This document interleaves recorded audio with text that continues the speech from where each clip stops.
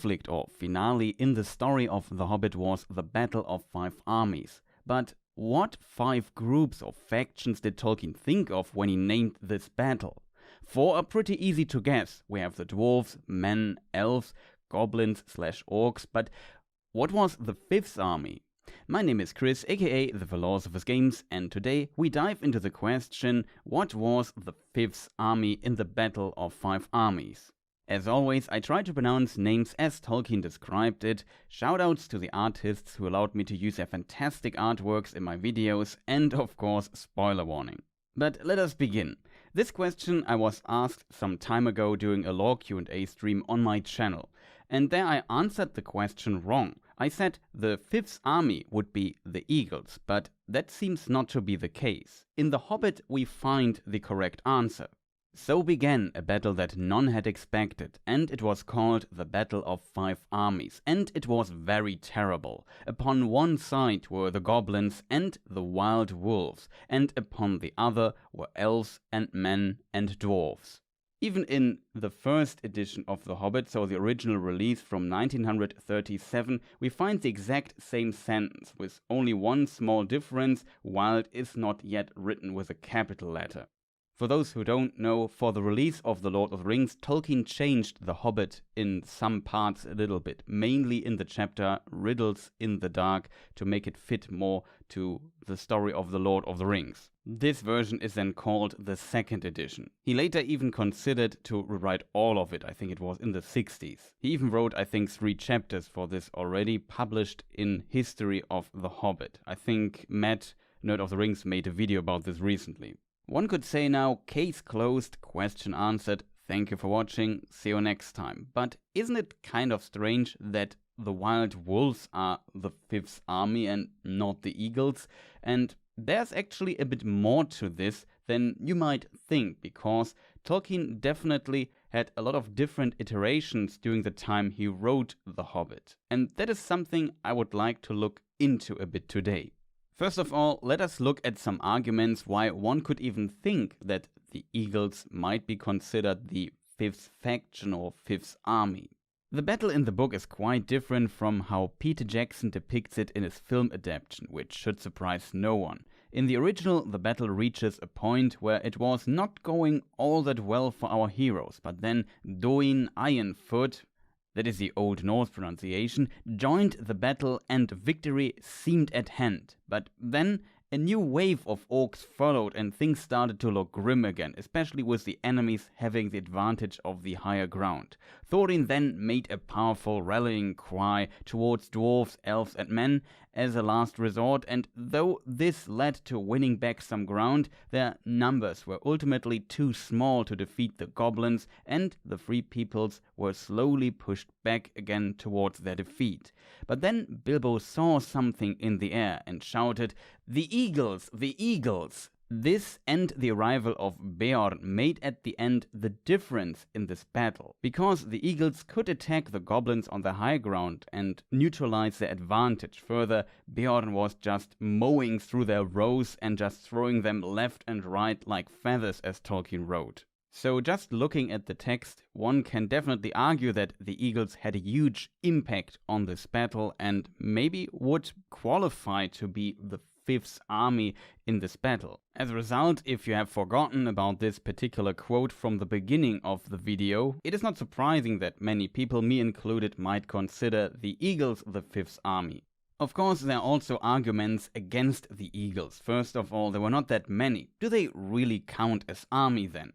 And also, the statement who were the participants of this battle was made before the eagles arrived. This would have spoiled their coming later in the battle. So if Tolkien wanted to place this statement earlier, prior to the eagles arriving, it made no sense naming them there. Further, you have to also consider that this is Bilbo's perspective and he might be an unreliable narrator here, because he got hit by a stone and became unconscious. And then Gandalf told him what happened after that. Though he saw the eagles in the distance, Bilbo did not see what they actually did in battle. So he only has Gandalf's perspective here. In addition, Tolkien also mentions a host of orcs entering the fight, and they also do some work in battle, so of course they can count as an army by themselves as well and don't need necessarily to be counted towards the goblins. In this context, the host of orcs is also mentioned before Bilbo becomes unconscious. If we now consider all these arguments, we can come to several conclusions. First of all, it seems Tolkien did not want to change the name of the battle to Battle of the Six Armies.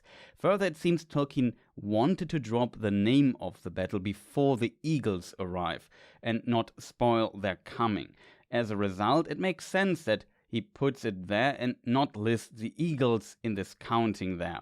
And that makes a lot of sense in my opinion. The other option would be naming the battle and its participants in some kind of debriefing after the battle, or at least after the eagles arrived. And I think that was something Tolkien did not want to do. And I think it also makes sense because, as said, it kind of makes the surprising appearance of the eagles stronger. Now, if we look into the writing process of Tolkien writing The Hobbit, it also becomes clear that he also asked himself this question quite a bit and also did a lot of changes to the battle itself. In the early manuscripts Tolkien wrote of The Hobbit, which are published by Tolkien scholar John D. Radcliffe in his book The History of the Hobbit, the battle was actually not fought at the Lonely Mountain, but close to the Misty Mountains on Bilbo's way back, where the goblins waylaid him. As a result, the dwarves were not there, and we had this battle close to the Anduin Vale. The participants were the Wood Elves, of course, who lived somewhat nearby, and also woodmen of this particular region. Further, we had Beorn and, quote, a troop of bears. And then, of course, also the wargs and goblins. In these early versions, Beorn is also often called Medwed or even Beorn Medwed. Medwed, I think, is a Slavic word and means in some variations bear, or honey eater to be precise. Knowing this, you can argue that there are still some leftovers in the Hobbit book of this. For example, this quote where Gandalf says, "I have been picking out bear tracks," he said at last. "There must have been a regular bears meeting outside here last night. I soon saw Beorn could not have made them all. There were far too many of them, and they were of various sizes too. I should say there were little bears, large bears, ordinary bears, and gigantic big bears, all dancing outside from dark to nearly dawn." This might also explain why there are dancing bears in Numenor. I don't know if the idea comes from here or not. See Nature of Middle-earth, of the Land and Beasts of Numenor. With all these information in mind and knowing that Tolkien then at some point moved the battle from this Anduin Vale towards the Lonely Mountain, the following quote from the History of the Hobbit makes a lot more sense. Quote, "Having ultimately decided upon a battle at the Lonely Mountain, initially Tolkien was in great uncertainty as to just who its participants would be. The name Battle of Five Armies first appears in plot notes F, along with a marginal addition that seems to represent Tolkien's attempt to decide on which of the forces present counted as an army. 1. Wood Elves, 2. Dwarves, 3. Eagles, 4. Men, 5. Bears, 6. Goblins, 7. Wolves. And with this little excursion from before, we understand why bears as plural stands here in this particular list. This, of course.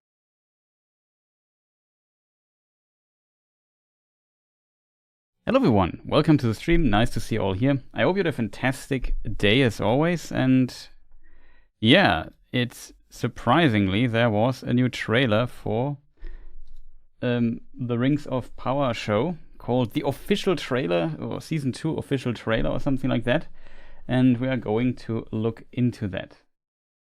I hope you had a fantastic day and stuff, as said, and yeah, let's see what we might find in the trailer. So people, I don't know, new wondering what's going on here. There's a show, Tolkien related. I'm a huge Tolkien fan and kind of, I would call myself knowledgeable in this field. As a result, I also have a YouTube channel about Rings of Power stuff and about the book stuff of Tolkien, not Rings of Power stuff. But yeah, since it is Tolkien related or book related, we look into it from the book's perspective, as always, complain quite a bit about it, and then move on, hopefully. That's kind of the stuff we do. And yeah, season 2 comes out at 29th of August, so in 15 days. That's kind of scary, 2 weeks. The second season comes out. I will cover that 3 episodes on the first day, so that will be fun. But yeah, also thank you, Pumpkin Rick, for your for membership. Much appreciated. Thank you for that. Also, yeah, welcome everyone. Rosie, yeah, the Chris minute is legendary. My moderator Kirdan also, yeah, welcome, nice to see you, man. Spielkalb is here. Schnake on the Twitch chat. So I was also streaming to Twitch, to my German and to my English channel, though the German people have to have fun with Tolkien stuff in English now, for the time being. But I thought, well, whatever. Maybe somebody's interested on the German viewership as well. So who knows? And let me see. Potentially people I overlooked here. Mark is here. Welcome, Mark. Nice to see you. Adam is here. Yeah, I'm pretty... like I said, I'm not 1,000,000% sure, but the outlets I found... let me just see. Maybe it's even on Wikipedia by now. Rings of Power... Series... Season 2... Yeah, it's confirmed. It's even on the Wikipedia page. Can post it here in chat in case people are interested in all of this kind of stuff. I have to post it now in street chat. Sorry that maybe it takes it.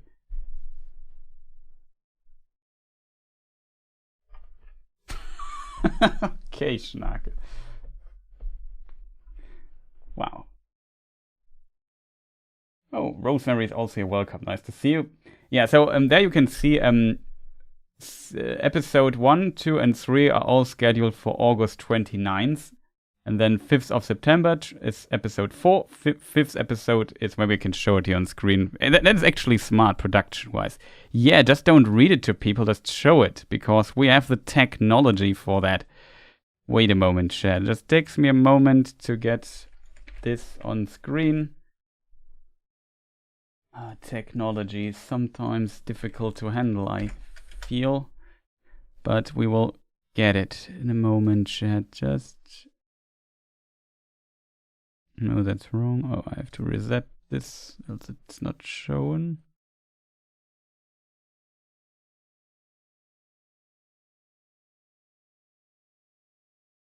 That should be about right. Yeah, that's right. Careful, a white flash of doom. And here you see it. So first episode is scheduled August 29th, or 29th of August. 29th of August, episode 2. 29th of August, also episode 3. Episode 4, as said, 5th of September. 12th of September is episode 5. 19th of September is episode 6. Episode 7 will be at the 26th of September. And episode 8 on 3rd of October. So that's the schedule for it. And you can be pretty sure that on each of these dates, I will do something. When the show comes live, when I will watch the episode offline, I think, like, not streaming. We could make a watch party or something like that, I'm not sure. Maybe, I don't know if that's smart. I haven't thought about it. People in chat potentially have to tell me. No, the One Ring live chat wasn't sure if got it. But yeah, there's also some articles I found. Wait, maybe I can find it. Rings of Power Season 2 release schedule or something like that. Well, it's on Wikipedia now. I think it was on... Yeah, so some outlets kind of reported like something called The Direct. I'm not sure if you know that site or something. But they also... I looked it up here and there was a time I found this specific schedule. I would assume it is. I heard it multiple times by people, so yeah, it seems to be the case that That's what's going on there. So, chat, the trailer. Who has seen already the trailer? That's not a sentence, but whatever. Who has already seen the trailer? That's, I think, how I put it.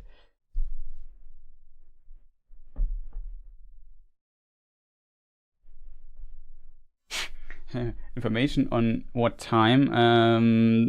No. Unfortunately, the time I have not in my mind. Last time they released it, like I have to get up at 6 or 5 in the morning to see the episode very early on.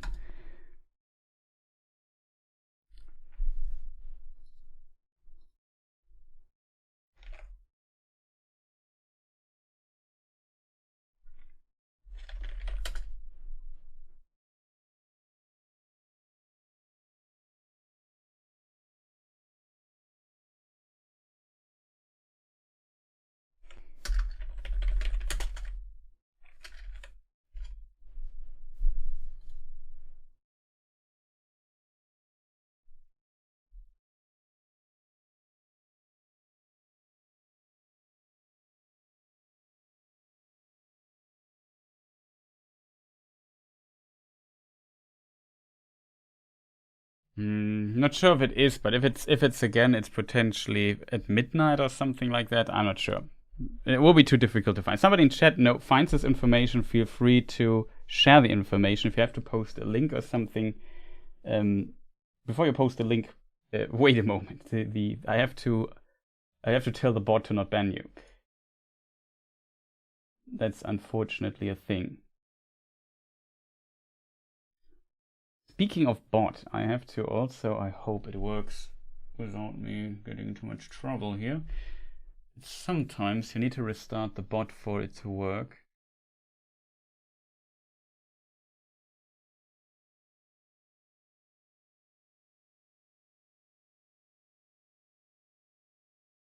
These streams, always tough to do. Let me just catch up with chat really quick, chat.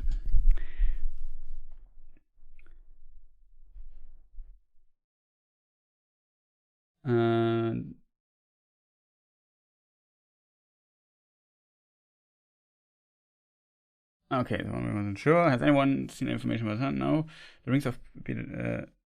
rings from Peter Jackson movies, I would wear without a second thought. The rings of the show, only one option pawn shop.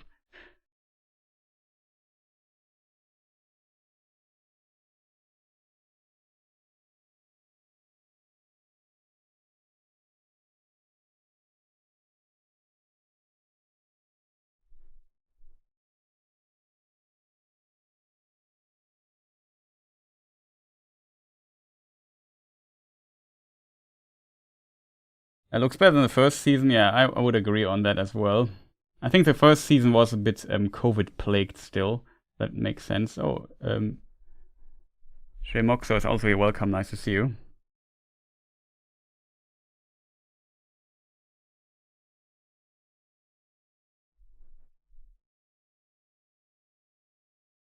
I might even watch this one. Yeah. Like, I will watch it and make some content as always. Okay, CloudBot is of course not activated. No, it is. Oh, it's difficult, chat.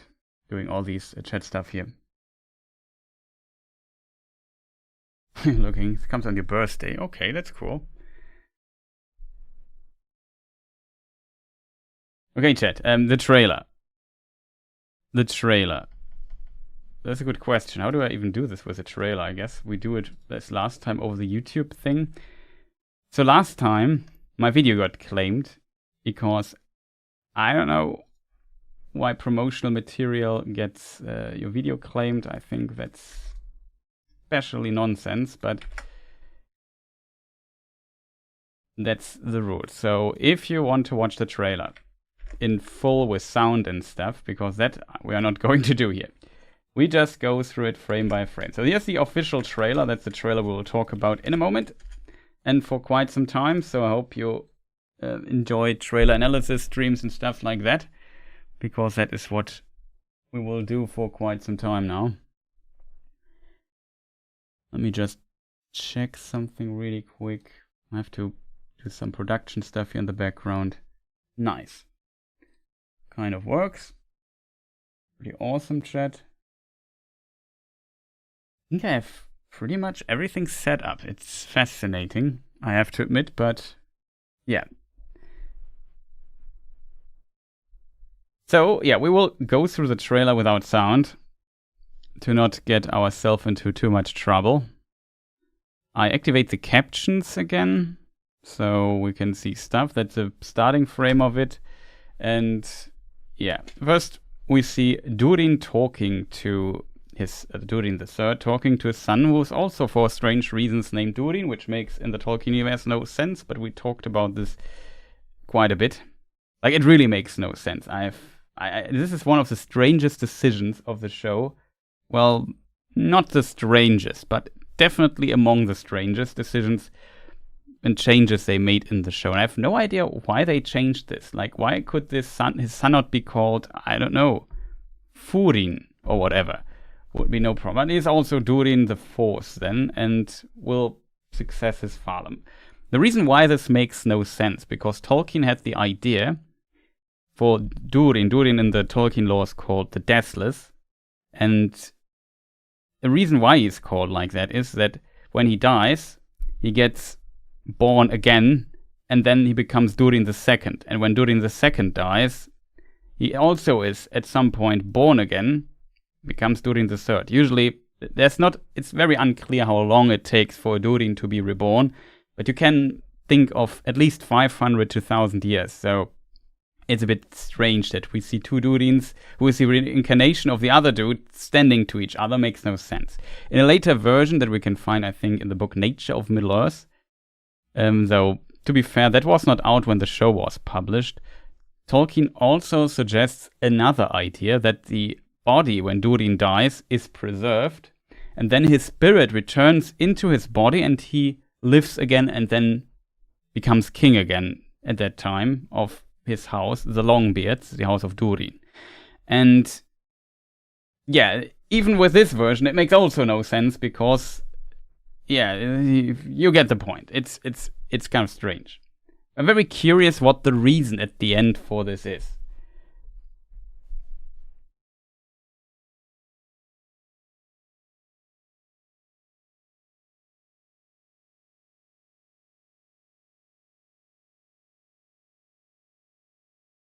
Yeah, that's true, the private name stuff, but that gets confusing or complicated, I think. And especially you have to make potentially some of these private names up. Like, the dwarves are very secretive about their language and culture, and only use them among themselves, especially their actual names. And when they are on the outside or have dealings with the elves or men or whatever, they use names derived from their languages. Usually of men or something, because the dwarves early on had contact with men, because men could provide things the dwarves had not. So they had kind of, like, the dwarves could help them with smithing and metal stuff, and men could help them with, I don't know, tendering animals, beasts, fur, food, wood, stuff like that.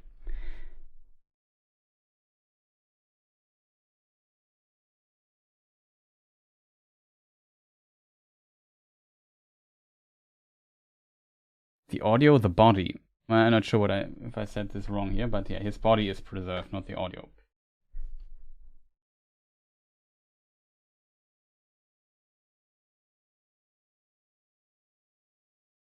But yeah, I can understand that they omit this private dwarf thing, the language element as well to some degree, because it's just very complicated to depict in a show. I don't mind that too much.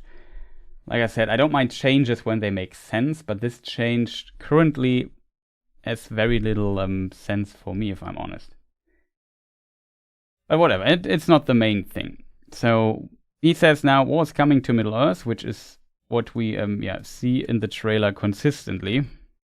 And here we have the cut, and we see a place in the distance, which is, I would assume, Eregion. Eregion is a place where we already know from the first season, where Celebrimbor lives in the books. Also Galadriel lives there with her husband Celeborn. That is so different in the show, for reasons as well. And actually there are different versions about like Galadriel and Celeborn in the Second Age. In this time is a complicated topic because Tolkien wrote like 3-4 different versions of this. So it's a bit difficult to tell what version, and they all contradict each other, of course.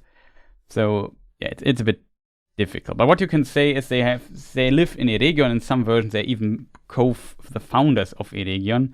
In one version, I think they found Eregion and Celebrimbor is kind of their sidekick. In other versions, they seem to be more on even grounds when it comes to the foundation of Eregion. And in all versions, though, Celebrimbor at some points kind of takes over the rule of Eregion, if that makes sense. And then the rings, during the time he starts making the rings and so on. And yeah, the creation of the rings is something we will see in the show, of course.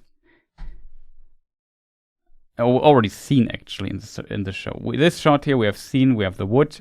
Here's a bridge already been destroyed. Maybe the elves destroyed it. Which is kind of, like, let's say the elves destroyed the bridge to potentially prevent the orcs from crossing the river easily. What they could do with this, like this could be seen as a distant reference to the First Age, where also, I think it was Círdan actually, there's a place called Nargothrond, if I remember correctly, and at some point the king also decided to build a bridge, and that made it attackable, and it was advised to destroy the bridge, if I remember correctly, but he just, due to the advice of some other character that's important for the story, he destroyed the bridge. Yeah, the fall of Nargothrond, exactly. So maybe here's the elf said, yeah, let's destroy the bridge. So it's maybe a very, very distant reference. I'm not sure. Hard to tell. We see these catapults, and I have no idea about catapult stuff. But a lot of people complain. I heard people complain about that they don't look like very functional catapults. I don't know. We will see how they work. Like the height for this weight here to drop seems not. It seems not like it drops very far. You know what I mean? But who knows? Maybe it works. Doesn't matter too much for me, to be honest. Yeah, here we see, of course, also the orcs. Forgot about the orcs, of course. And the poor orcs have to walk through day and sunshine, though I guess they try to reach Eregion at night. It's a bit clouded and stuff, so maybe that helps them a bit. It's not full sunshine, so there's that, because orcs don't like sunlight that much. And in the past, Sauron, or sometimes, yeah, or the Witch King, or combination of both, sought to kind of have clouds at the sky and so on to protect the orcs. There are some orcs, I mean, I'm not sure when they first appear, maybe somebody in chat remembers, but there are the Uruk-hai who can resist the sun quite a bit better. But yeah, that's, I guess, I think they're not mentioned in the Second Age, but I think they're earlier mentioned in the Third Age, but I could be wrong. Maybe they also appear earlier, I'm not sure. And here we see a catapult in action. Okay, I have to do this different.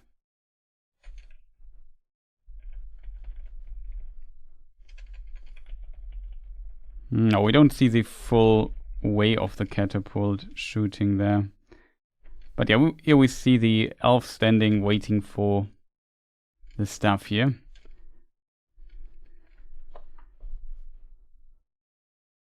It's kind of interesting that this works like this, you know? This whole, like, the show has definitely suffered a bit from the COVID stuff, in my opinion. Like, remember in season 1 where they attacked this village and you had the feeling like, yeah, there are maybe 200 orcs or something and there are 3 buildings in this area. Now they have catapults and bigger armies, so it suddenly looks a lot more scary compared to what we are used to from season 1, which I think is cool because Lord of the Rings is often about these big epic moments that also appear. They're not only, but they're definitely there. Why is Adar attacking Eregion? I have literally no idea. I guess season 2 will explain it to us.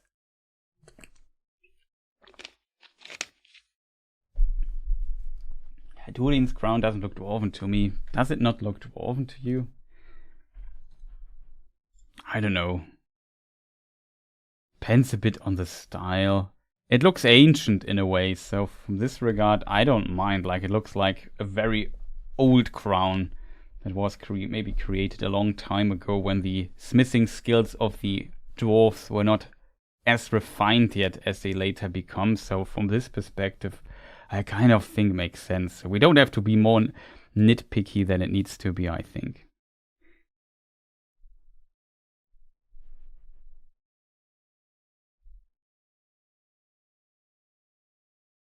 Yeah, this trailer definitely makes it seem like season 1 at least established that Sauron and Adar are not friends, but foes.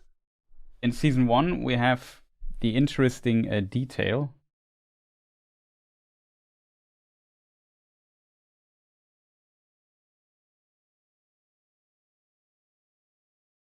The interesting detail is noticed that somebody played a sound on the other Twitch channel. It kind of confuses me. I have not activated the soundbot, German Twitch chat, so it doesn't matter for this stream. But yeah. So where was I?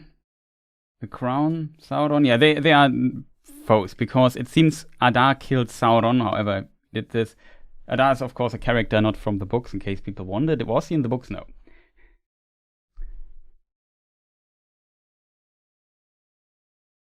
The scale in season 1 was not overwhelming at all. It looked cheap. I wouldn't say it looked cheap, but it looked more. It looked small in a way.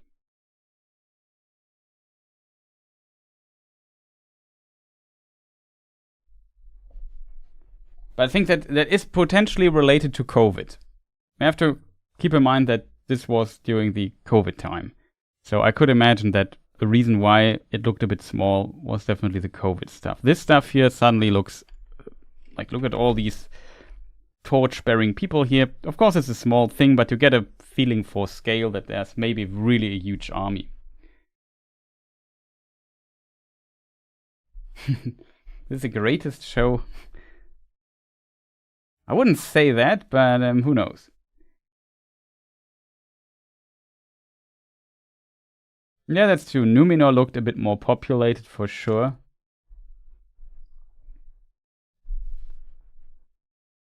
Killswitch is also welcome. Nice to see you.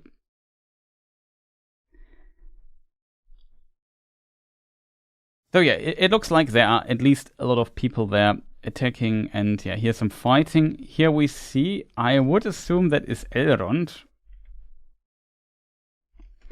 which actually is one of the more lore-accurate things, because, yeah, so in the books, this city here is actually attacked by Sauron, not by Anatar. By Adar, that's the name. Oh, Dark Empire.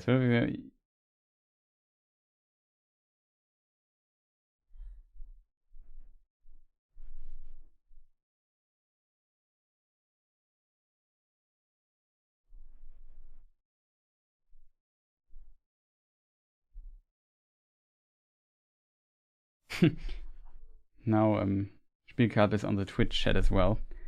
Don't confuse me too much, people. Like I said, the main stream is a YouTube channel, in case people wonder. But yeah, you can write whatever chat you want. I try to catch it. Sometimes stuff might get lost. So where was I? Adar, yeah. So he doesn't like Sauron. He killed it because Adar is kind of part of this orc creation story, which is a big problem in Tolkien's lore. Tolkien had many versions of this, changed his mind very often. But in the Lord of the Rings, there's a reference to the orc creation, and they show that the elves are the origin story, like that Morgoth, the first Dark Lord, kind of transformed the elves into captured some elves, transformed them into the orcs, and from that the hideous race of orcs were born. But this is different.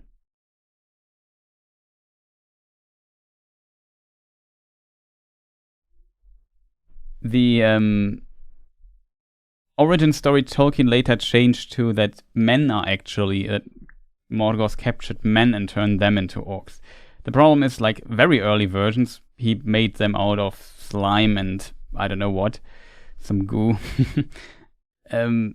The reason, though, is that Tolkien dropped this version was that then Morgoth would have the power to create sentient life, and that is metaphysically against Tolkien's ideas for this world. As a result, he was not going for that, if that makes sense. And Tolkien then changed it to elves. There was also, I think, a step where there was a Maiar who turned into an orc or whatever. And then later he went with men, because elves are too powerful to become orcs, if that makes sense. So that is kind of a problem, and there's also, elves are very pure beings. As a result, let's say usually they are very pure beings. As a result, they are also kind of hard to transform into something like an orc without the elf basically leaving his body behind and returning to the halls of Mandos and stuff. So there are some metaphysical ideas that conflict with this particular idea. So Tolkien thought, well, men would be better fitted to be orcs, because why are orcs not immortal like elves are? Why does the immortality go away when they become orcs and stuff? So a lot of questions Tolkien did not want to answer or didn't like to, like the sort of it he didn't like, and then he changed it to men. But yeah, and this is only stuff in Tolkien's unpublished notes and writings and so on. As a result, in the published version Lord of the Rings, there is a hint from Treebeard that he literally says that orcs are the mockery of elves by Morgoth. So basically, that is the reason why the show only has mainly the rights for The Hobbit and for the Lord of the Rings, so they potentially have to go with this version anyway, even though there's potentially a different version. This version with men, though, has a problem that men have to come into the world much, much earlier. Tolkien's tried to solve this with a text called the Tale of Adanel, but yeah, that's a complicated lore topic, I think.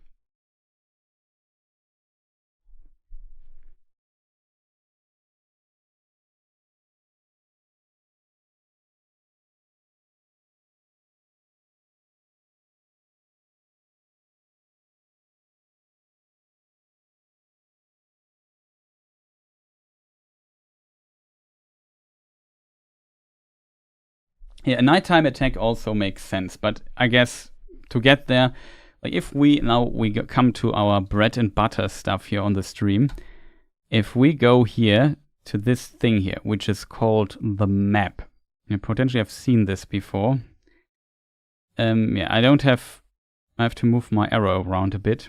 Maybe I can do this with, I have to move my OBS for a moment, chat. So you can see, so the orcs live in Mordor, basically. In the show, somewhere here, I would assume, like this.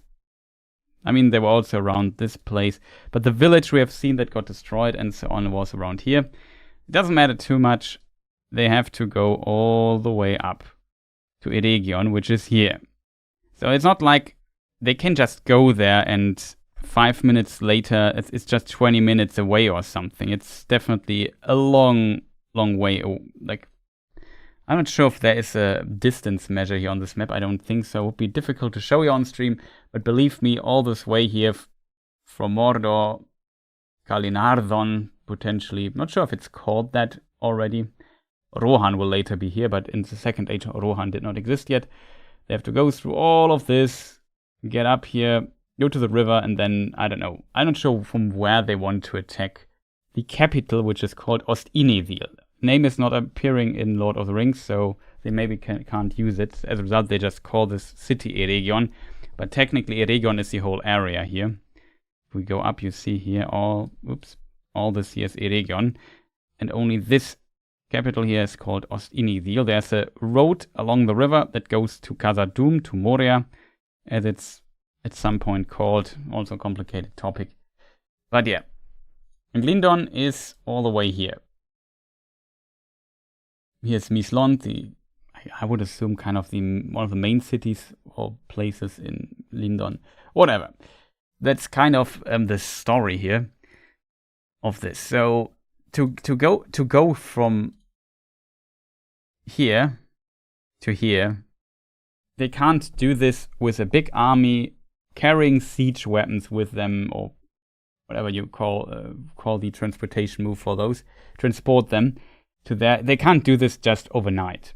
Like, they have to, at some point, they have to go here over day. If you now think that the elves have like outposts and stuff, they kind of should see this coming, if that makes sense. It feels a bit like in the books, because the books don't explore this conflict here, or the books also don't really elaborate much on where the elves in this region also might have settled and warned. We know LotR existed at this time. We know there's Amon Lang, that here somewhere back in the day, later it's called Mirkwood, but now it's called, in the Second Age, Greenwood the Great. There are also Thranduil and potentially his father, depending on if you consider him canon or not. Like, of course, he has a father at some point, but in one version he's called Orofer, and the question is if he is already alive there and so on. Like in the Lord of the Rings, Orofer is not mentioned, and it feels there more like that Thranduil was always the king in the Second Age of the elves in this particular area. So there are definitely some elves here in this area that could have seen it kind of coming, that Sauron will attack Eregion. Hard to tell, to be honest. In the book also, everything takes a lot longer. When Sauron creates the One Ring and is, in his opinion, betrayed by the elves who put the rings of power from their finger and are not influenced, so that they're not under the influence of the One Ring, it takes him about, I don't know, almost 100 years to forge an army big enough to conquer basically Middle-earth. That's what he's doing. The show goes kind of for a different approach that, I don't know, is very different compared to what Tolkien actually wrote, but yeah, that's just the show in a nutshell, I guess. A Lord of the Rings Souls-like, that would be great. Yeah, I would agree on that. But I don't see that FromSoft is going to do something like that. I think they like more doing their own stuff. I feel like the FromSoft Dark Souls games, and potentially also Elden Ring, definitely have some similarities even to Tolkien, but I guess the reason for it is simply that Tolkien was such an influential character for the genre fantasy that a bit of Tolkien is basically everywhere, almost everywhere can be found. So yeah, we talked a lot. Like, it's not 100% clear how the orcs get all the way here. Especially like in the show, it's established that there's an elven outpost and so on. So maybe they could report to Lindon that something in Mordor, as it's then called, is happening. It's complicated, I guess.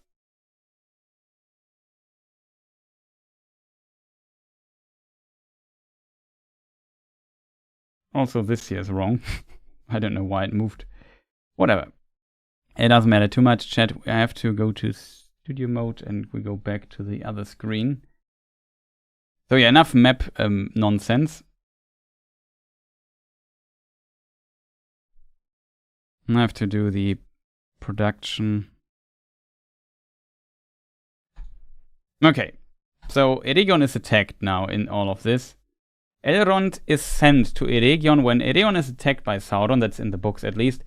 Elrond is sent with an army to help Eregion, and he gets into a lot of trouble doing so because Sauron's forces are simply so back. And then there are some events, could consider those spoilers. Not sure what the show will do with this, but since they also established the dwarves, I would assume they might go with this as well. I'm a bit sad, to be honest.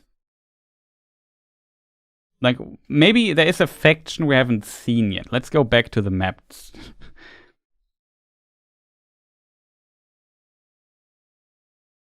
And that is this faction here in LotR. Like in the Lord of the Rings films, if you have seen them, you always know Galadriel is there in Lothlorien with Celeborn, and they're ruling over that. But in the Second Age, they're actually not the rulers of Lothlorien. There was a king at some point in Lothlorien. Depending on the version, though, that was Amros.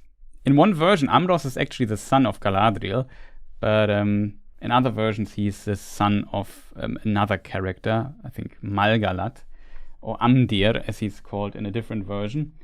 And it seems like that was the latest version, so I assume Tolkien kind of wanted to go with this idea. However, fact is, Galadriel comes to Eregion, to Lothlorien in the Second Age, but she's not the ruler of Lothlorien. Still, there is a king and people, and potentially also an army. And in one version, this army also tries to help Eregion at some point. So it would be cool, though I don't see this happening, that they maybe show a new faction, show what's going on in Lothlorien actually, because it's such an iconic place, even in Lord of the Rings, and as a poem in Lord of the Rings. Maybe we can read it really quick. Let me see if I'm in the right chapter, though. It's always a bit difficult. Yeah, Lothlorien, in the Lothlorien chapter.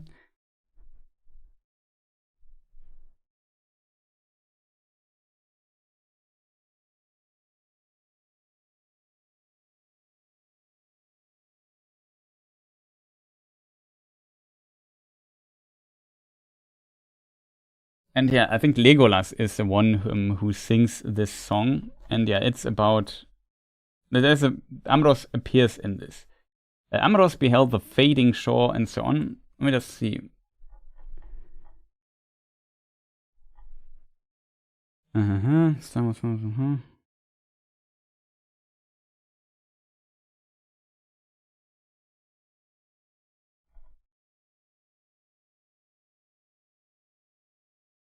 me see if I find...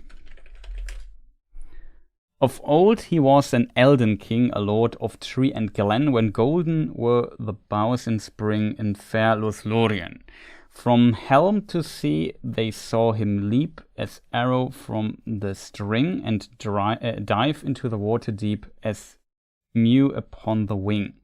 The wind was in his flowing hair, the foam about him shone. Afar they knew him strong and fair, go riding like a swan. But from the west has come no word, and on hither shore no tidings elven folk have heard of Amros evermore.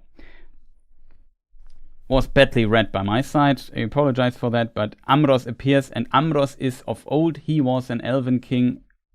Amros is the elven king of old. And Amros, interestingly, is also mentioned in Appendix B that he dies in... Amros beheld the fading shore, now low beyond the swell, and cursed the faithless ship that bore him far from Nimrodel. Sorry. Of old he was an elven king, that's the next line. So Amros was an elven king of old. And like I said, in early version he was a son of Galadriel, but Lord of the Rings, interesting, like this was an idea of Tolkien at some point, and he did not make it into Lord of the Rings at all. Like, considering that Galadriel is such an important, iconic character, it's kind of strange that not in an appendix, nowhere, there's ever the mention of Amros being her son. So people kind of, me included, dislike the idea a bit, even though you could argue that the best version for the Second Age about Galadriel and Celeborn Tolkien wrote has this detail included. But yeah, it's complicated.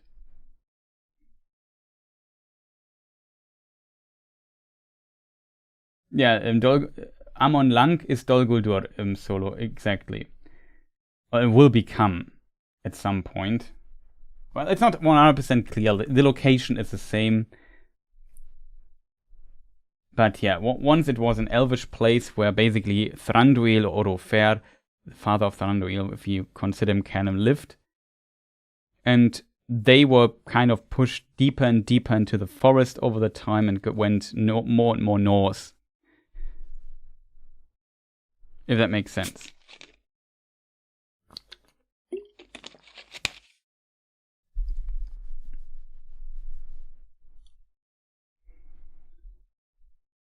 So, yeah, it would be cool to see Amros or potentially another king of Lothlorien appear there. Maybe they could. It would be cool if they could use the name Amdir. It would be kind of cool to see Amdir because I think it's an interesting story. Amdir / Malgalad. Malgalad, I think it's the name. Let me just look it up just for safe reasons. Talisman. Screen goes black for a moment, sorry.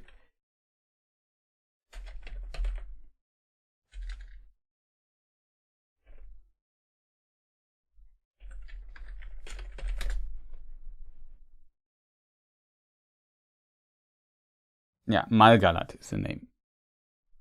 Okay, we got this chat. We still have 2 minutes to go. But yeah, it's kind of strange how this comes to be. Like in the books, this is all a big plan by Sauron, and Sauron is angry that the elves didn't fall for the rings, and then he attacks Eregion as a result.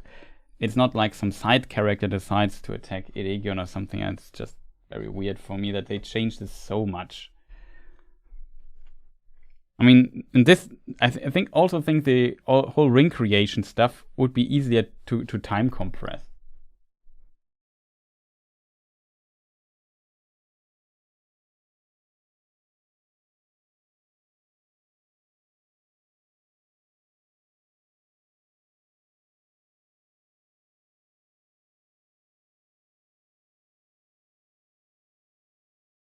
What map?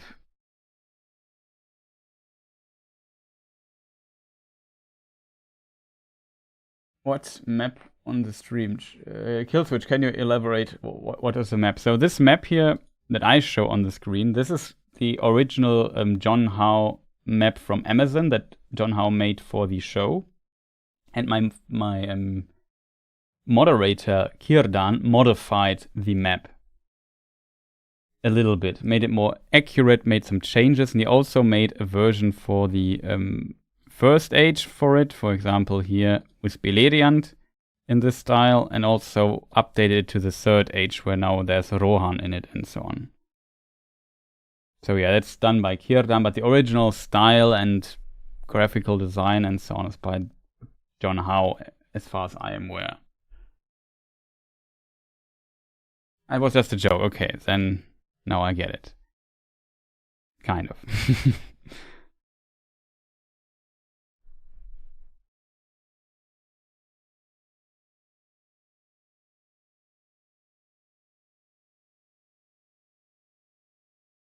How did Lothlorien did not get attacked when it's east of the mountains and Eregion was west of them?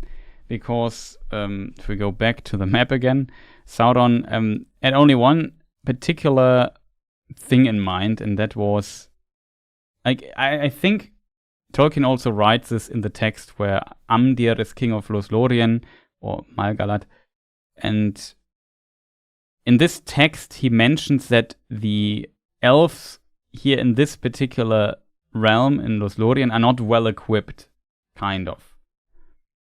I think it goes back to that the elves are related to the Nandor, and we have also in Beleriand, if you look into the Silmarillion, also a king who was actually, I think it was called Denethor, but it's not the Denethor from Gondor, but an actual elf with his name. And this elf also, I think, died in a battle or something, and it was also mentioned that they were ill-equipped. It was not like they were, in their origin story, there are 3 clans of the elves, the Vanyar, the Noldor, and the Teleri, and they belong to the Teleri. And they didn't complete the journey, the Great Journey. They split, basically. And there are several groups called Nandor, and some lived in Lothlorien, some also lived in the east part, close to the mountains, in Beleriand. And yeah, there was some problems with them as well. So I could assume that he might continue this idea that these elves are simply not classic we go to war elves, which is different for the Noldor, because Noldor do war all the time in the First Age. So there's potentially a different. Noldor elves are also more curious into creating things missing and artifacts and stuff. That's kind of a classic Noldor theme. As a result, they have better weapons, equipment, and so on. The Vanyar they're kind of the purest elves, if that makes sense, but they're also more into, I don't know, the music stuff and so on. So more cultural things than creational things, if that makes sense, like craftsmanship and so on.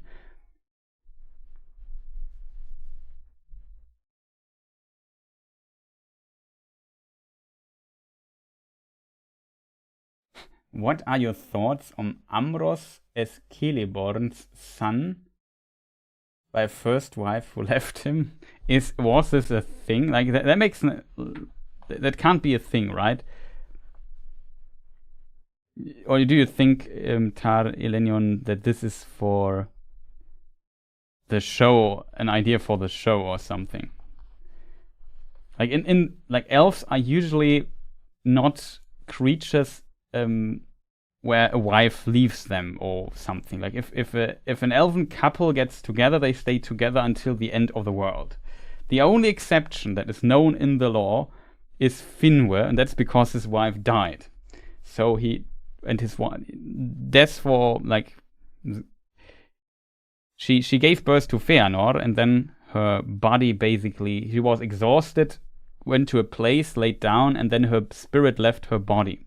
And even though her body was perfectly healthy and was kind of preserved, I think, her spirit did not want to come out of the halls of Mandos.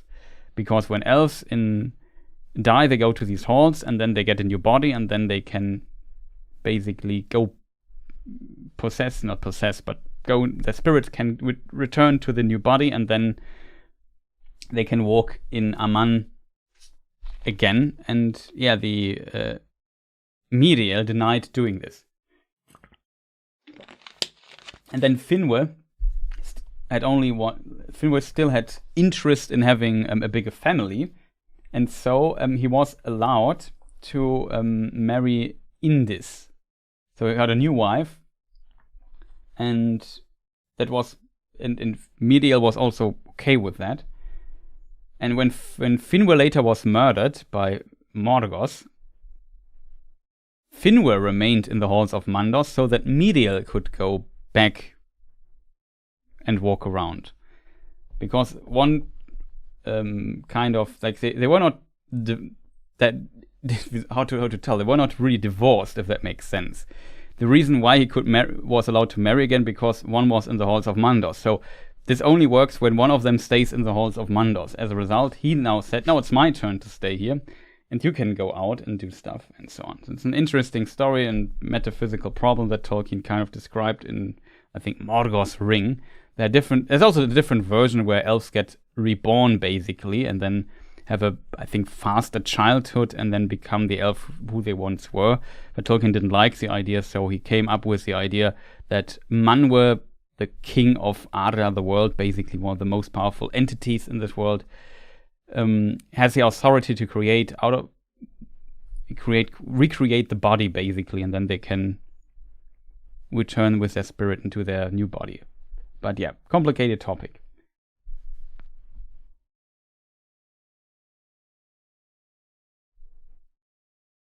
Oh, it's in nature of Middle-earth, which chapter it is. But that would be really strange, to be honest. Which chapter is it and when was it written? But I don't like the idea because it clashes with the idea that usually elves don't marry a second time.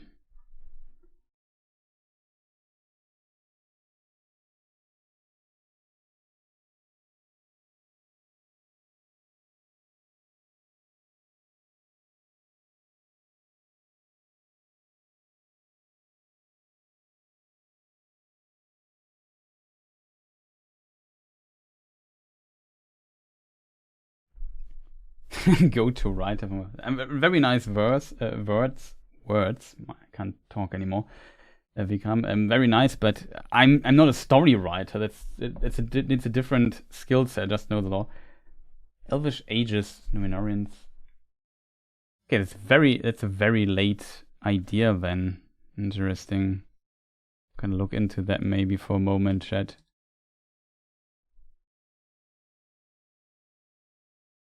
Nature of Middle Earth, here it is.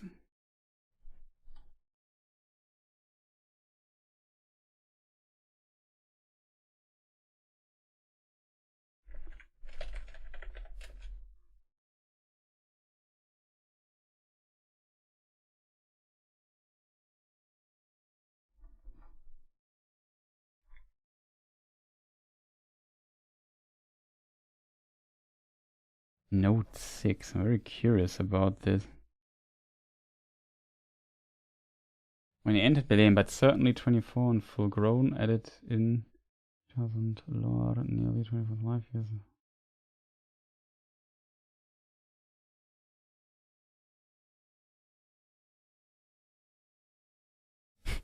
Yeah, this complicated stuff with all the age equivalents and so on. That's complicated.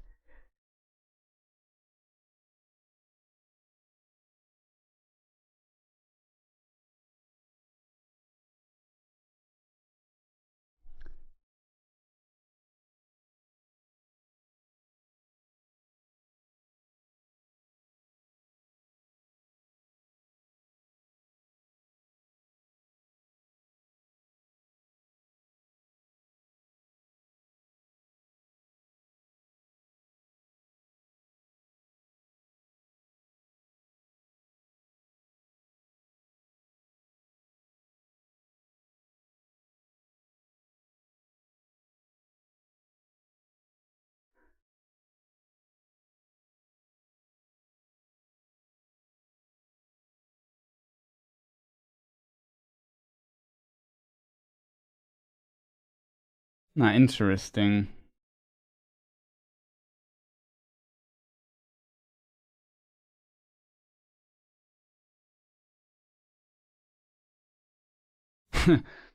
That footnote I never noticed. That's interesting. But yeah, it's not an idea I really like, to be honest.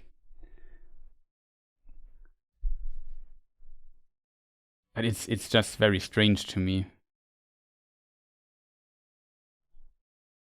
1965. Huh, it's very late already. Let me just look into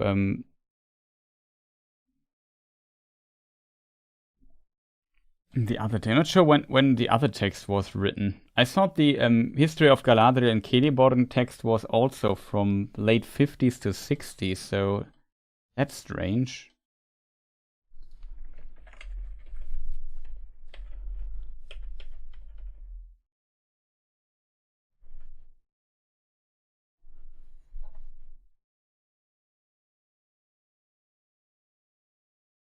Unfortunately, I don't see just flying over the text when the other text was written.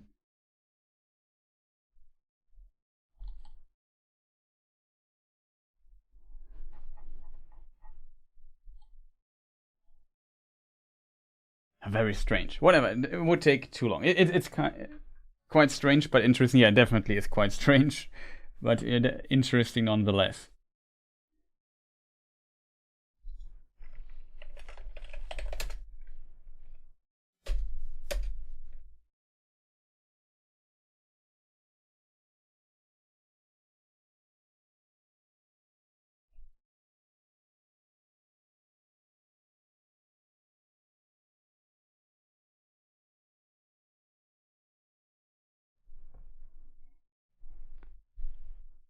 I promise I think that Christopher Tolkien summarized the text here. Would be interesting to read in original, but whatever.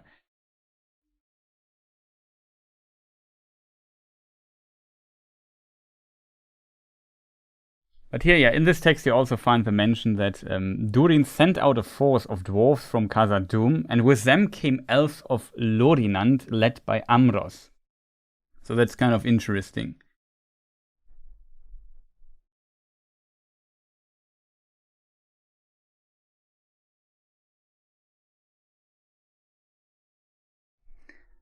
And we could talk about this as well. I also thought first about Saruman, but yeah, it would make literally no sense. But I guess that it's not a problem for the show, but yeah, from my knowledge, you could make the argument. Whatever, chat. Let's just move on a little bit. Here we have seen this scene. This is in a forest. I never understood. I always thought it's in a cave or something, but you see these branches here in the background. And then we see the whites, the potential proto-barrow whites coming out of the background.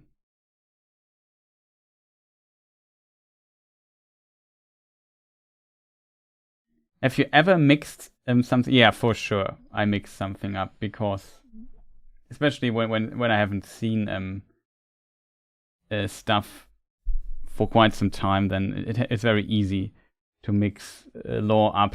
Sometimes lore definitely fuses. Hey, Chris and chat. Great reboot. Nice to see you. Welcome. So yeah, here we see Charlie Vickers. This is a shot. Yes, this here to the left is a horse from him. That's a shot in another trailer, which I could show you now, but it's difficult to do this here live. But in the Comic-Con trailer, you see that from a different angle. It seems it's raining and he's coming to Eregion or something. Who knows? And here we see him in his new disguise. Maybe this is some kind of transformation scene where he steps out of the fire and says, hey, I'm not Halbrand, actually I'm Anatar, or whoever he says he will be.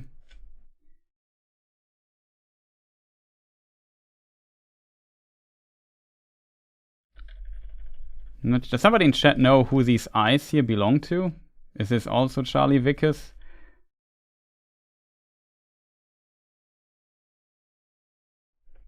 And here he comes. Here, if you look at the background, this looks more like Khazad-dûm, so Moria, with the dwarf and stuff.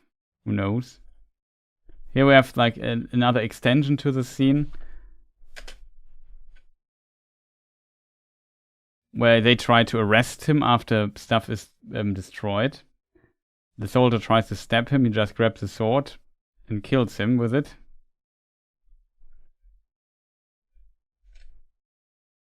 Don't ask me who that here might be. Any speculation, chat? This just here basically extended stuff for the other scene here.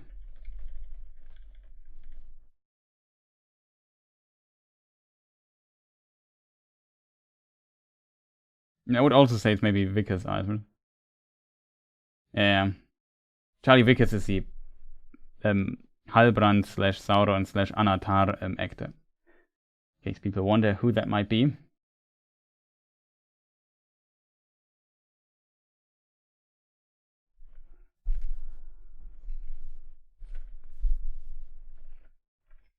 Yeah, it's a desert. I would assume this is basically in Rhûn. So if you look at the map, Rhûn means basically east, and yeah, the Sea of Rhûn is here. So it's somewhere around the sea.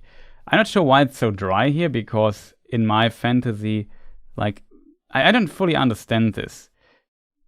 Like, these lands here should be really green. You have rivers here, you have a huge lake and so on in this area. And in this particular area, if let me just go to studio mode really quick. Like, somewhere here, potentially the elves awoke at some point. Maybe even further here, who knows exactly. I would assume it's a bit further into this direction, but who knows? Difficult to tell.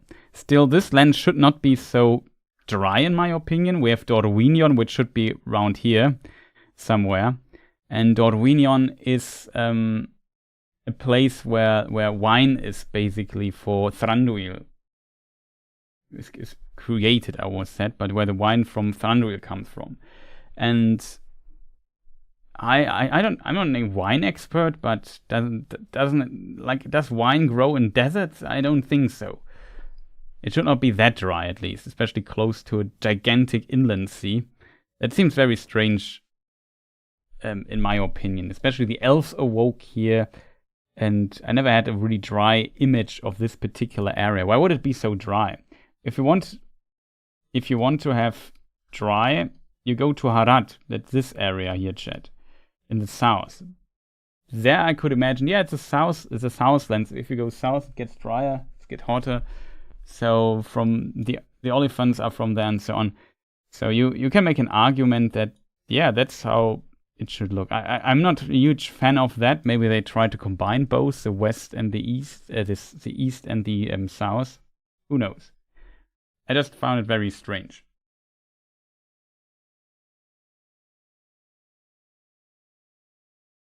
But we know that this area here that we see in the trailer must be in the south, in the east. These are the lands of Rune, for whatever. There is here in the background, I'm not sure if you see my mouse cursor. Here in the background is some structure. I could swear we have seen this in another trailer, but I can't put my hands on where exactly. I also have no clue who this rider here might be.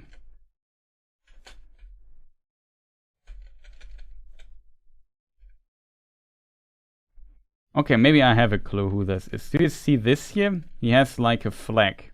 There's a trailer in the previous where we see somebody in the Star Wars Tatooine shot, right on a horse with a flag on his back.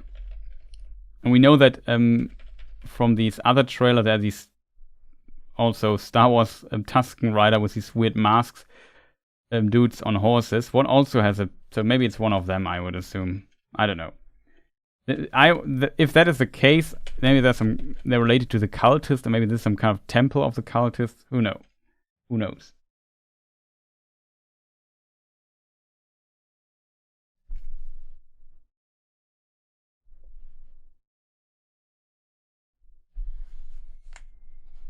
The forest elves. Well, I guess the wood elves, the sylvan elves, mostly live.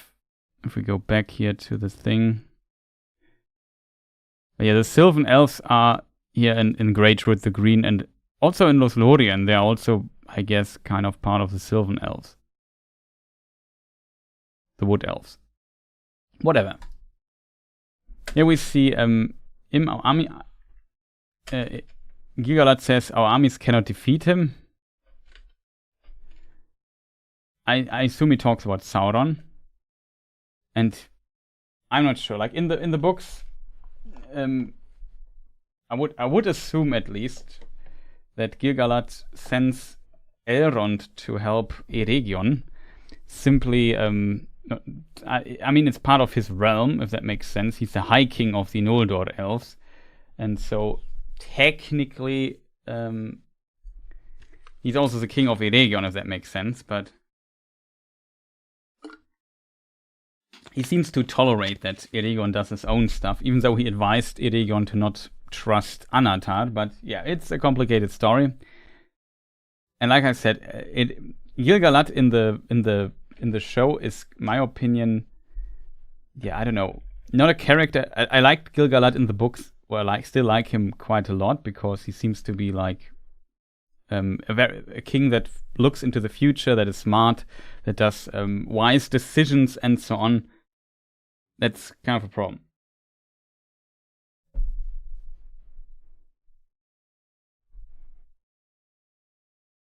Daniman Empress, welcome, nice to see you. Then turn into desert. You can fast turn into desert and non-desert quickly if you try. That's for sure, but it's a very large area. I'm not sure. Like, you already have a desert area that is in this house, so why do you need a not desert area that is in the east as well? It makes very little sense, but it seems Tom Bombadil's there to make it green again or whatever. Who knows? But yeah, Gil-galad is a king. I don't really, in the show, I don't like him. I guess most people don't like him because they had like a specific image of how he looks. He's also very golden, even though he's described as silver. He has silver mail, a silver shield, and a silver helm where the moonlight reflects in so people can see him and so on. I don't fully understand. But it seems, again, he's not planning to say, yeah, our armies can't defeat him anyway, so I should not send help. And I guess Elrond has to convince him to do so, or convince others to do so. It's a very important thing here. I guess it would be too easy if he says, yeah, take an army, just go there and fight. There needs to be some kind of conflict or whatever. Maybe a writing thing. We will find out. But in the books, I would feel that he definitely sends help to Eregion because he's the High King of the Noldor elves. So of course he wants that his lands are not conquered by Sauron.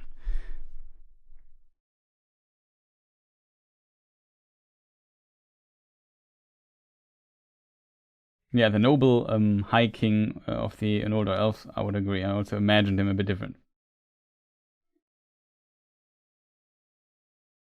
Yeah, he's dressed like Pharazôn, the Golden. It's very strange. Like I said, his name means basically starlight, and starlight is usually not golden, you know what I mean? The sun is also a star, and the light of the sun is golden, but his name is not sunlight, it's starlight. Starlight is not golden. What's wrong with the showmakers? I don't get it. So here more Eregion scenes. We have a ladder here. So some siege action and so on. Anatar looks... I assume, I'm not sure if this is planned by him, that Adar comes after him in Eregion, because the show kind of indicates this, if that makes sense. There's also a scene where Galadriel and Adar sit on a table in season 2, it seems. And there's a scene where he says, leave Sauron to me, or something like that. I'm not sure. This scene here I chose for the thumbnail. Because this scene, though it happens in the lore, from a time standpoint perspective, this is also against the law, basically, because Gil-galad takes the rings of power, but when he gets his ring of power, he knows that Sauron has the one ring already. So he only takes them to hide the ring. He doesn't take it to use it. So in the Second Age, Gil-galad never put Vilya, that is the ring of air, on his finger. Interestingly, Vilya is considered the most powerful of the 3 rings. In an early version, Nenya was the most powerful ring, the one Galadriel has.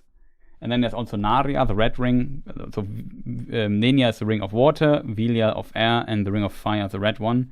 Narya it's called. How long you will stream? Considering that we're 26 seconds in and the trailer is still 2 minutes long, I would say a while. Not 10 hours long, but we might be here a few hours still.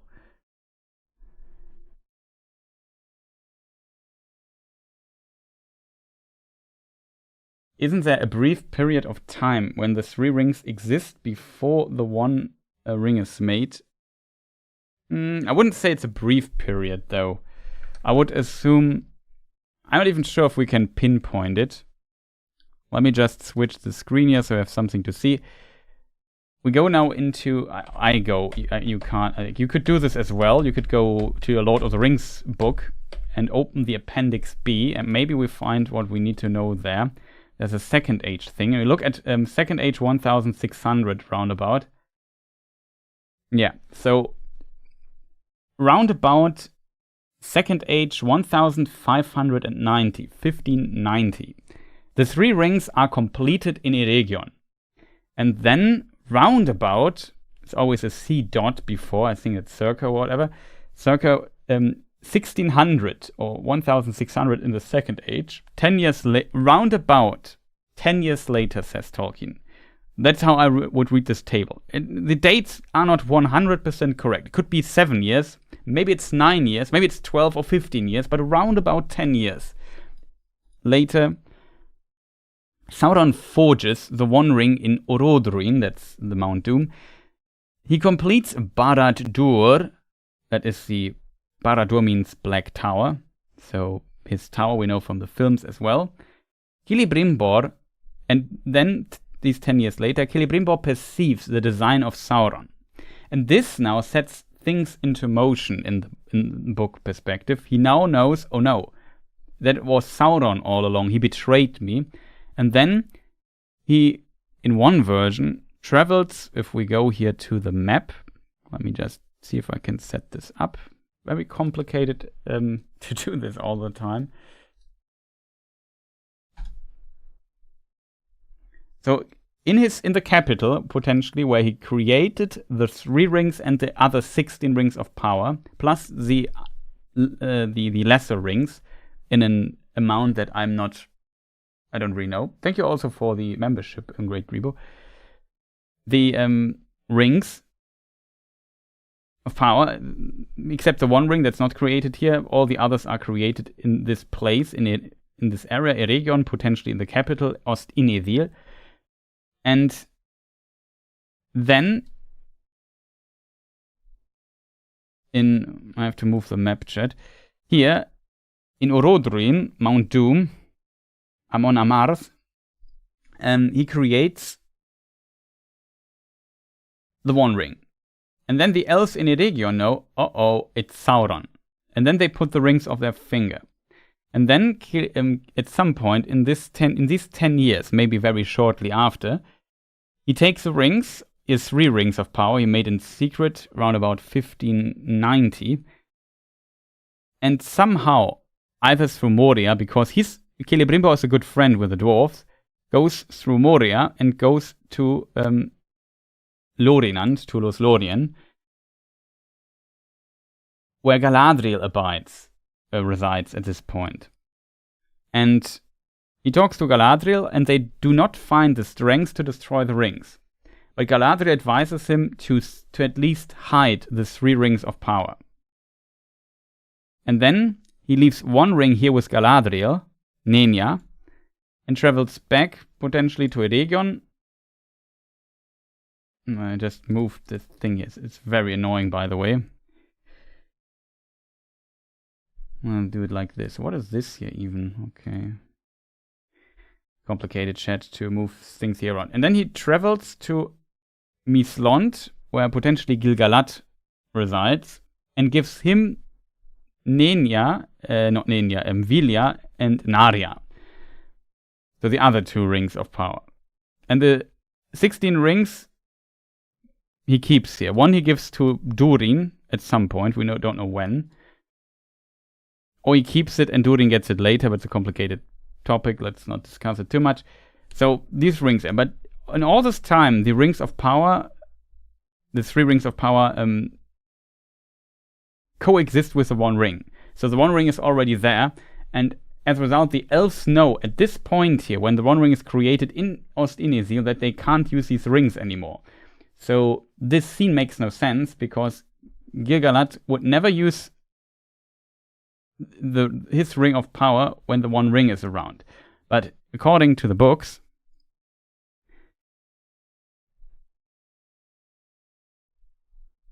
according to the books, he gets the ring, but when the 1 ring, so he would never use it. As a result, this scene here is simply never happening in Tolkien's universe, except they changed the timeline massively, which they did.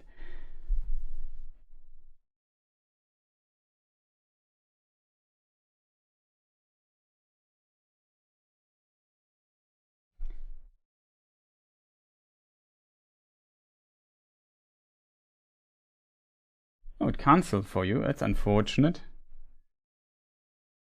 But don't worry too much. I appreciate your support still immensely.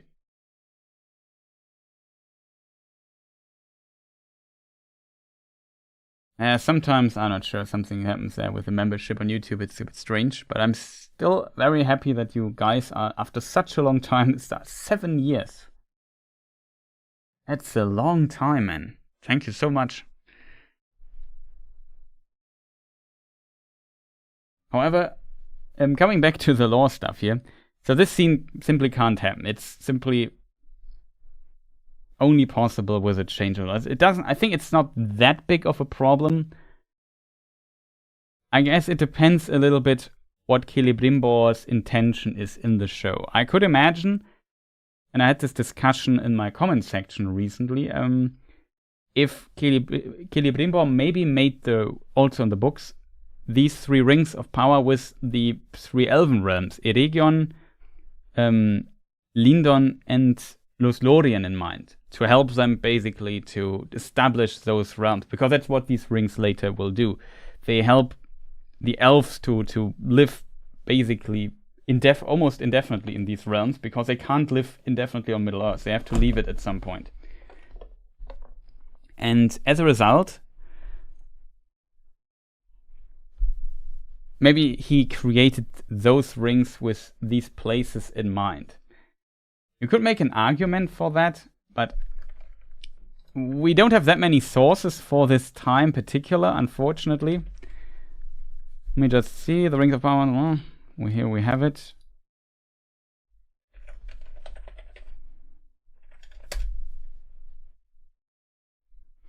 So we can just read the Silmarillion section of it, and then I think things become quite clear. There's a long section to read, so we have to find... So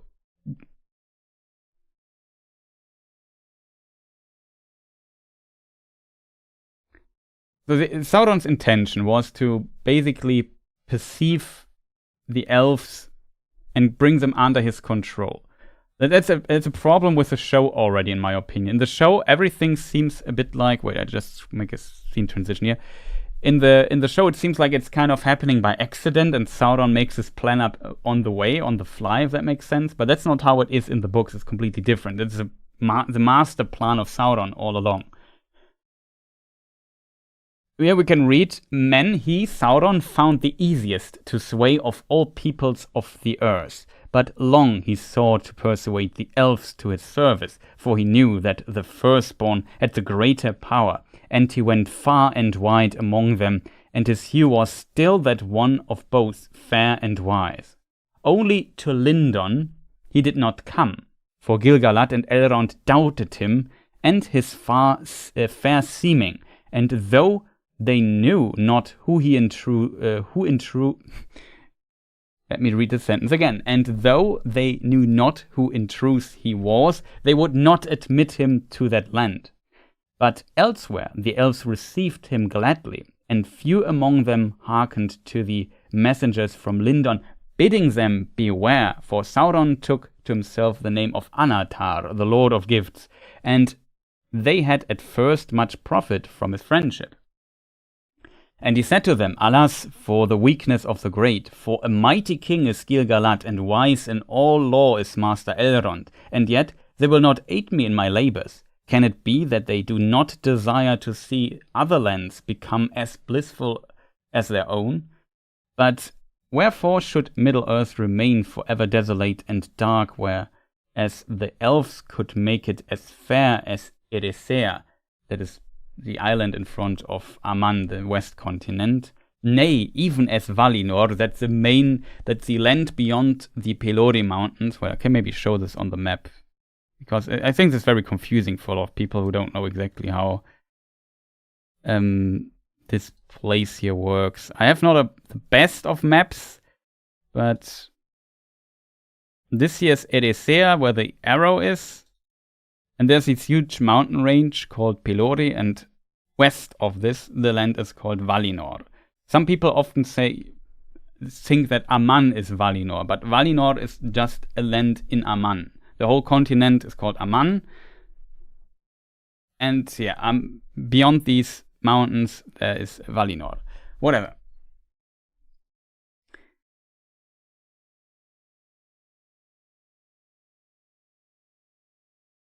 However, the point here of the section is the people in Eregion listened to him, let him in, and basically he convinced them. He kind of said, yeah, they're great, Gil-galad is a great king and so on, but maybe they don't want that your lands become as blissful as their own, and so on. So that's kind of a sneaky way for Sauron to get in. In the background story now, if we combine this with what we know from Unfinished Tales, some versions of it, Galadriel and Celeborn are also in Eregion at this time, and Galadriel does not trust Anatar. She doesn't know that he's Sauron, but she doesn't trust him, and she becomes his chief enemy in this in Eregion, basically, to get his foot into the door and convince the elves that they can trust him. And this, at some point, leads to that the ringsmiths of Eregion and Galadriel are in conflict, and as a result, Galadriel says, okay, I just go. If you don't want me here, I'm out of here. And she goes to Lothlorien. That's the reason why she goes there in this version. Celeborn doesn't want to go through Moria. Galadriel goes actually through Moria, which is interesting. But Celeborn hates as a Sindar / Tiller. He doesn't like the dwarves, so he doesn't want to go through Moria and leaves Eregion, but stays on the other side of the Misty Mountains. Whatever, the west side. Doesn't matter too much. They leave, and then, let's continue the text here, because now it gets interesting. It was in Eregion that the counsels of Sauron were most gladly received. So that's what I just said. For in that land the Noldor desired ever to increase the skill and subtlety of their works. Moreover, they were not at peace in their hearts, since they had refused to return to the west, and they desired both to stay in Middle-earth, which indeed they loved, and yet to enjoy the bliss of those that had departed.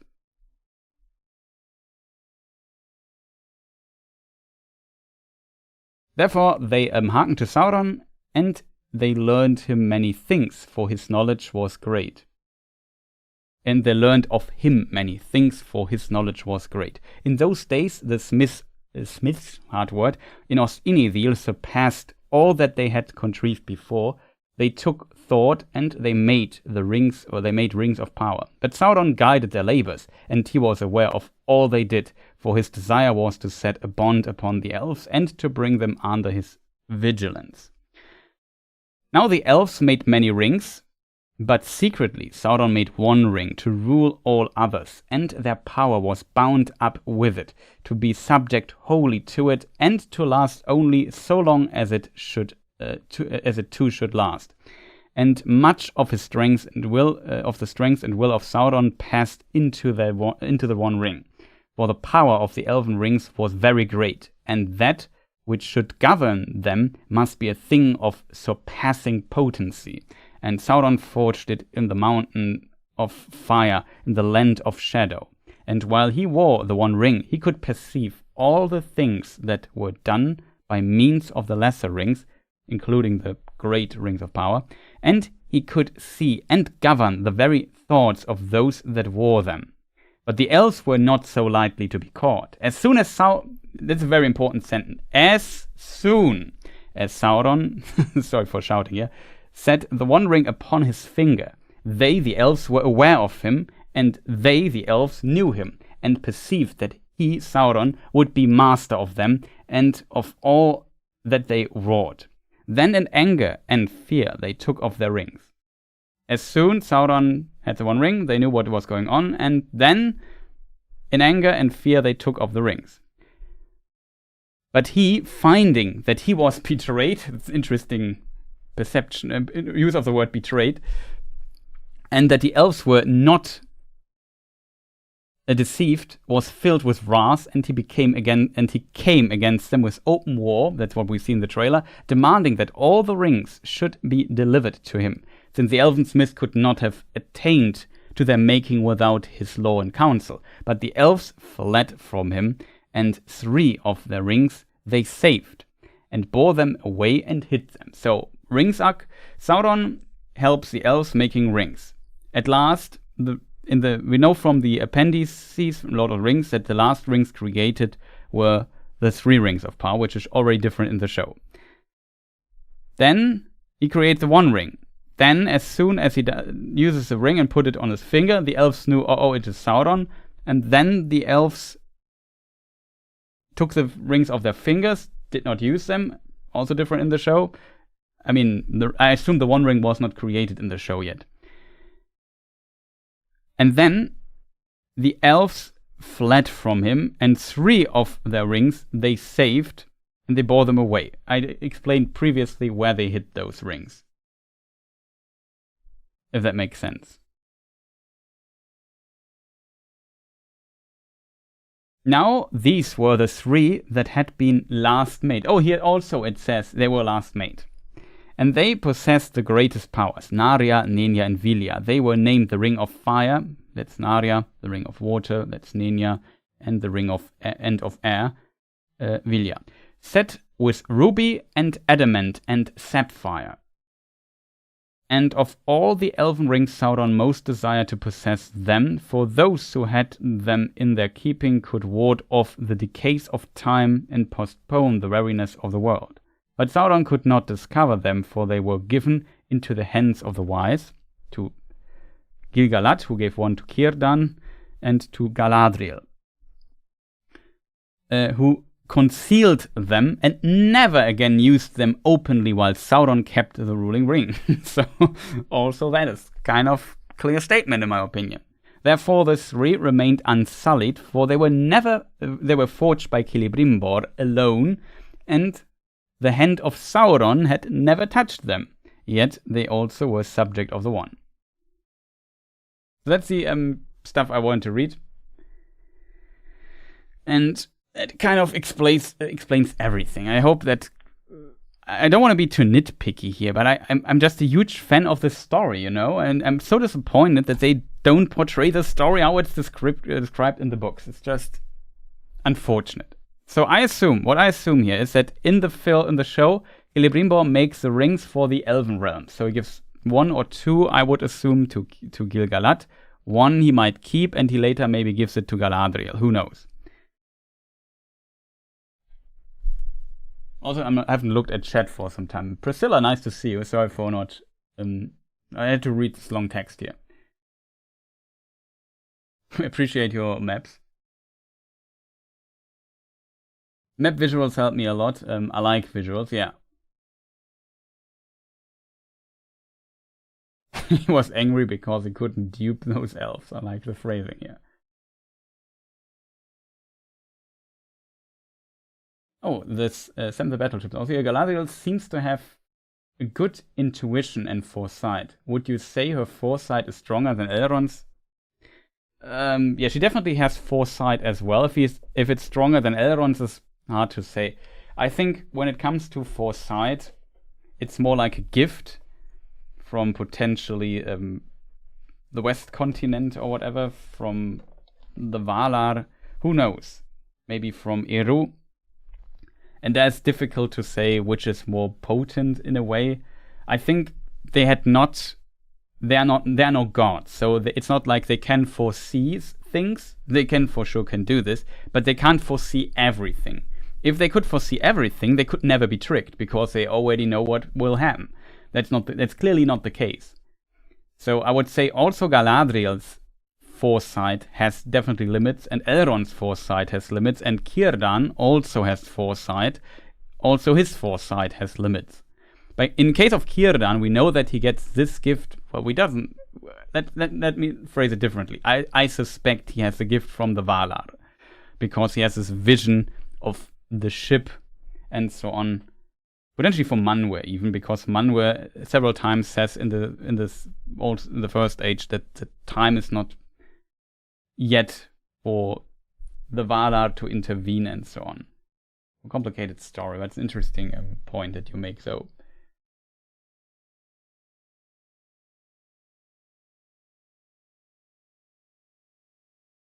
I'm not sure if it's stronger.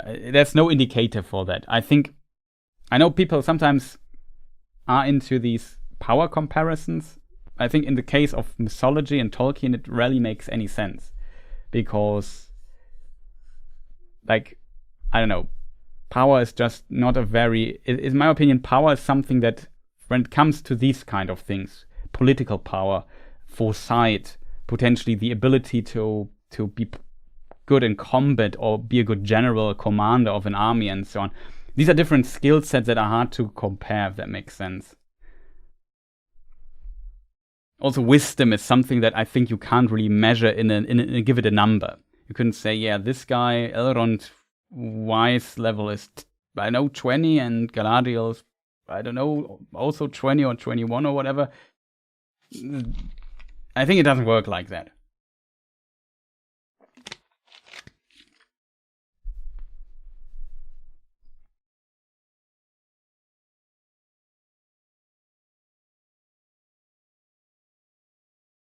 Sauron got rid of all those that he taught to make rings. You could kind of say that, yeah.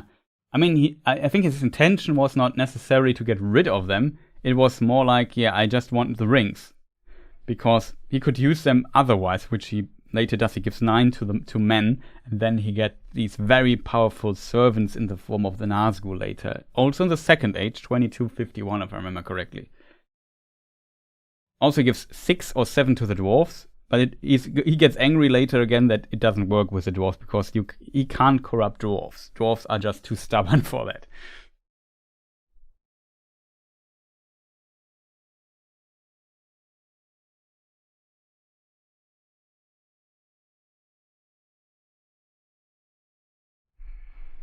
But yeah, Celebrimbor was also put in.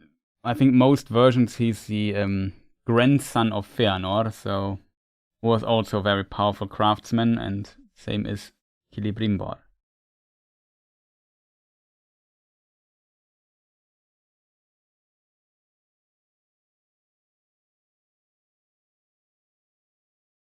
Also, sorry for another question. Don't worry, we are here to talk to each other and answer questions, Sam. I'm just currently have to look at chat further in a moment. Could Sauron have made the One Ring but not worn it for a while to prevent the elf from knowing? And that's a very good question.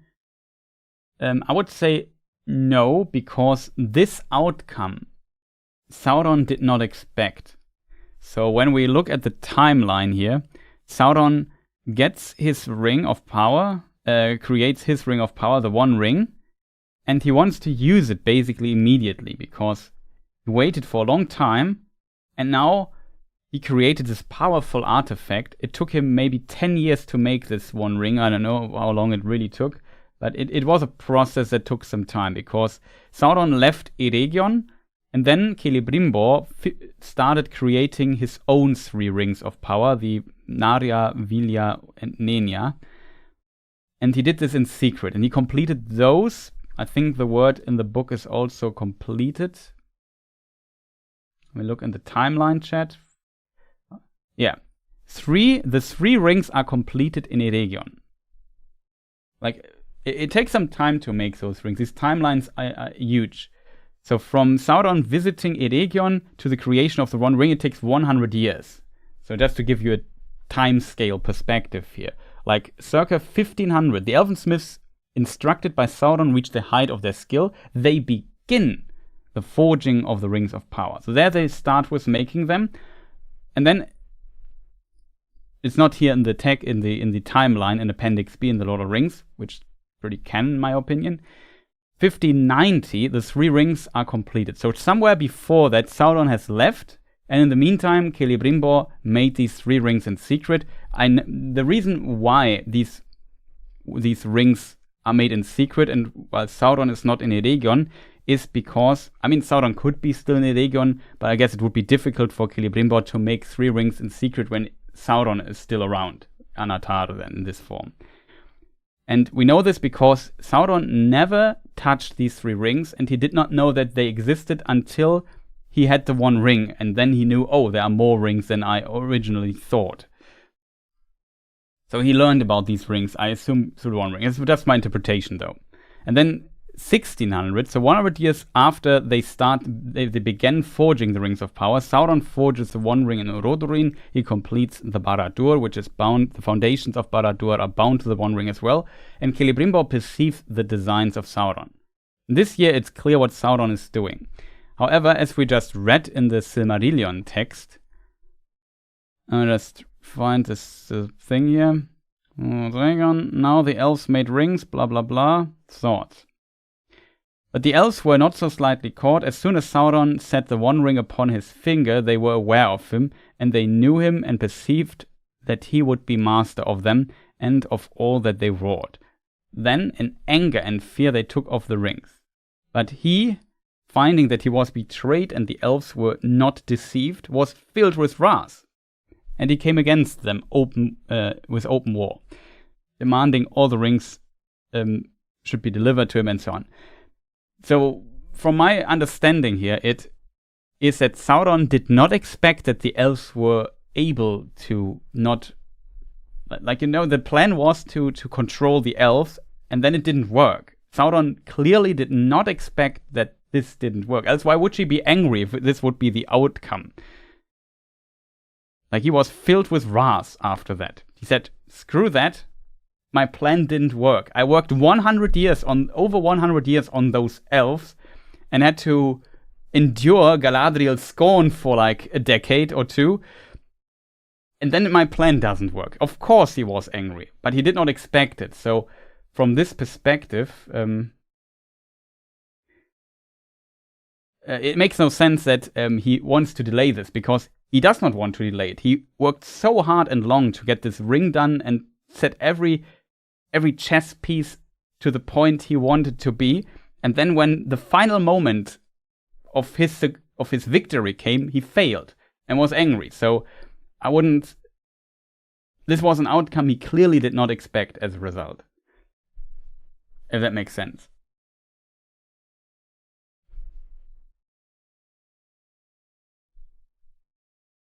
Could those wearing the 3 rings tell when Bilbo puts on the 1 ring? Maybe. I would give you a maybe in this context. A good question, though. The problem with the 1 ring and Bilbo slash Frodo is that there's an interesting thing that Galadriel says to Frodo. Maybe I can read this to you, if I find it fast enough, that is.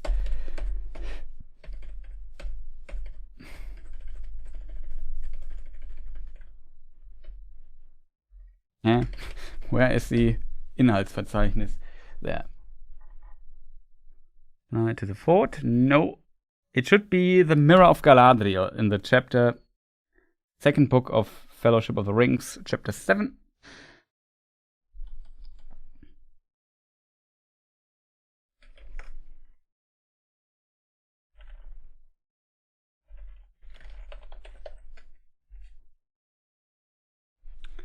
I found it, interestingly, very fast. Good.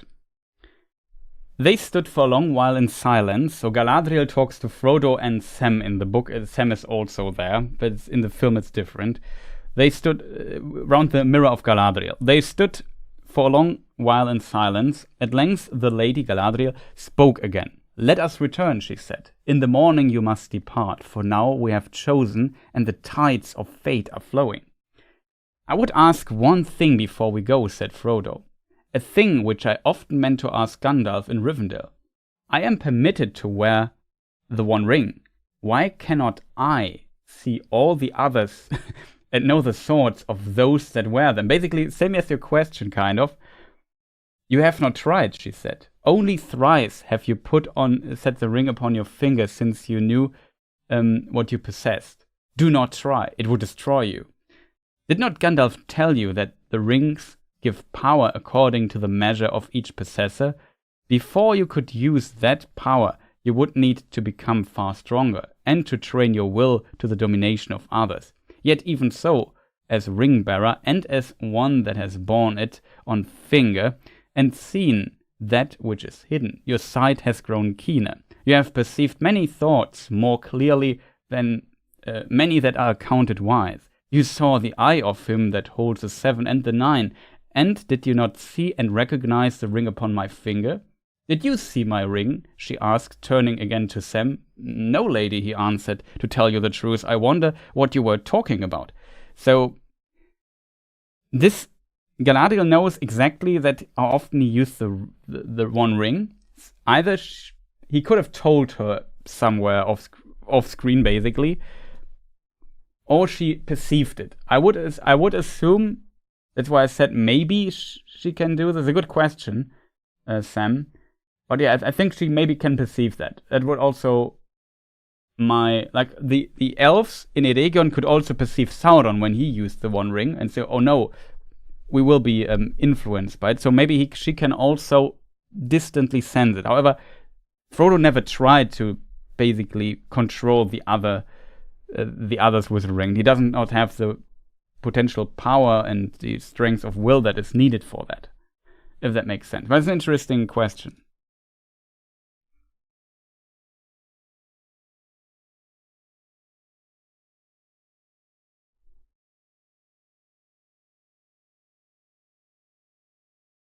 I never thought there would be a lot of accurate lore. Well, well, the screen we're having is definitely not accurate lore. That's unfortunate. But there are some elements, like we discussed earlier, Elrond coming to Eregion and fighting there and so on. It's definitely part of the accurate things here. Eregion being attacked is accurate. Galadriel not being in Eregion. I mean, here she's with Celebrimbor, and that's also kind of accurate, I guess. But yeah, it's a complicated story. So yeah, let's maybe move on. Just look at chat if there are further questions. More lore. It's so nice to see everyone again. Yeah, that's true. The gang's all here. It's true. I didn't think about that before. I hope this answers your question.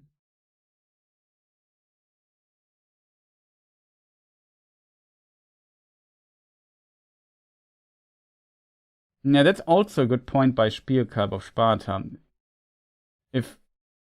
If they could perceive it, then I mean it could be a classical case of Tolkien didn't think of that.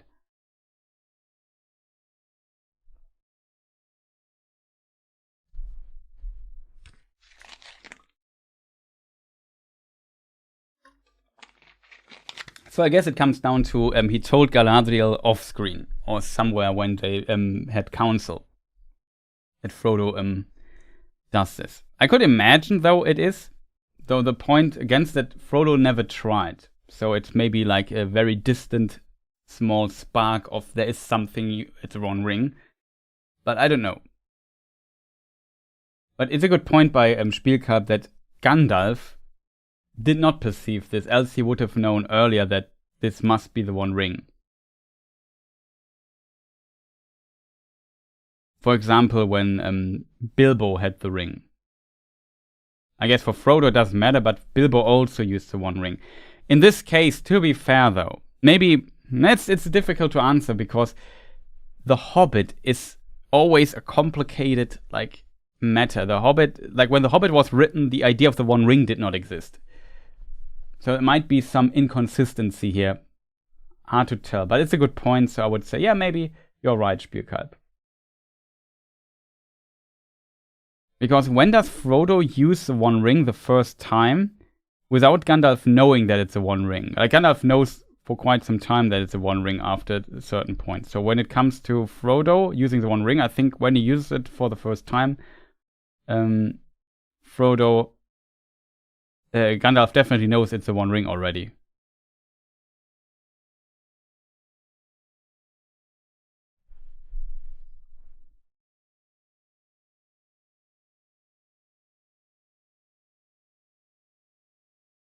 Yeah, thank you.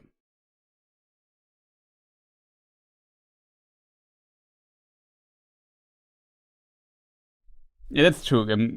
Gandalf picked on to something. Though to be clear, the idea that there was more that meets the eye basically is something that Tolkien came up later with after he published the Hobbit already. And then the Hobbit was changed a little bit in the second edition of it because of the Lord of the Rings story to fit better to it. He made some small changes, mostly in Riddles in the Dark. In the chapter where he does the riddles with Bilbo does the riddles with Gollum. As said, the Hobbit is always kind of a weird special case in a strange way. This bling shot, yeah. That's true. Maybe also Galadriel is simply better than Gandalf in perceiving evil things. Who knows? Hard to tell. Speaking of Galadriel, she's here. So this scene now, I understand what is happening, I kind of think. So when we... Oh god, this will be a nightmare to get back and forth, chat. If we look here, you see it's kind of foggy in this particular area. You know, it's dark. And the tree loses his leaves. There was a teaser trailer where we see where suddenly leaves are growing on this golden tree here. I think as soon as he puts on this ring here, suddenly the sun starts shining and this tree here starts. Here you see the scene, the leaves coming back and so on. You even see that they You know what I mean? Suddenly, this thing here looks better than maybe before. I could imagine that this is kind of the scene where the place is changing again after he uses the ring. Because the show, what it does, and this is also a concept from the book, so it's not that exaggerated, the concept of decay. So basically the world itself, or Middle Earth especially, is in constant change. And this change clashes with the nature of the elves, and the elves call this, or Tolkien calls this, decay of the world. And these rings slow down this effect massively, almost halt it, especially the 3 rings of power. So I think that is what they want to depict here. What do these rings actually do? What they do is they change or they stop the decay. Suddenly, the realm of Lindon is not heavily influenced under this decay anymore. Though in the books, I would assume this decay process takes thousands of years, and in the show, it's more instant due to the time compression and implications of that. They have to visualize it, so I would not blame them for that, to be honest. It's just kind of annoying to find it. Once the deceiver obtains a being's trust, he gains the ability to sculpt their very swords.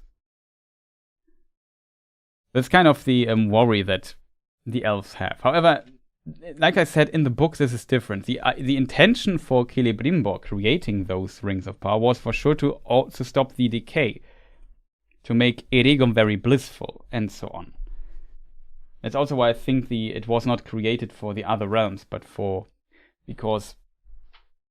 primarily for Eregion. Because Sauron said to Celebrimbor, maybe they don't want that your realm becomes as blissful as their own. So, well, it almost seems like he's a bit in conflict with Lindon creating those rings and not listening to the advice of Gil-galad and so on. So, as a result, I can't imagine that he had the other realms in mind when he created these. I think he thought, no, I want to do my own stuff.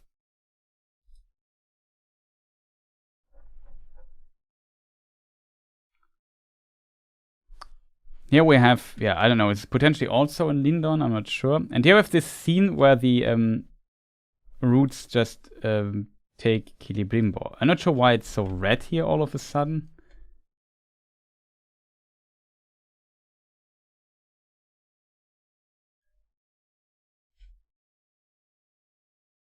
Maybe it's kind of a vision or so. Maybe this is Galadriel being angry or so, using her powers or something. I'm not sure.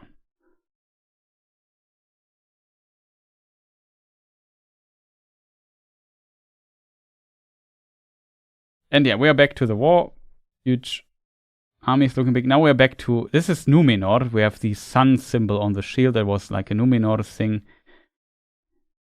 I'm not sure who these people are. Maybe the conflict between the friends of the elves and the so-called Kingsmen is shaped here slowly, and these people here in the middle are kind of kicked out or whatever. Like there is a conflict between the faithful and the other in Numenor. Very difficult conflict to depict, in my opinion. I could imagine that the next season will mainly about Numenor, but who knows.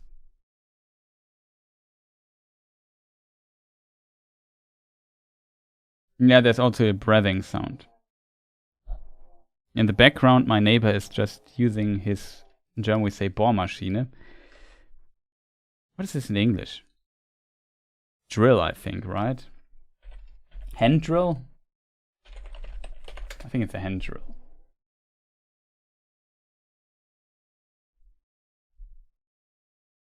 Yeah, in case I'm not even sure if you can hear it. It doesn't matter too much.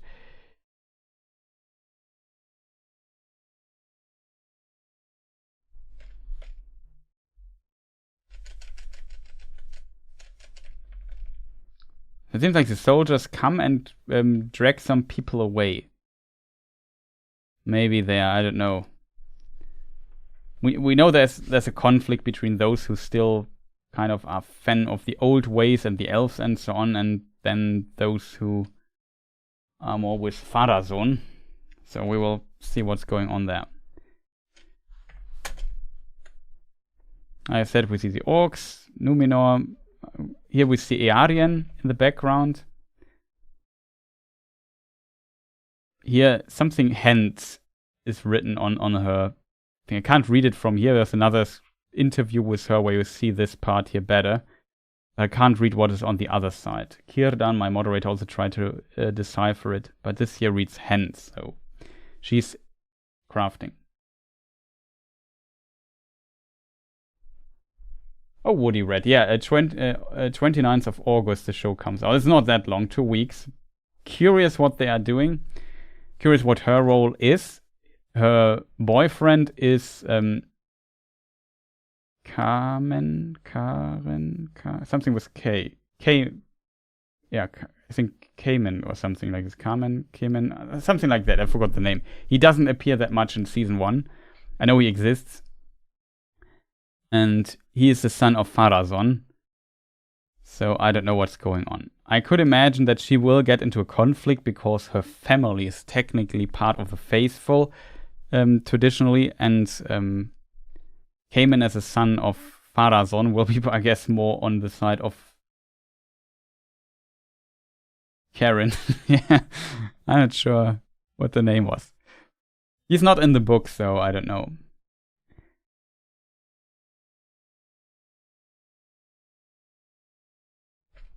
And yeah, he, as a son of Farazon, he is on the Kingsman side, I would assume, or has to be, forced to be. I'm not sure. We will see. Cayman, yeah, Priscilla says Cayman. I think, yeah, with an E. Or with 2 E. Here we have Sauron again, or Anatar. And yeah, here we have this other ring scene.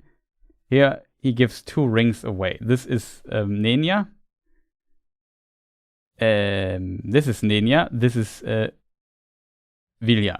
I always have to think Nadia is the other one. It's kind of confusing with the names, but yeah. So this will. We already have a scene where Galadriel puts it on her finger, and Gil-galad, we have now the scene here where he puts it on his finger.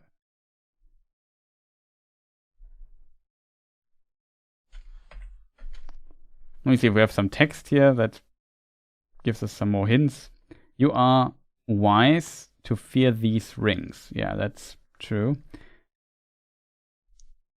Here we also have a shot of Durin, and he has also a ring of power. This is kind of interesting because, yeah, we know that the rings of power are given to to the dwarves by Sauron. However, in Appendix A somewhere, which is always tough to find, this passage, I always search long for it.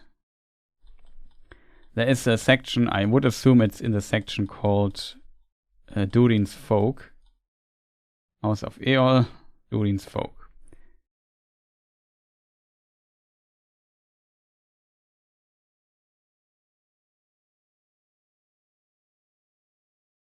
There are also not of rings, there is an explanation of the Durin stuff.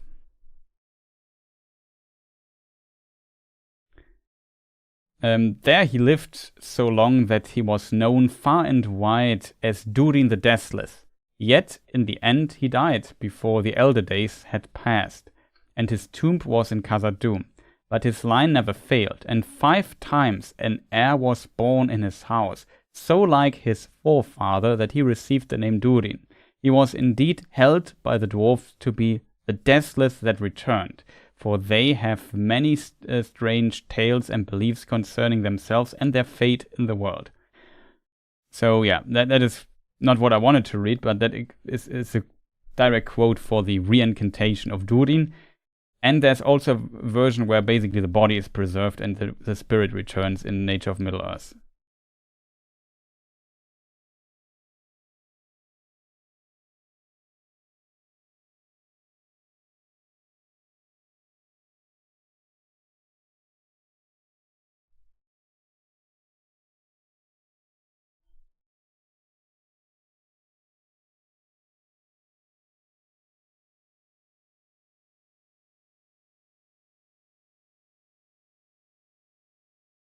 I always don't find the quote here, chat.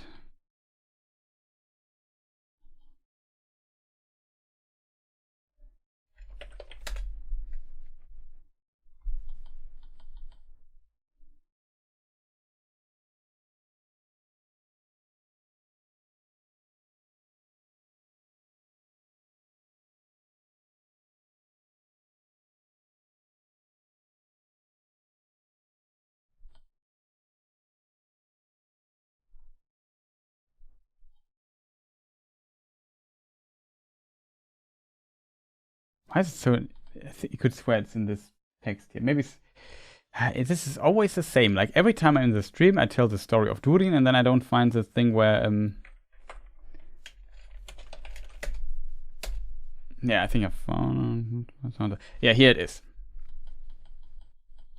It's deeper in the text than I thought, to be honest. But I found it. Of the ring that Durin gets, something may be said here. It is believed by the dwarves, by the way, of Durin's folk to be the first of the 7 that was forged, and they say that it was given to the king of Khazad-dûm, Durin III, by the elven smiths of Eregion, I add, themselves, and not by Sauron, though doubtless his evil power was on it, since he had aided in the forging of all the 7. So here they get the rings by the elves of Eregion and not by Sauron, which is different for the other dwarves, by the way.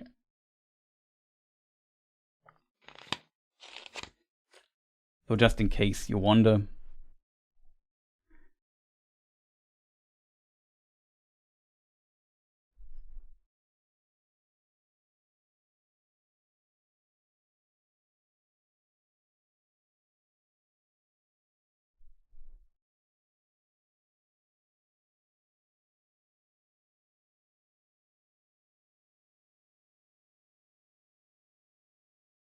Plot twist book characters are still made up. That is, of course, true.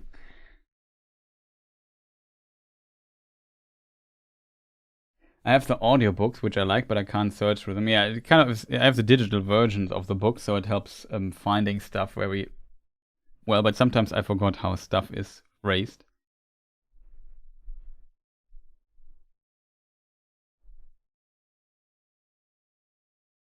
Reincarnation, not reincantation. Yeah, I played too much Elden Ring. In Elden Ring, there's a spell type called incantations. I play a lot of Elden Ring currently, so I get confused here.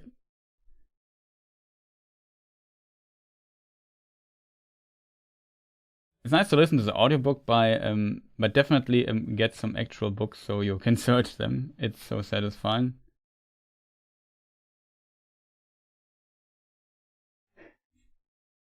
Tolkien Gateway is also a great resource. Yeah, I would agree on that. Tolkien Gateway is potentially the best wiki we have. It's not perfect, but it's really good in most cases. Like really, really good. Also, they have some sources often cited, which is very helpful.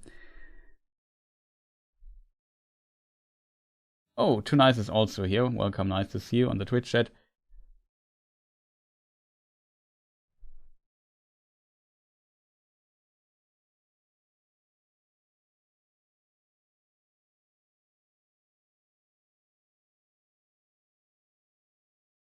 So the first rings were already been made in season 1, so giving them away is still basically open. Yes, that is open. Though the order in which the order in which they were created is different in the show compared to the books. In the books, the first rings created are the lesser rings, which makes of course sense. They first have to figure out the skill and the technique to make those rings with Sauron, and then they kind of reach the height of their skill, and then they make great works, which are the great rings of power, 16 of those, and then the magnum opus Celebrimbor does in secret alone after Sauron or Anatar departs from Eregion, and that are the 3. They are made last, which makes sense. Like I don't know why Celebrimbor starts making his best rings first, and then after that he makes worse and worse rings. It makes no sense in my opinion. So I'm not sure why the show changed it so much.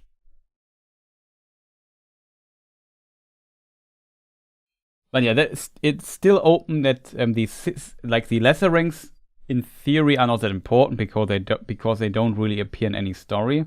The most important part about the lesser rings is that in Lord of the Rings they are potentially needed to confuse Gandalf. Because Gandalf thinks, yeah, it could be maybe one of the lesser rings, but then he finds out, well, it must be a greater ring, but there are not that many left. It's a complicated thing, but the importance of the lesser rings is not necessarily that important. But the 16 rings are very important, and it makes no sense that after the best rings he does first, he does the other weaker rings, or not so great rings. It's kind of strange.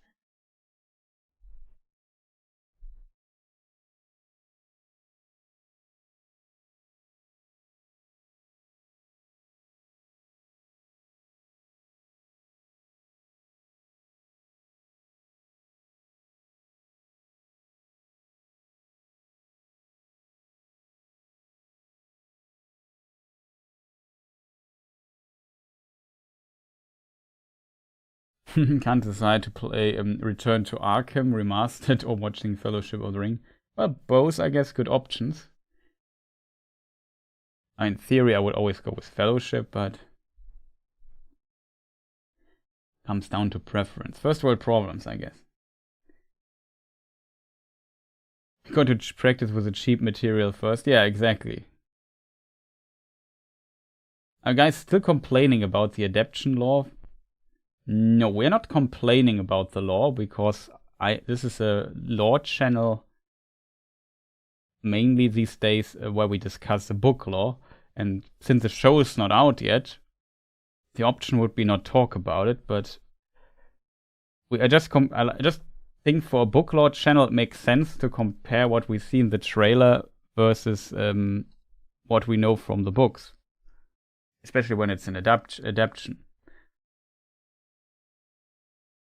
And sometimes some decisions from a book perspective, like if you make adaptation of a book, you would potentially think that the source material has kind of importance. I know that there must be changes, but some changes I simply don't understand.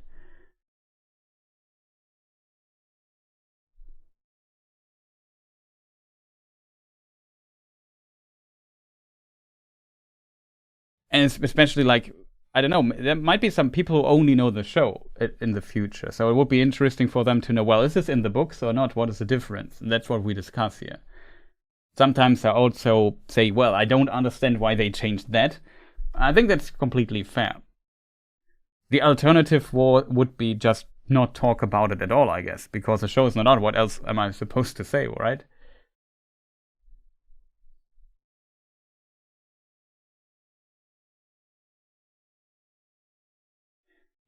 Maybe the worse rings because his knowledge and wisdom was drained with every ring. Yeah.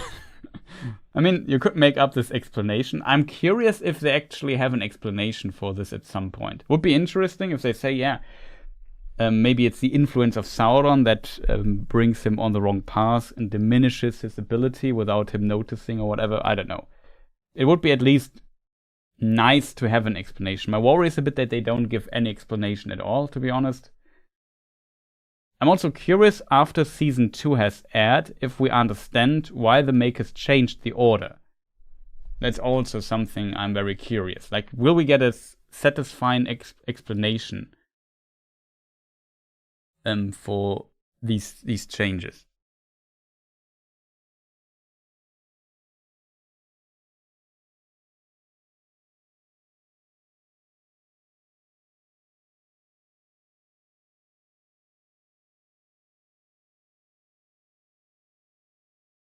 Yeah, the paperback is usually better to read.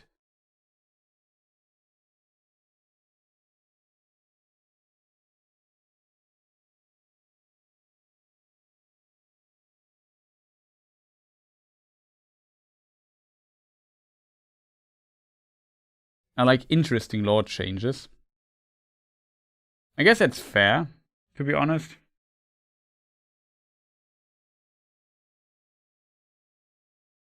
I'm confused.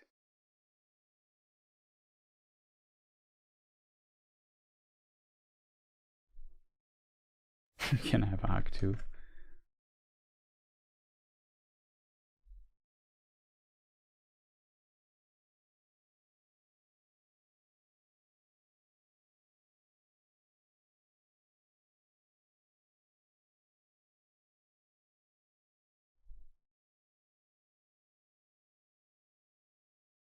Okay, I just thought I overlooked a message, but I brilliantly dreamed it.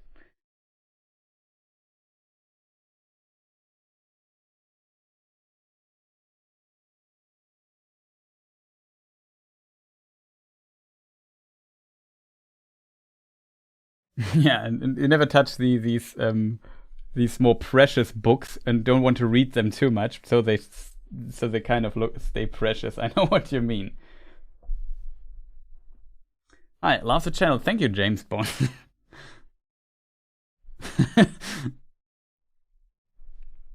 Sometimes funny when names like this pop up into, well, James Bond likes Tolkien. Who would have thought? It's kind of funny that I guess there might be people who actually have this name, so Yeah, but of course, I have to think of the fictional character when I read the name.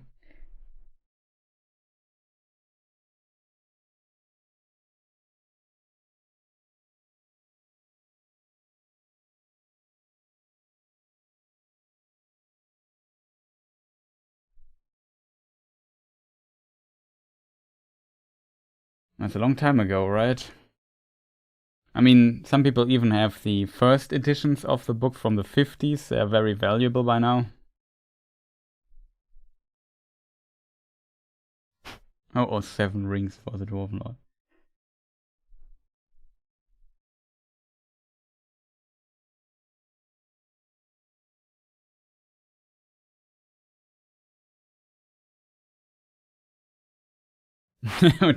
Wow, I didn't think you would still be streaming. Like you know my streams. I'm streaming for 2 hours. Why would I not be on after 2 hours? Have I ever streamed less than that? Usually the meme here on this channel is, well, I went out of the house, went to college, married, got 3 kids, bought a house, and you are still streaming, something like that.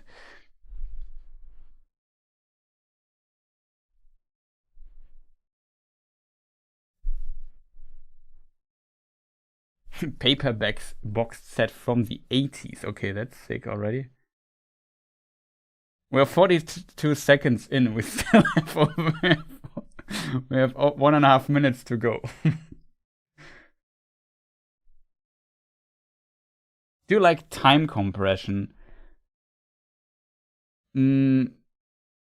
I think liking is maybe a strong word, but I think it's necessary to time compress if you do a show like this.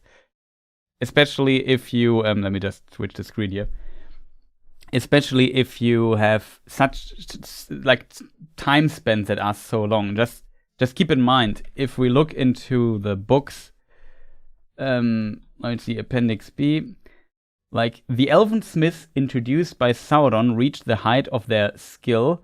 They begin the forging of the rings of power, 1500, and then 1590, so 90 years later, the 3 rings, round about 90 years later, the 3 rings are completed in Eregion, and then 1600, so 100 years later, Sauron forges the 1 ring. That's 100 years. In this time, I don't know, several human characters would already be dead. So it's very difficult, and you can say, yeah, this happens in a year or something. You can just compress this. I think it is necessary to compress it here for a film adaptation. You can do this kind of works in a book, and especially it's not a story written like Lord of the Rings that we have here, which also happens in 2 years or 1.5 or something like that. And it's more like background information, tables with historic content and so on, some essays.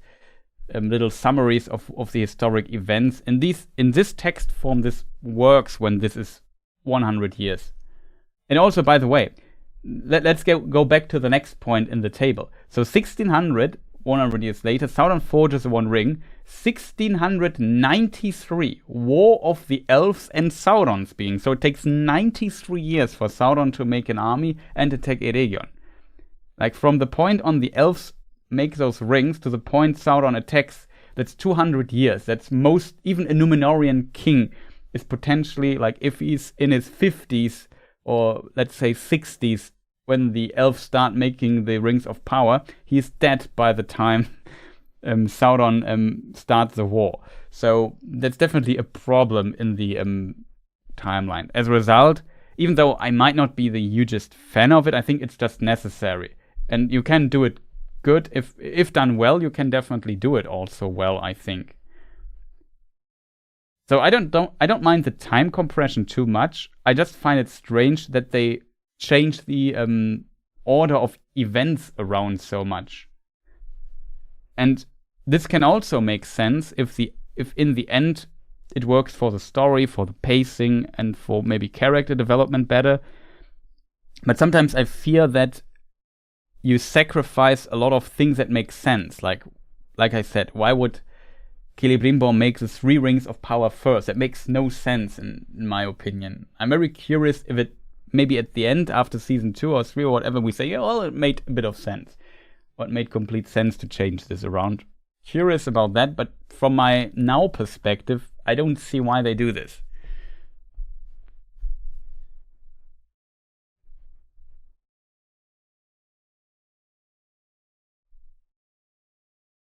If it isn't 10 hours, it isn't really TPG. Yeah, Fellowship also did a lot of time compression. I think it's needed. It was needed for the pacing. For example, the Bilbo's birthday party is 3001, and Frodo leaving the Shire is 3018 or something. It's 17 years later.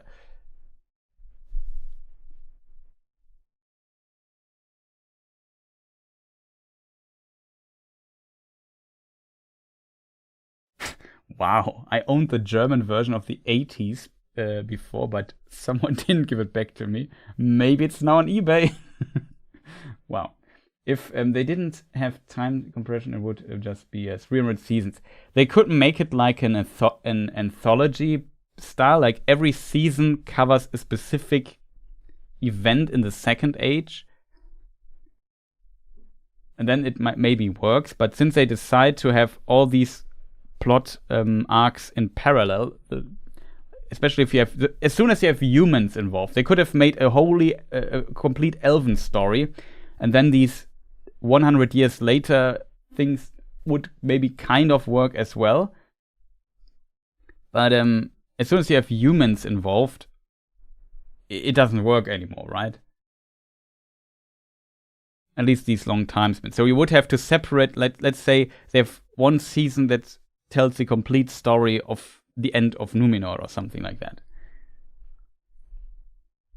That's the thing, kind of.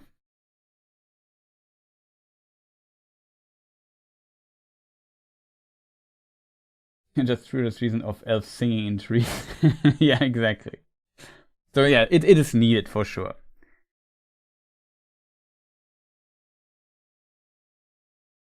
That's kind of the question. Did if the showrunners or Amazon or whatever compressed too many Second Age events in too little time?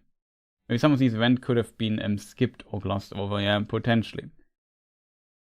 Because if they compress too much, then sometimes problems in logic and so on appear and so on. But overall, I'm not strictly against time compression. I expected time compression. I did not expect that it would be so massive because, like in Numenor, we have basically stuff from the year, I don't know, 2800, 2900, and then at the beginning, or on the Elven side in Season 1, we have Mordor is still green, Sauron wasn't here yet. That is like the beginning of the Second Age. That's like over 2000 years earlier, basically. So they compress 2000 years of story into just the same time, and pretend it happens in parallel. You know what I mean? That's a huge compression. We will see how it worked.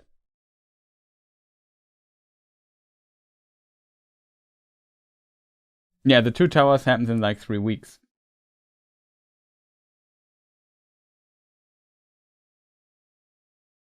Problem isn't time compression itself, but there's no strong sense of time, and that's important for pacing and tension. Though I feel like the problem with the pacing in the Season 1 was definitely they focused too much on setups, and the story never got really going.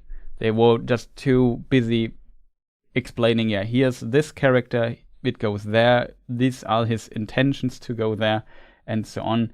And I don't mind that they kind of want to explore these intentions and this character motivations and some events and so on, but they changed so much around that it sometimes didn't feel very Tolkien, I felt.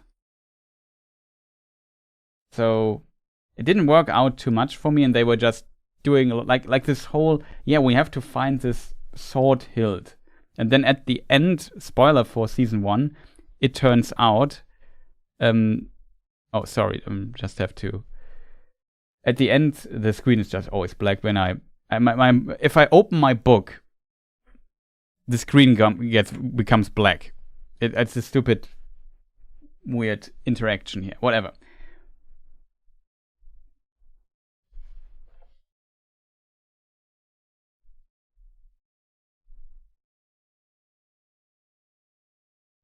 I'm cutting out again. That's not good. The audio. Wait, can I check this? Not again audio issues. I hate that.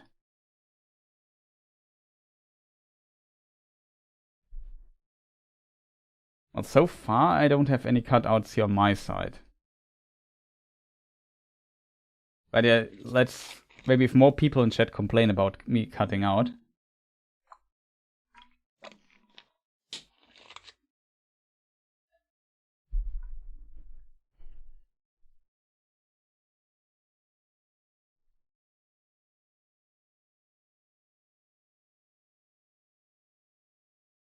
I like the explanation in the Twitch chat. Well, Celebrimbos just got lazy and started making more and more crappy rings.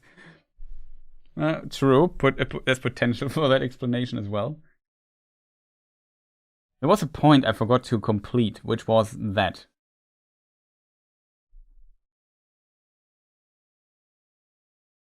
We talked about time compression. Maybe they compressed too much. And we talked about the pacing, right? So yeah, I think all these setup stuff just got a bit in the way of the story going. Then we had this key, and it was, spoiler, the sword hilt that was a key to open the dam, to flood this trench they were digging to make the mountain explode. It's, to be honest, just saying this, it's one of the stupidest explanations I've ever heard. And then cut to the siege of Eregion, and they have catapults. Couldn't they just use a catapult on the dam? Why search the stupid hilt for an age or something? It makes, to me, no sense. I found this was a very weak plot point in the first season. Even though I like Arondir, I like the characters there. But overall, I found this very strange.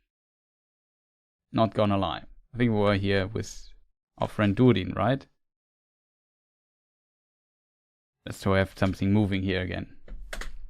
Okay, now I'm too far. Okay, back to Durin.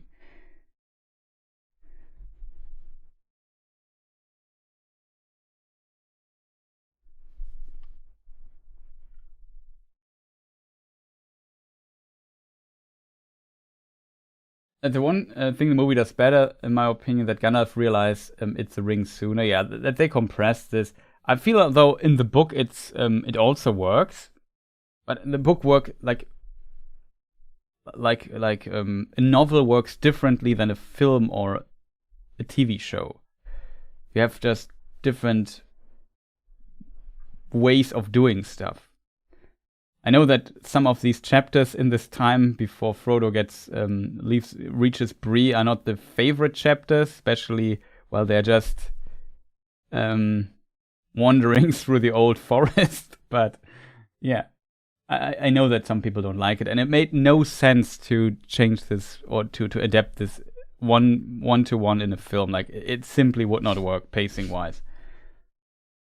It's simply not how films work these days. I think they never worked this way, to be honest.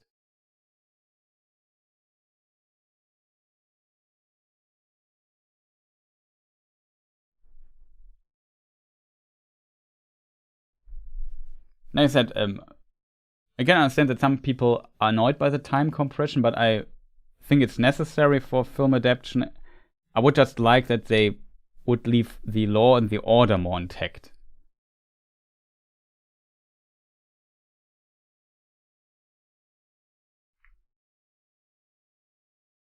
Yeah, 17 years later on screen, though, doesn't give a sense of urgency, ergo the time compression. Exactly. It doesn't give you the sense of urgency.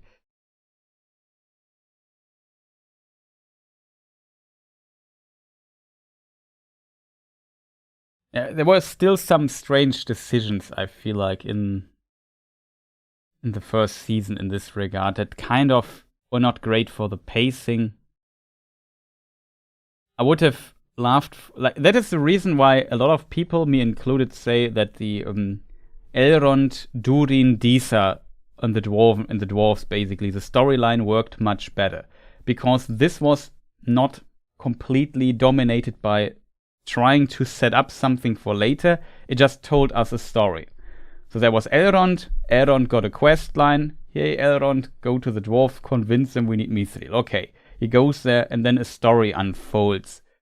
With this overall quest still in mind, but with also some nuances and character development and whatnot. And as a result, this part worked better. That was completely different in the other, for the most part, in the other storylines. Because they were too busy kind of fusing these storylines together, if that makes sense. The Southland storyline kind of started as also a story, but the payoff of this storyline was just too weak at the end. It was not the fault of the actors. It was just, in my opinion, not well written in this regard. And then the Galadriel storyline is a complete mess anyway, and the Númenórean storyline is also kind of a mess. So, I don't know.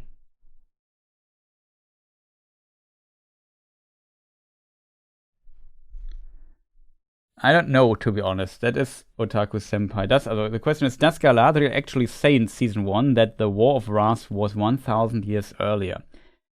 Hard to tell. Maybe, I can't remember. I'm not even planning on rewatching Season 1 because I found it so mixed, if that makes sense.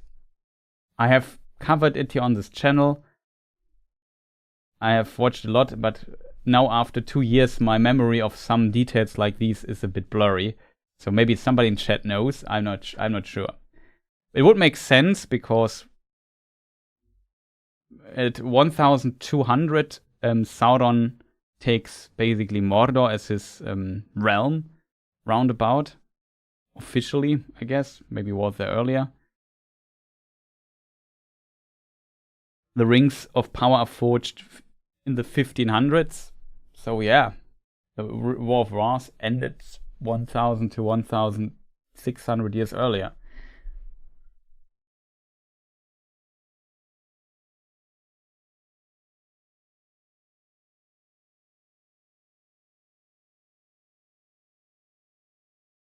I just hope Season 2 is more entertaining than the last one. That's really setting the bar low, yeah.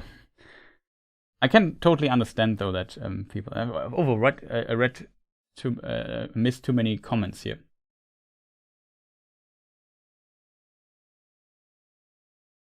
It's also true, Adam. I really hate people comparing the 17-year time compression to thousands of years compressed in Rings of Power. It's not the same.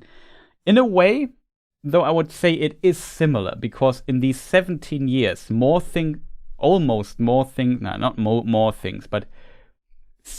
the amount of stuff that happens in these 17 years is similar to what happens in these thousands of years, kind of. Even though the events are bigger, but the Second Age is a very empty age if you compare this to the Third Age. In the Third Age, just more stuff happens all the time.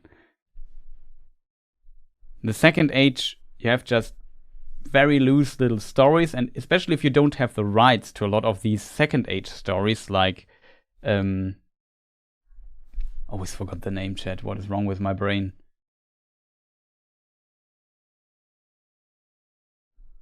Just look it up really quick, and maybe nobody notices. Aldarion is the name, man. Aldarion in the Erendis, the Marina's wife, the story published in the Unfinished Tales, that they don't have the rights for. It also includes some interesting story information of the early Second Age.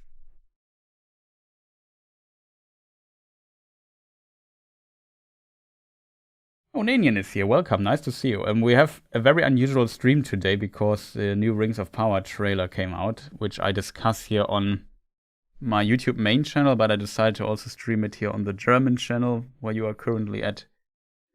So there's that. because I'm also very deep into Lord of the Rings Tolkien stuff. Usually we play Elden Ring or something here, but today is a special kind of thing. That's also why I stream in English, because I have mostly English viewers on my YouTube channel. Just as a small explanation. I don't have chat here on, so you can't see the other stuff for reasons. I should hope these are maybe more entertaining. We'll read this. Right, those few flashbacks didn't count in. Okay, I still hope the sound is okay. No worries, okay, awesome.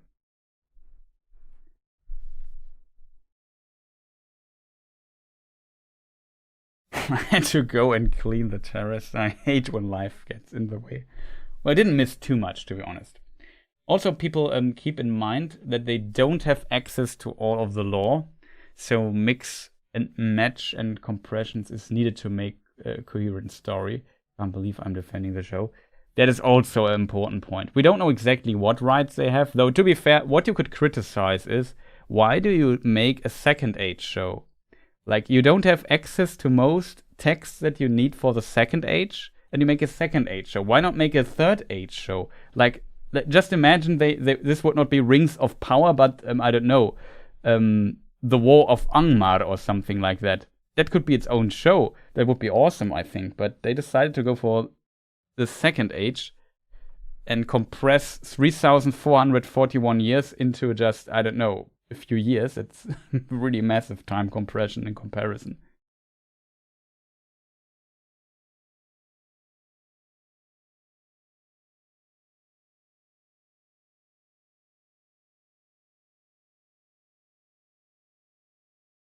Without time compression, also Merry, Pippin, and Samwise would have been much younger. That is also true. I'm not even sure. When is Pip? Does somebody in chat? Well, I'll just look it up. Till you hear me asking my question. When was how old was Pippin in at Bilbo's birthday party in the books?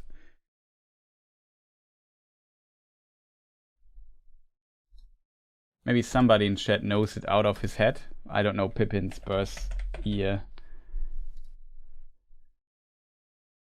Let me see. Somebody. We need to wait the time stuff. In the meantime, I'll just look it up. Okay.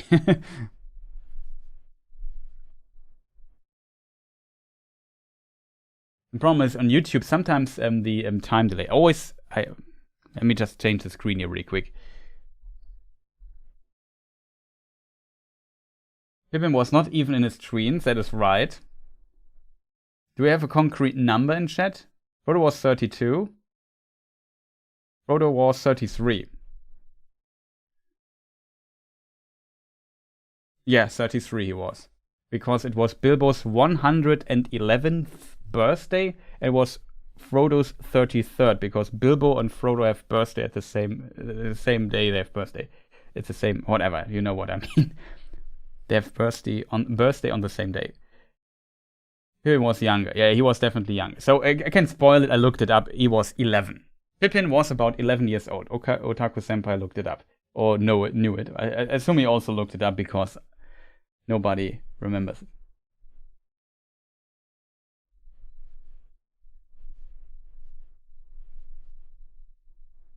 I'm in 33, stupid buttons. Yeah, no problem.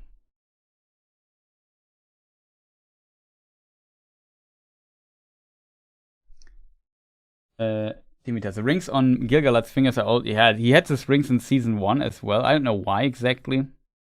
Not sure if they make an explanation for. I mean, he can have multiple rings. I don't mind that too much. I just find it strange that he always wears golden robes instead of silver ones. Because he's the Silver King. Like, he's called Starlight. We had this already. I just found this idea very strange.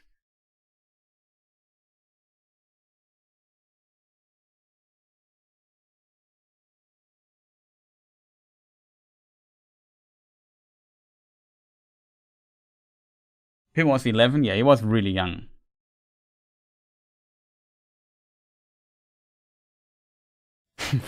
The giant white ring must be the ring of snow. Yeah, could be.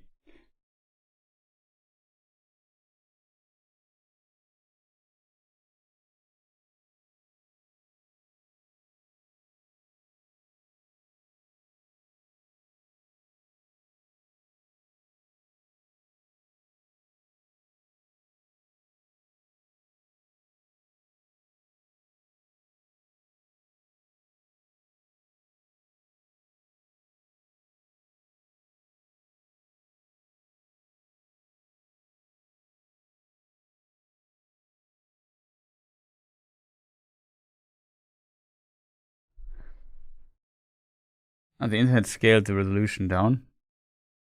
Do I stream it? Oh, I just noticed I'm streaming at 60 FPS for whatever reason. I'm sorry for that. That potentially puts a lot of internet connections to more stress than it should. I forgot to reduce the number to 60, because usually if I stream gaming stuff, I want to stream at 60, but whatever.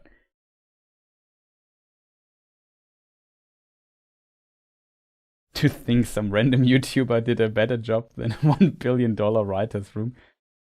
I'm not sure. Like I said, writing is there, of course, a lot of, for example, writing good dialogue and so on. It's all an art. I don't want to criticize the writing room too much, and I also liked the Elrond Durin Disa story. I also thought it was decently written. The difference with me is I just know the books very well. I think they also know the books, but have to kind of write a story out of it. It's not easy, to be honest. I don't want to, that I think that task is really difficult. But I think they did some stuff not that great in the first season, unfortunately, which had negative, even ignoring the lore side of things. I think the pacing of the first season was just not very great. It just was weird. The payoffs of some of their plot points was not that great. So, like, criticizing the obvious stuff is always easy, I think.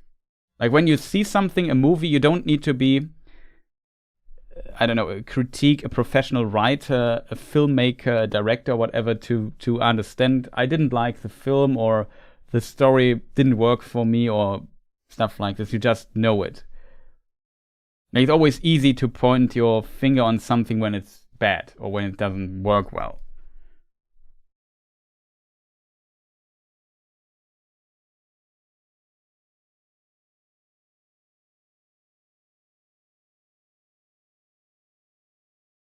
Oh, I mean Tolkien Untangled, by the way. Yeah.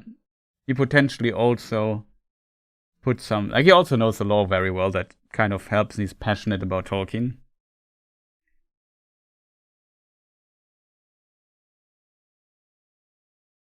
Okay, I was worried that my internet connection just died suddenly, but it seems everything's okay.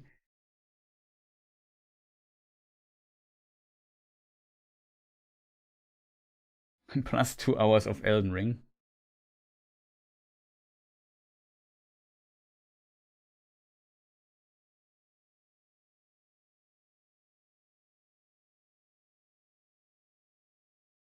Did you go through the whole trailer? No, we're just currently answering questions in chat. We still have 42, wait. Here you can see the time. We have 42 seconds.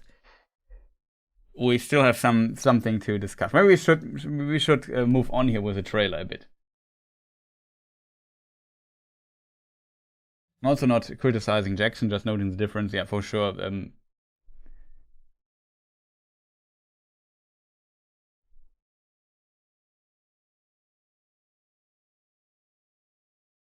Oh, you start with Harry from Fellowship of Fans. Awesome. Also great dude. Galazzi Golden. We could look into what is written on this thing here. How can I do this? Can I make this work though?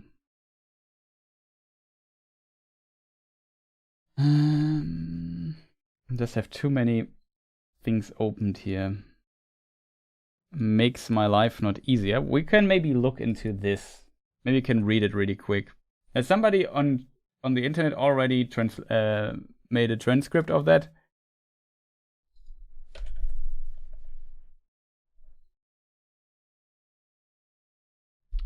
Oh no, chat, I just pressed play by accident. I won't be able to read everything. Where's my... No, that is wrong.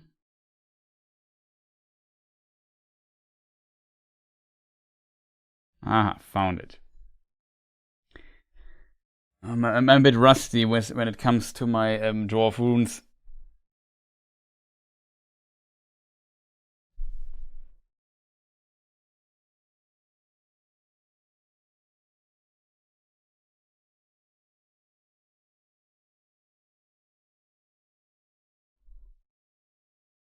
Okay, now I understand. I just was very confused for a moment. So hey, that is not a dwarvish letter, but it's I read it the wrong side. So we start here, I would say, chat.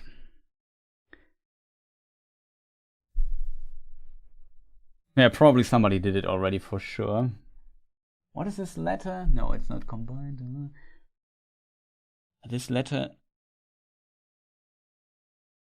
it will take some time to find in my list. Like I said, I'm very rusty. Haven't read dwarf script in some time, years to be precise. What was this letter, chat? I forgot. There was some special case with the first letter. Maybe somebody in chat knows it. It's just... Where is it? Does it have dots? No, it has not. Is the first letter the K, chat? What was the little? It's KH, maybe. Okay, when it's KH, it could be Khazad-dûm. K, this is an A.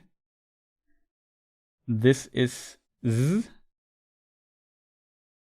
You can't see my cursor. This is an K. This is A. This is an Z. This is another A. So I assume this is Khazad-dûm. This is the... What is the other letter, chat? Khazad-dûm.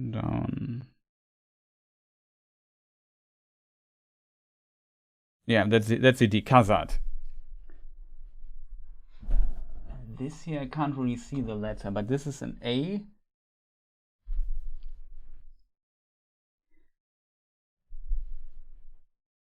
This here, I'm not sure, chat. I think this was an S. Yeah, that's an S. So it's loud sound.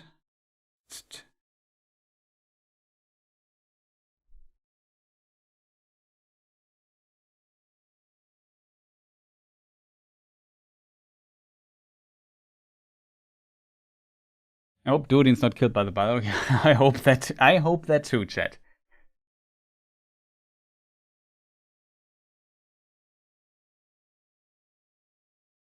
Tolkien's team pedantic.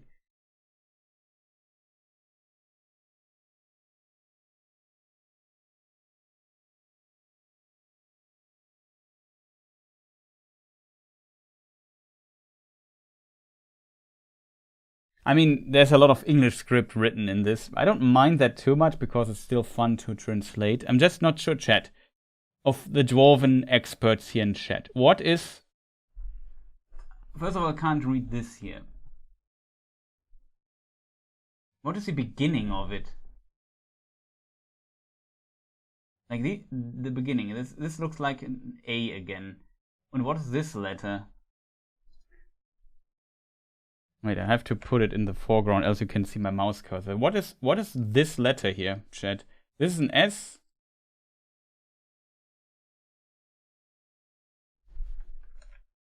This is an T, I think.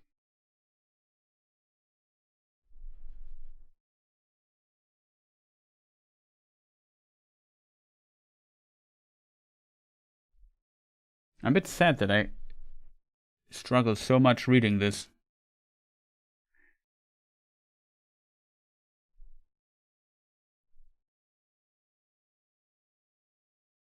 Especially this is an A and an E, I think. This is a dot, that means it's a new word. Where's Kierdan when I need... where's my moderator? He's really good at reading stuff like that. It could be an I. But what would the first letter be?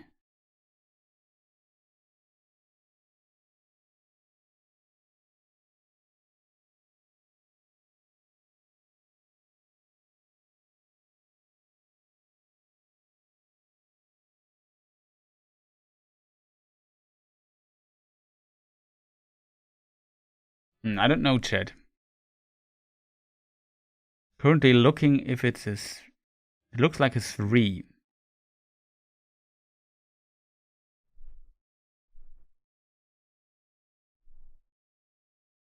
What I also find strange is that they never upload these trailers in 4K resolution. It would be so much easier to read this stuff on it.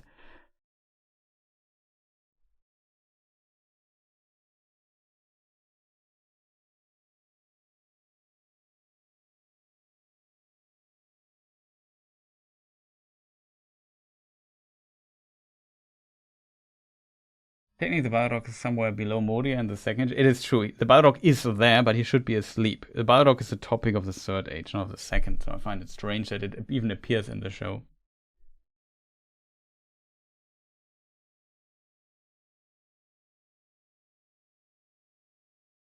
The showrunners even promised that they wouldn't pull from the third age, claimed there was plenty in the second.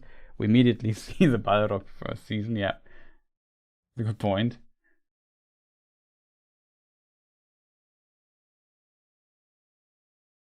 Well, Tom Bombadil was actually in Middle-earth. I mean, the Balrog is also in Middle-earth, don't get me wrong, but it's just strange.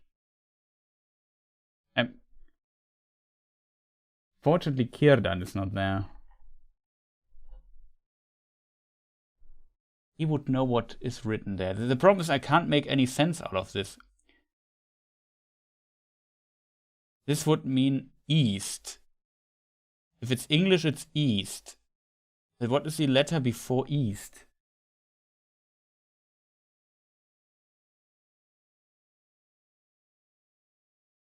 I don't understand the first.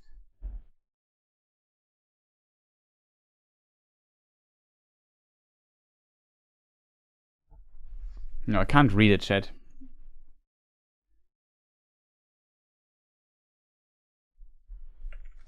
Maybe it's a number or something. You know, dwarf scripts can have numbers and stuff.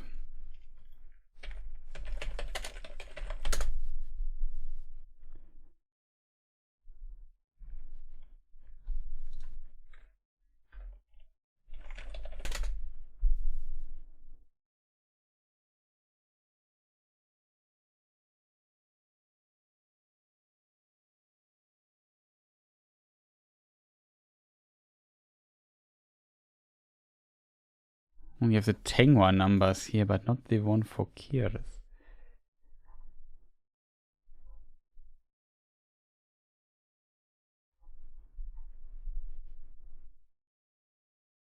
I'm very curious.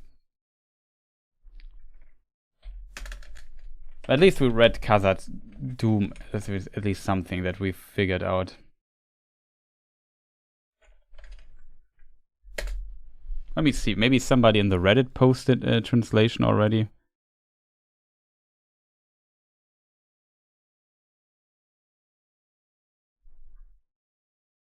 Or we could at least try to read the other stuff. What is the next word starts with an M?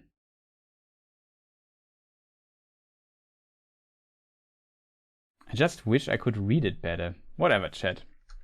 Wait, I have it. That doesn't. No, it's not closed. Wait a moment, chat. I'm a bit too eager to check what this thing here says.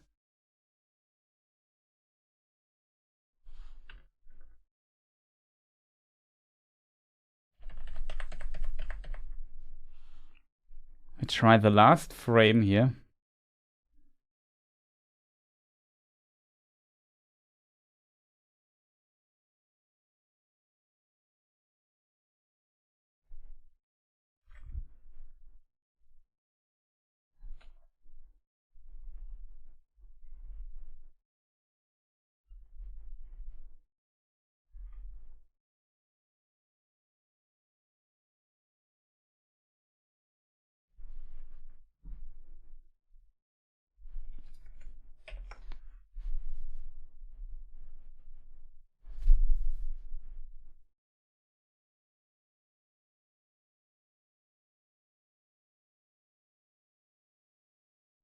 Okay, I have a theory what this letter could be. Why is it always, like I said, if it would be just in 4K resolution, it would be so much easier to read stuff like that.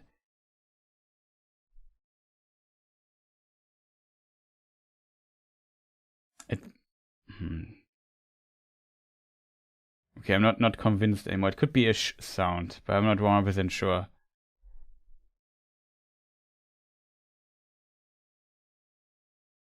I don't want to waste too much time here on this, but it's kind of fun reading stuff like that, especially if you know. Could be one of these weird letters. I don't think so.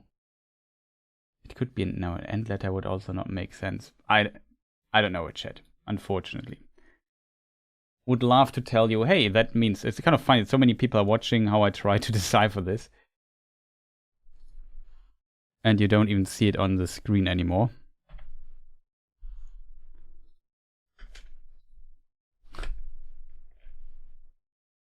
But yeah, so this is Khazad.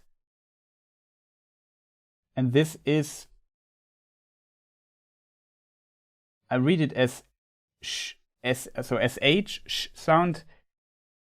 This is then same letter as here, and A. I think this is an E, and this is an S, and this is a T.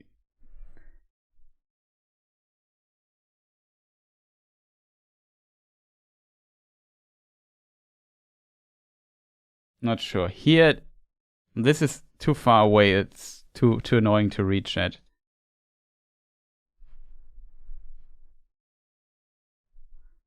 Man, it would be so awesome to get this in 4K, so it would be easier to see what it is. But yeah, at least we read something. So next, as we will never get done with the trailer, I think.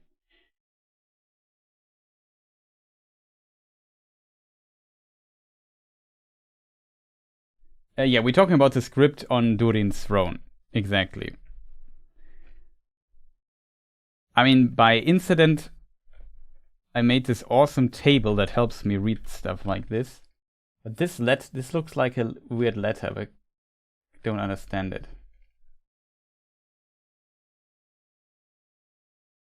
Yeah, you can't see the entire inscription, but maybe if you can read the first word, you could make something up, or you can maybe assume something. For example, here we have a K, A, Z, A, D, Khazad. And then we have another D, I would say here. So I would assume it's Khazad-dûm.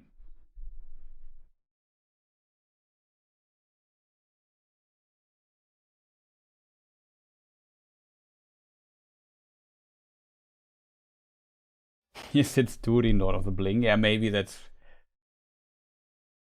what the other. But yeah, what I read on the lower word, I read this here. Not sure if anybody can make sense. It could also not be a sh sound. I'm not sure. It looks weird.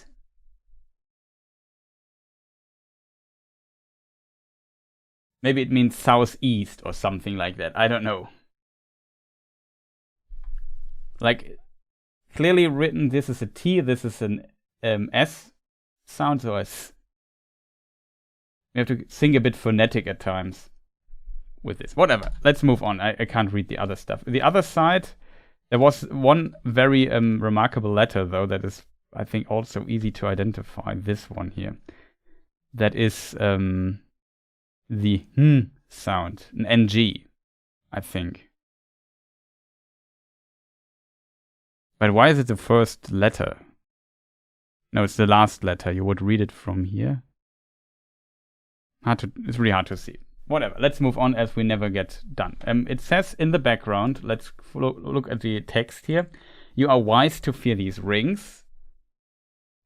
In Sauron's hands, they can work an evil beyond reckoning. Here we have Anatar. We know this shot here already. Oh, cool. Look at this. This is new. I never noticed this one when I watched the trailer initially. So he's doing something here.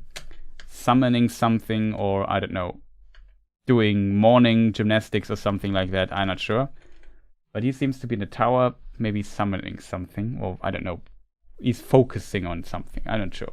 Very interesting shot. Never saw this before.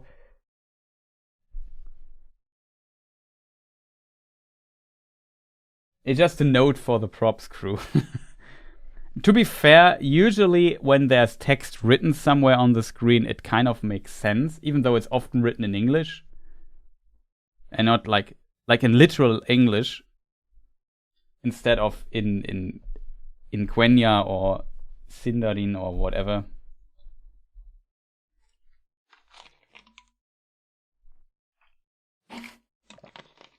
Rings from chewing gum machines are known to have der Saft. That is, yeah, Spaceballs reference. How is the juice called? Is this called juice in English? I have to admit, I think I've never seen Spaceballs in English. Only in German. No, it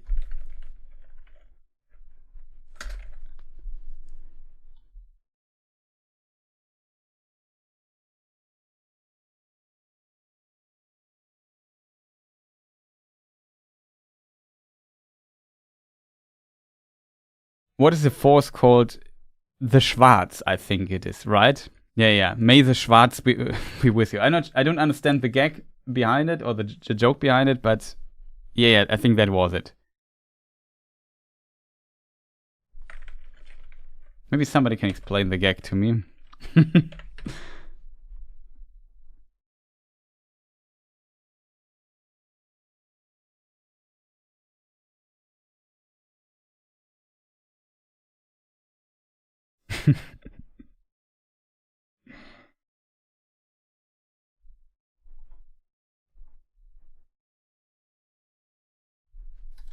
Whatever.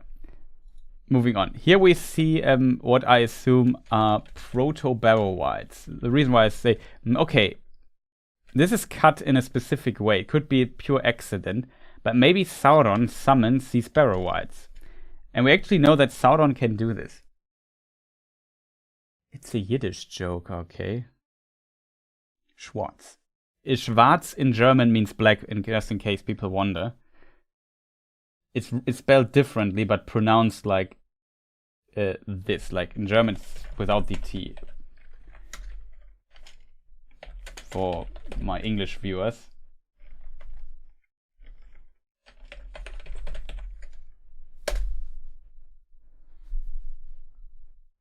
And the Z in German is pronounced Z. So like this.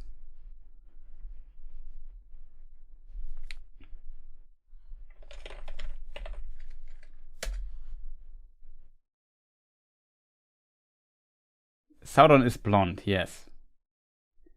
Well, in this form he is blonde. Like I think there's never really a hair color given described for Sauron.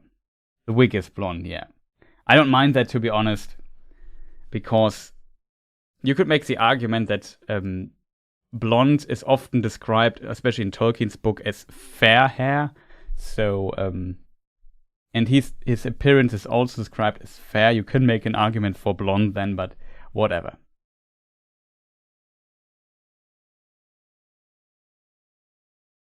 So yeah, he could maybe summoning these entities. The people who have seen Lord of the Rings, the films, they were cut out of that. The Barrow-wights don't appear, but maybe you have played the game A War in the North. There they appear, I think.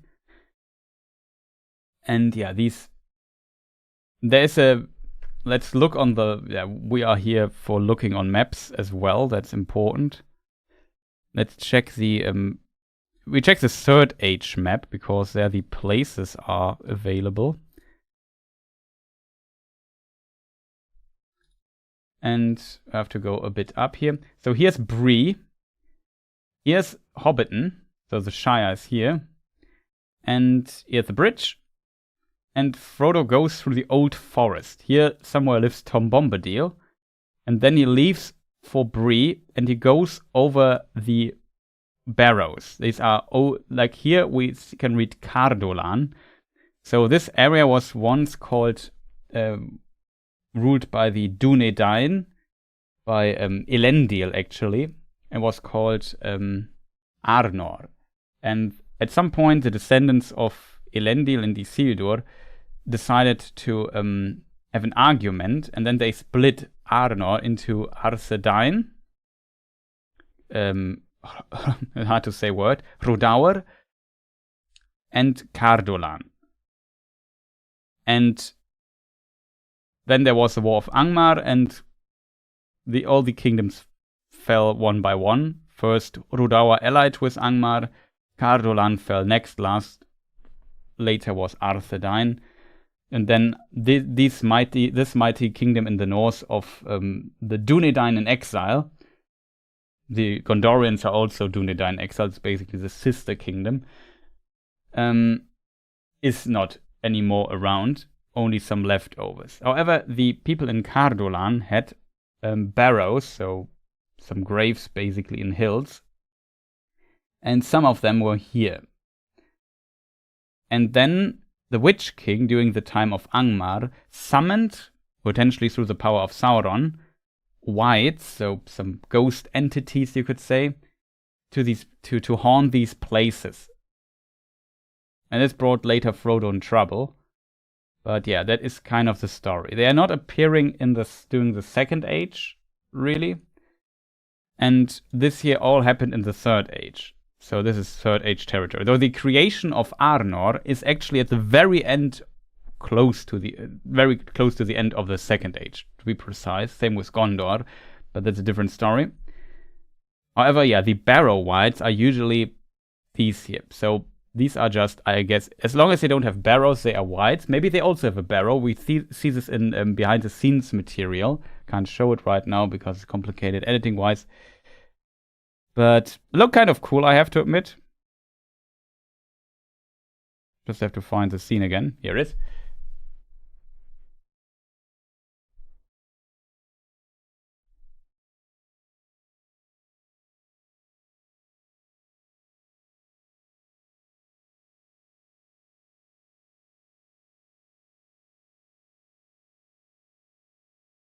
Ah, light blinded fool. Okay, that I suspected something like that distantly, but it's good to know. Yeah.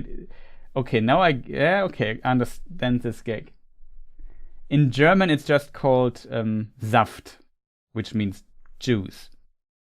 Maybe also, I don't know what the intention of this translation was, but I guess stuff like this is really difficult to translate into other languages. Why do they look exotic in dress? I think it depends on where this here actually is. Maybe they are more in the Southlands. I'm not sure where they are searching. We see here the moon in the background in a forest. Maybe this is in the eastern lands.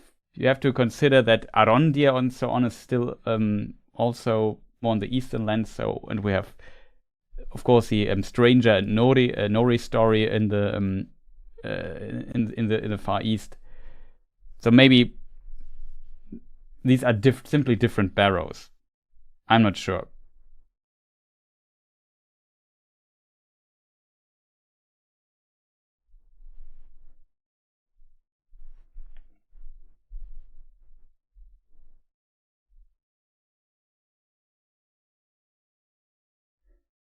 It does not necessarily have to be Harad, but yeah, maybe, I don't know.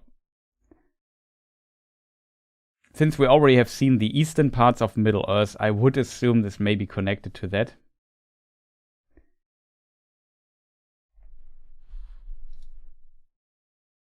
In Sauron's hands, they can work in evil beyond reckoning. For example, summoning those. The Witch King is later also able to summon those, potentially through the power of his ring or Sauron. So maybe that's what they are playing with. The idea has not to be new, and there were other ghost spirit entities, evil ones, in the First Age as well already. For example, there are these weird phantoms somewhere that strangle trespassers and stuff.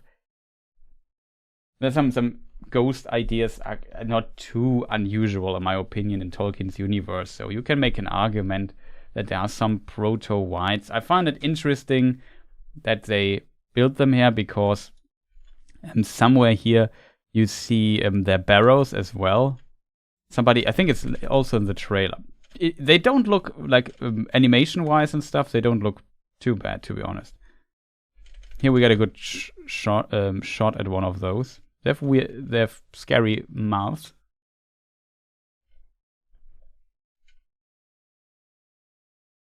Yeah, here's a barrow where he flies kind of out and tries to grab. Here also we see some, what do you call this? Ranken. Roots or something like that. Vines, that's I think the word, yeah. Pulling somebody in one of these barrows. Not much to say there. These can't be, I mean, they can be barrow wights. They can't be the barrow wights of Cardolan because Cardolan does not exist yet. It would make no sense, but as a result, they look very different from how you would imagine something like a Gondorian.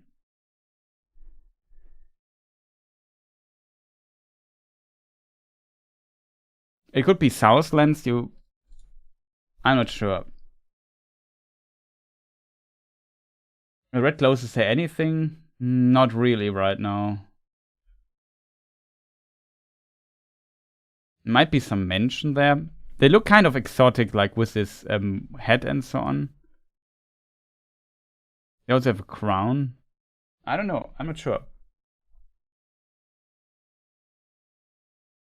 Exactly. Witch King was maybe taught by Sauron or whatever.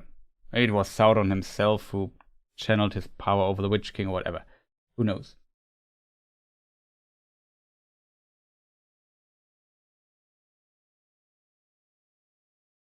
Oh, that's interesting. Saft works like Shaft. Yeah. I don't know. But let's not discuss Spaceballs here too much, even though I love Spaceballs. It's found it very funny, especially as a kid. So potentially not getting all the jokes there. The Star Wars parody, in case people wonder what that is. We still have over 1 minute to trailer stuff to discuss, so we have to make some speed here.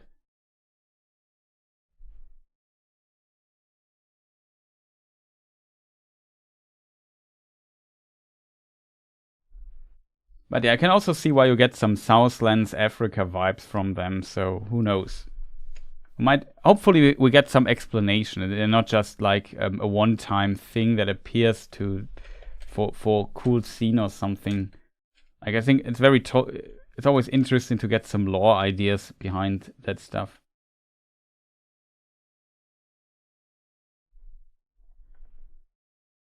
Eregion must not fall. Yeah, that's true. Here's Eregion again. Here we have this dude with the hammer. There's like one big orc in the scene. Here we see, interestingly, Gil-galad. We haven't seen him yet, and I'm not sure. I assume this is his spear. It's famous for his spear, which even has a name, Aeglos. Written Aeglos. There's in earlier writings, or in some writings also with AI written at the beginning, Aeglos. But I think in the Lord of the Rings, its current version is all written with. Is it even? Yeah, it should be in Lord of the Rings.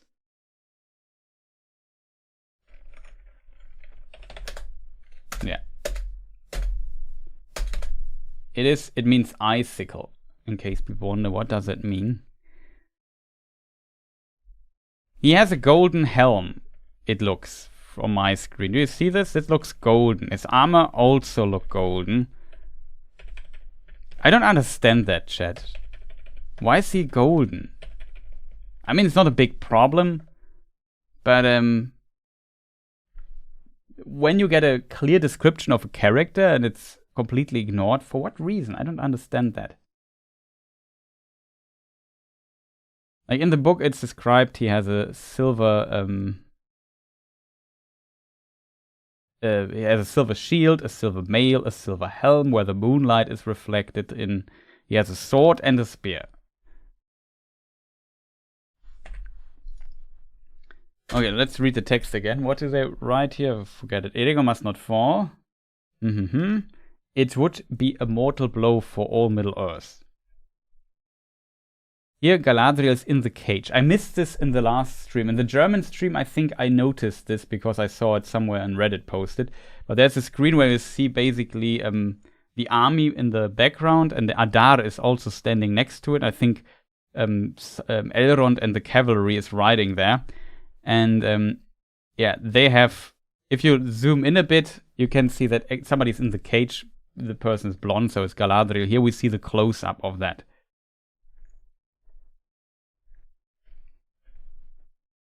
Here we see a sea monster in the background. It's very hard to see. Haha, sea monster, hard to see. That's funny. So, no, it's not that funny, unfortunately.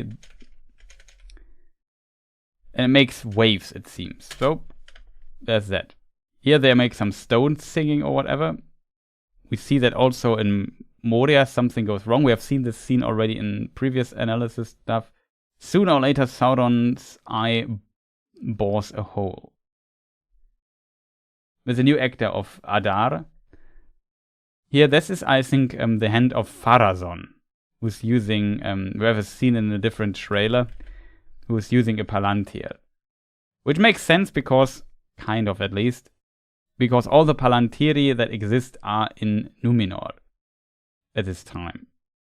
They're later brought to Middle-earth, but at this time, the Second Age, where Numenor is still around, they're all Numenor, except for one that's in Tol Eressëa, but doesn't matter too much.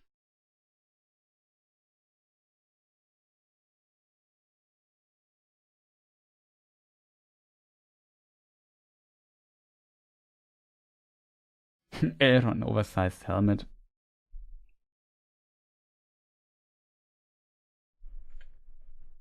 Here's a rider. We discussed at the beginning. He has a flag here. And we see the eye in it. So this has potentially Sauron territory here. And at the beginning of the trailer... Not sure if I find it even. Ah, here it is. No.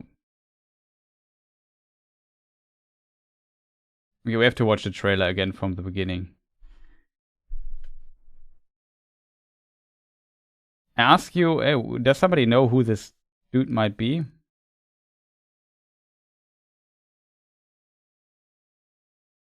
I forgot where the scene is though. Yeah. I assume this dude is the same, because he rides in a desert.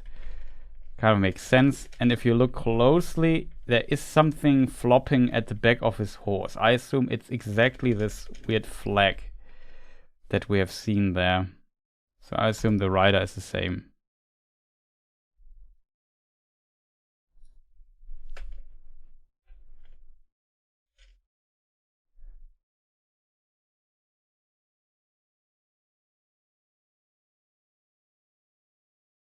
Not counting any Palantiri that were not taken from Valinor.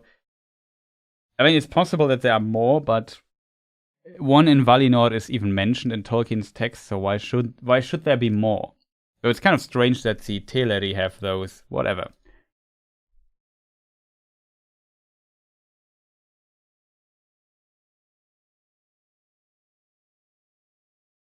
On trial for it. I don't know. I felt like Galadriel was not, like, acting-wise, not the problem. The problem was that the screenplay and the stuff she had to basically do in this show was absolutely terrible. Like, it's sometimes difficult if you have a weird script, if that makes sense. It never felt like, I don't know, it didn't work. It's not the actress' fault that her character is weirdly written.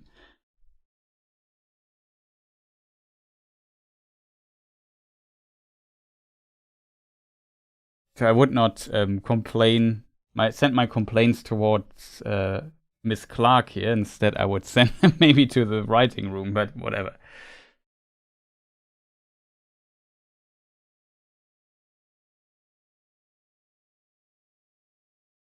I've wondered if the Palantir in the Tower Hills was attuned to other in the Undying Lands. I mean, it's possible, but Tolkien doesn't mention it. He just mentions that it is kind of attuned to the one in Tol Eressëa. So we know one is at least also on the West Continent. The problem is it's also the Master Stone, I think as it's called, that is on the West Continent. The problem is just, I don't fully understand if there are more. You could argue, why would you need more in Aman anyway? It kind of makes sense to have a communication way in a way between West Continent and Middle Earth. So I don't know. I wonder how they will get Isildur back to Numenor. Yeah, I'm also wondering about that.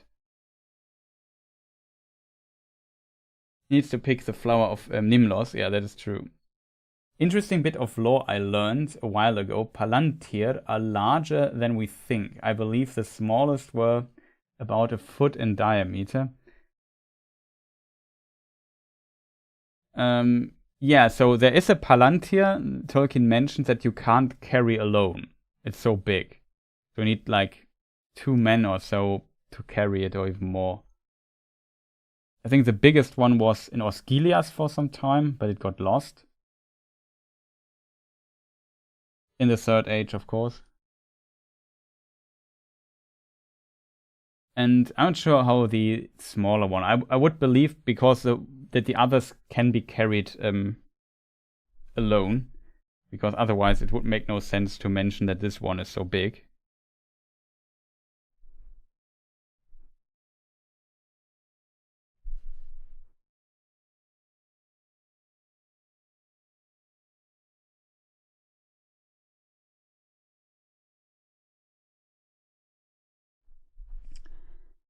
I think, no, Fëanor didn't take them to Middle Earth, interestingly.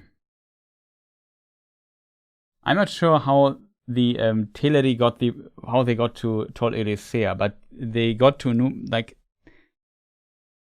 the Palantiri stayed in Aman, and then when Numenor became a thing after the War of Wrath in the Second Age, some Teleri ships, I assume, sailed over to Numenor and brought those as gifts, and they gifted them 7 of the Palantiri.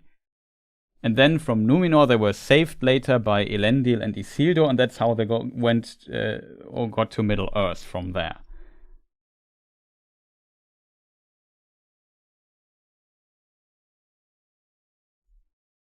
So further into the trailer, we have seen this scene. This scene is the Star Wars scene. I always think of Star Wars when I see this. Just the second, could be Tatooine. Just the second sun is missing. Here's some village stuff. We have seen other scenes for this with the orcs and so on.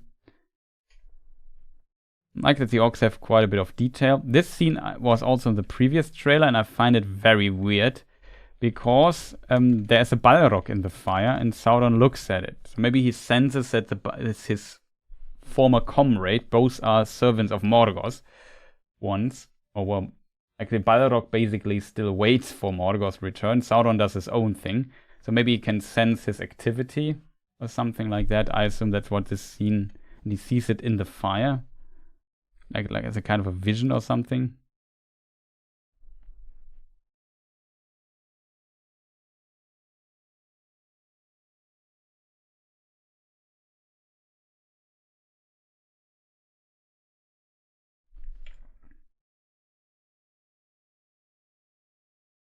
Can maybe see if I find the quote from the books chat with the size of the Palantir.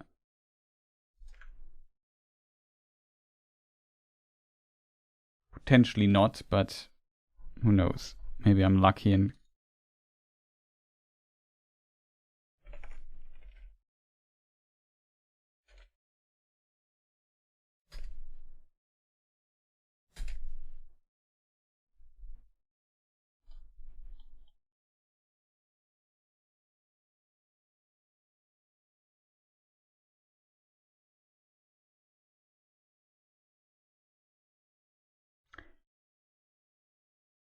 I think I found it.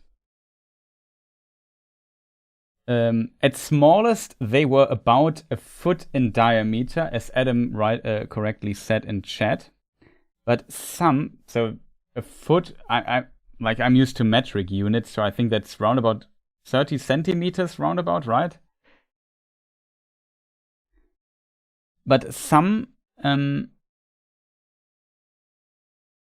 but some certainly the stones of Osgiliath and Amonsul were much larger and could not be lifted by one man.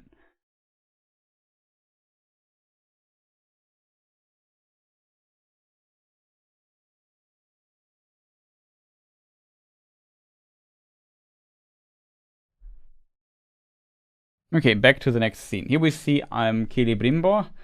Maybe after creating the rings, he is kind of, seeing the fruits of his work. His realm is kind of, what do you call it? Blooming. They even have dogs. Not sure if this is kind of a thing. Does somebody know in chat if elves had dogs or pets, basically? I mean, we have Huan. So you could, I guess Huan is a good example for elves having dogs, right? Huan was once the hound of two of the sons of Feanor.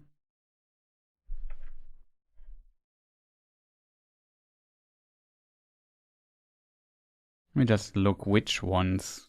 I assume, what's it called? Karan. Let me just see. Celegorm. Yeah, it was by Celegorm. Okay. Celegorm and Curufin, which is interesting because Curufin is actually the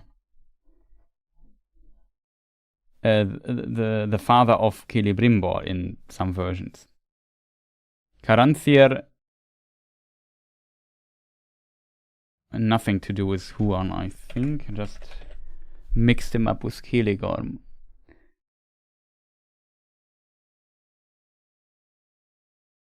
Leading Celegorm and Curufin to hunt them, joined by the riders of Huan.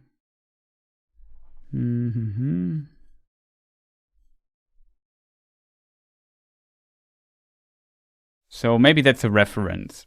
Kind of interesting. I mean, we say, my father also had dogs, so in Eregion people also have dogs, kind of like that.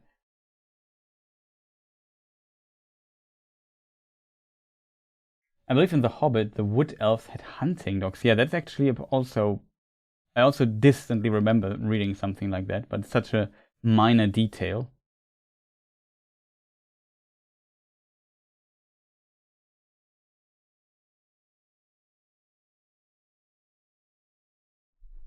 I would say I'm surprised that the stream is still going, but I'm really not. Good, we're at we're at 1 minute, by the way. Yeah, Huan was from Valinor. It is true. They brought him from the other continent. But yeah, I would say that's maybe a reference. So interesting. I assume the statue here in the middle. I assume he's holding a hammer.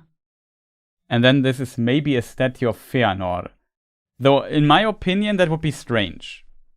I mean, yes, Feanor is a grandfather of Celebrimbor, but Celebrimbor kind of, let's say, distanced himself a bit from his grandfather because his grandfather was absolutely insane and did terrible things.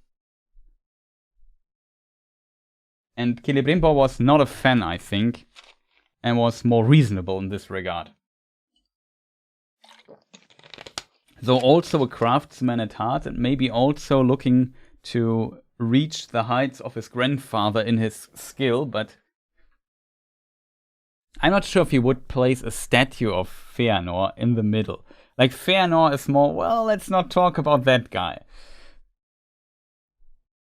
He's of course important in the lore, and it's kind of tragic, but he also did terrible things. Oh, the Clueless Fangirl is here. Helen, nice to see you.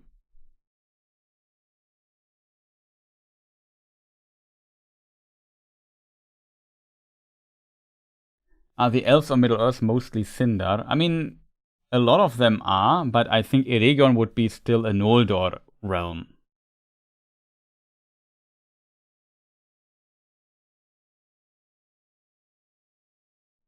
It's going for 3 hours now? Of course. Like, what did you expect?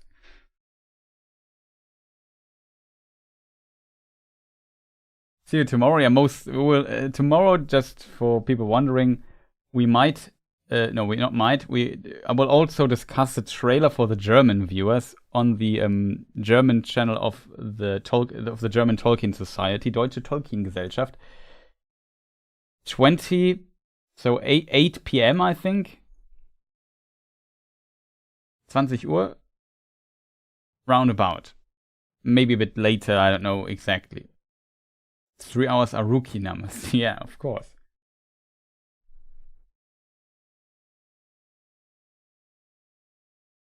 You're welcome.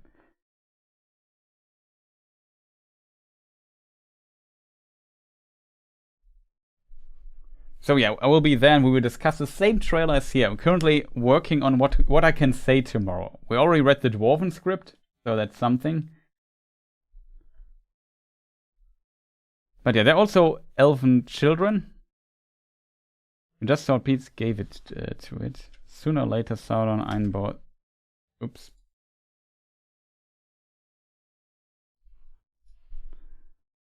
And the rest of him slithers in. You thought peace? I gave it to you. We have some elvish children. Does she has red hair? What is this with this red-haired elves? I mean, there are red-haired elves, but they're kind of, I don't know, rare.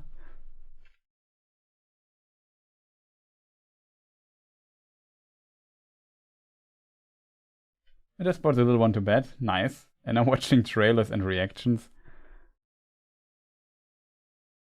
Gave it to you. So they're talking, discussing, this is hardly a gift.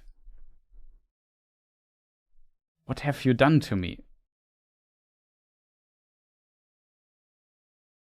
Maybe shows him some visions and so on to manipulate him. Who are you truly? I'm the one keeping the storm at bay. Speaking of, here we have, yeah, this scene also was in the other trailer, the hammer orc.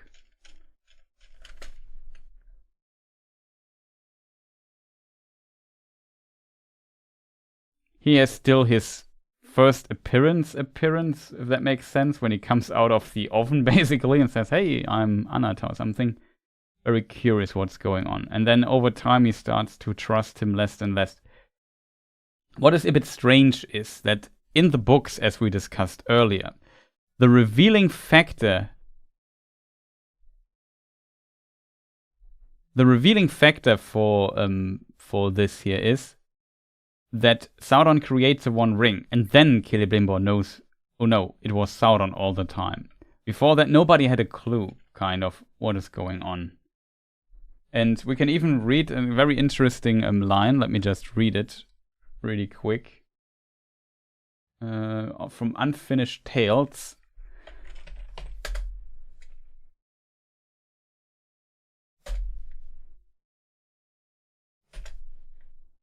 Okay, I'm gonna take a time to find this here, but one moment, chat. I have to accelerate the searching process.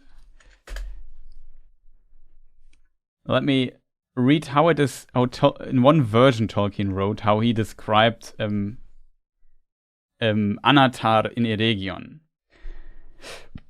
In Eregion, Sauron posed as an emissary of the Valar, sent by them to Middle-earth, thus anticipating the Istari, or ordered by them to remain there to give aid to the elves. Sauron perceived at once that Galadriel would be his chief adversary, an obstacle, and he endeavored, therefore, to placate her, bearing her scorn with outward patience and courtesy.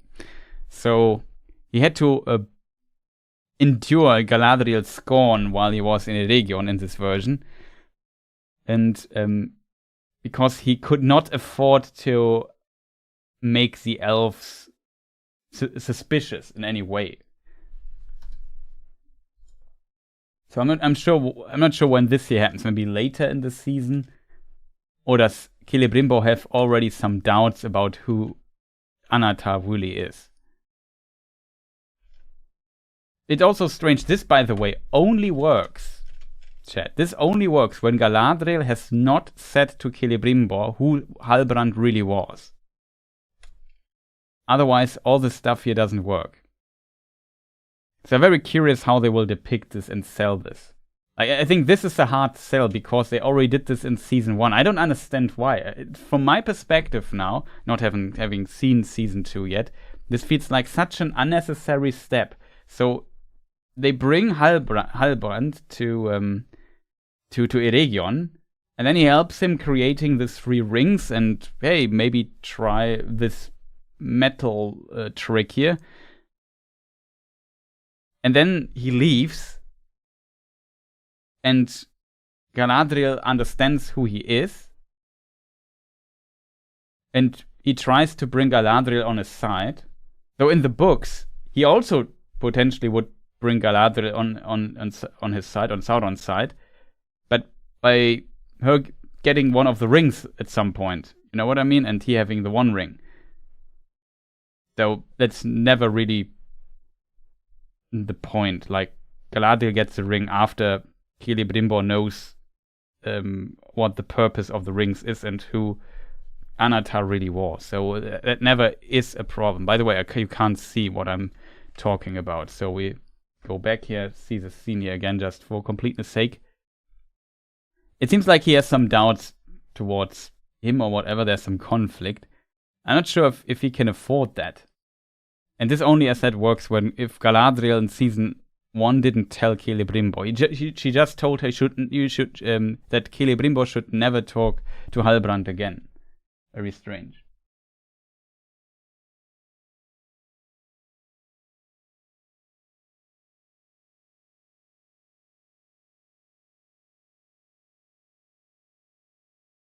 Oh, Christian, you missed a space in your thing. That's why the bot thought you were posting a link, and that's the timeout.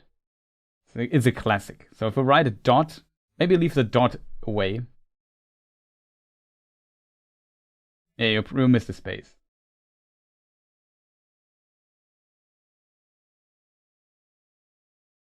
The image always reminds me of Saint Sebastian.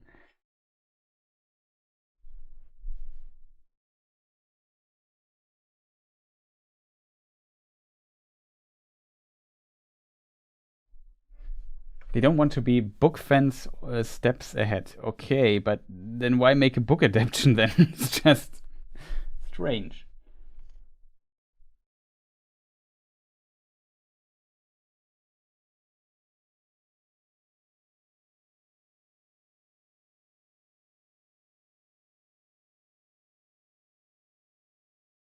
Maybe he doesn't believe her. Well, it would be strange to not believe Galadriel. What would her thing be? I mean, he could say, yeah, but Galadriel said this to you, so you don't trust me, and then I can't help you making these rings because she's jealous or whatever. Sure, you could make some manipulating stuff, but I find it very weird because the elves, especially Celebrimbor, knows the law and knows, well, Sauron is a deceiver. It's not a surprise.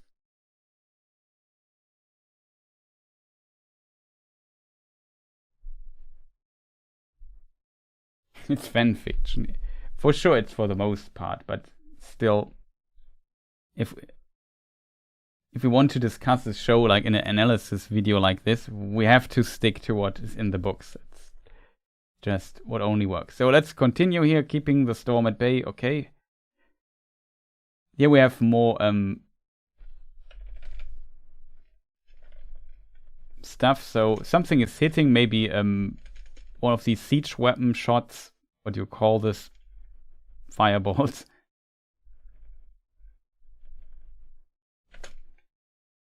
So we see, yeah, it seems like Celebrimbor also gets some damage here, and at some point he realizes I screwed up. Meanwhile, we have this scene. I always thought this is like I said, a little city or something, but it's actually people standing there.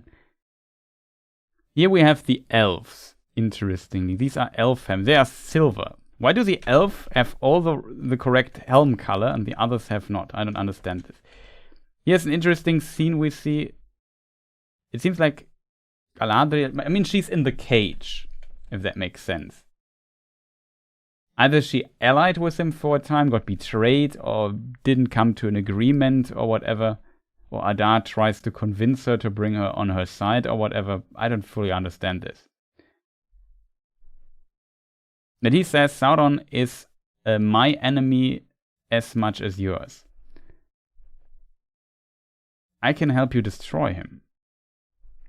Here we see another Balrog scene, which I I will not stop until this is put right. You have some fight scenes. We have seen this in the other trailers as well. This was a pretty cool shot, to be honest. A spider warning, by the way, or people with arachnophobia or something. We have a hint that we have Shelob or a lesser spider here. MMA Galadriel. Cage fight. Yeah. Yeah, I also read this, that they will show Glorfindel at some point, but not in this season. Though Glorfindel is, according to the book, sent to Middle-earth 1200, 1600 at the time the rings are forged to support Elrond and Gil-galad. And so it would be, if you send Glorfindel in, it would make, from the book perspective, sense to send him now. But we will see.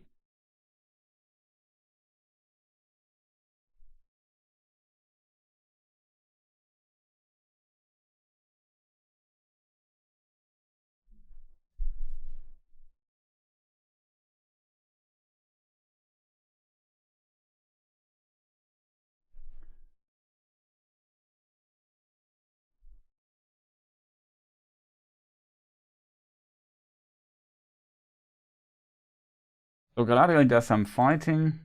Just want to put stuff right. Horse, spider. Here we have the Saruman scene. We have seen already a very short Twitch teaser with this dude. So now it gets complicated, chat. I think, wait, maybe I can prepare this. So who is this guy? This guy is definitely from the Far East. The problem will be finding the other trailer. There was no new behind the scenes material.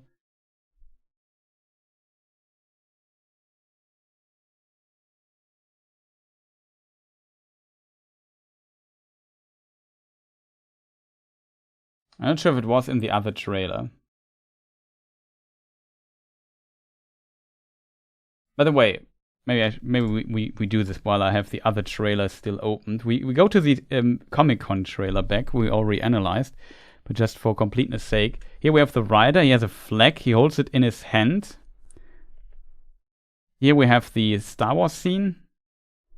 This weird mask dude. And here you see, with this mask dude, he has a little flagpole here at his back. So I assume it's one of them. That this little thing here has a flag on it, and he has just, instead of holding it in his hand, placed it in at his sword. This is his horse. This is a horse. Just for completeness sake. Now let's see if I find the scene I'm looking for.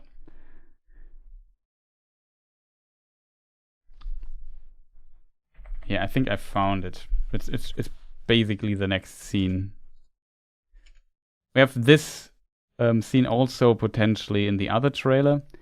Here we see Nori. There are also other hobbits in the background. If you look at the size, they look very small compared to this cactus. No, what is cactus in English? Cactus in English. Cactus is potentially wrong.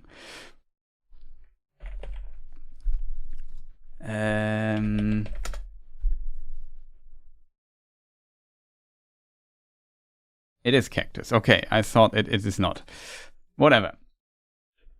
Yeah, here's the scene. And if you look very careful, you see a person standing behind her.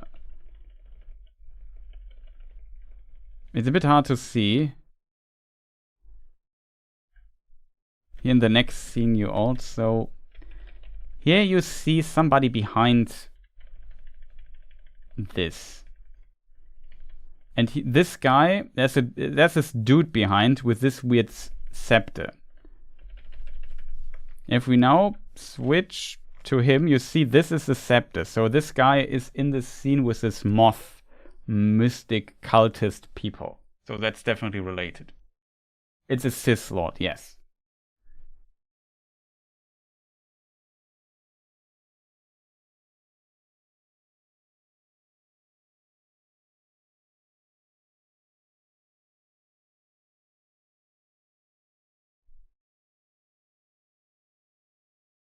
Yeah, it's supposed to be the stores there in the background. There's another image from some news outlet or whatever, where we see the Harfoots, the stores in action. It's kind of strange if you read the description of the Harfoots are described as they settle down and are very Hobbit-like, and then they are nomads kind of in this show. And the stores live at rivers and so on, and here they live in a desert. It's like, what?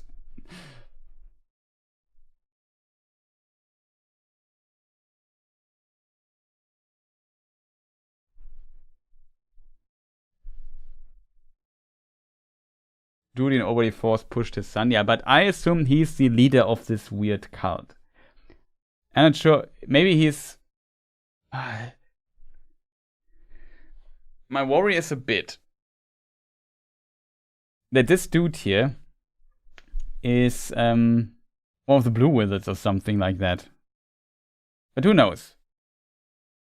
Maybe the other his wizard friend, which is the stranger, makes him friendly again, and then they become Palando and Alatar, or whatever they are called then in the show. Romestamo, Morinechtar, Hymenar, and Palekendo, something like that. One of these names the Blue Wizards have. Would be interesting. I don't think so. He doesn't look very blue, to be honest. At the end, it's Saruman and Gandalf or whatever, and Saruman is doing weird stuff in the east. Would not really fit because, I don't know. I don't think it's Saruman. I think this is kind of a bait. You make a character that looks, hey, that could be Saruman or something. But I think they just want to bait the book readers into believing that. I'm not sure still if they also want to do the same thing with Gandalf, kind of. But there are too many hints too many things it's a mystery box, exactly. But too many hints that it could be Gandalf, that the stranger could be Gandalf, simply because always follow your nose. He looks kind of like Gandalf in a way. They say he's one of the Istari, even though the Istari, well, only in one version artwork this early in the books in the Second Age. Usually the Istari come in the Third Age, so it would be strange that they're already here. It's just very weird with the whole mystery box idea here.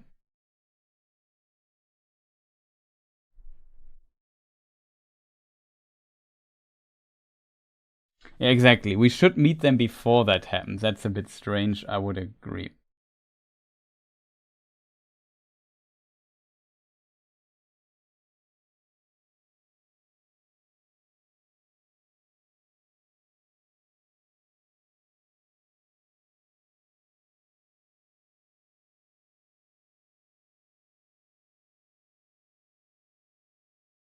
Yeah, Camel was an Easterling.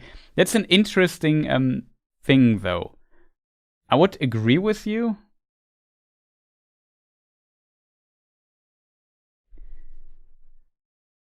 But saying that Camel is an Easterling is, in a strange way, if I remember correctly, an assumption. The reason for that is I have to go into the books again. It's a bit complicated, I think. I think it has to do with two versions that exist. So, in the text here, now that the time, at that time, the chapter is Unfinished Tales, The Hunt for the Ring.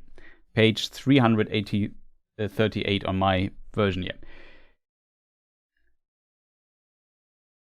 What was I? Now at that time, the chieftain of the Ring race dwelt in Minas Morgul with 6 companions, while the second to the chief, Kamul, the Shadow of the East, abode in Dol Guldur as Sauron's lieutenant, with one other as his messenger.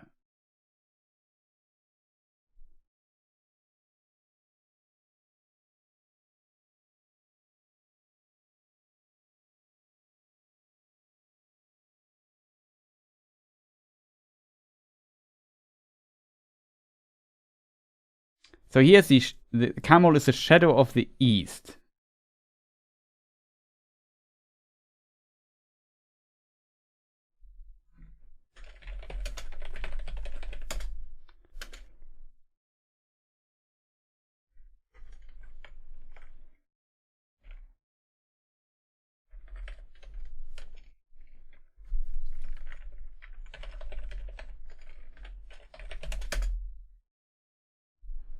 So, and then there's a note here at the end of the chapter of Unfinished Tales. Let me just read it to you. According to the entry in Tale of the Years for 2951, Sauron sent 3, not 2 of the Nazgul to reoccupy Dol Guldur. The 2 statements can be reconciled on the assumption that one of the ringwraiths of Dol Guldur returned afterwards to Minas Morgul, but I think it more likely that the formulation of the present text was superseded when the Tale of Years was compiled.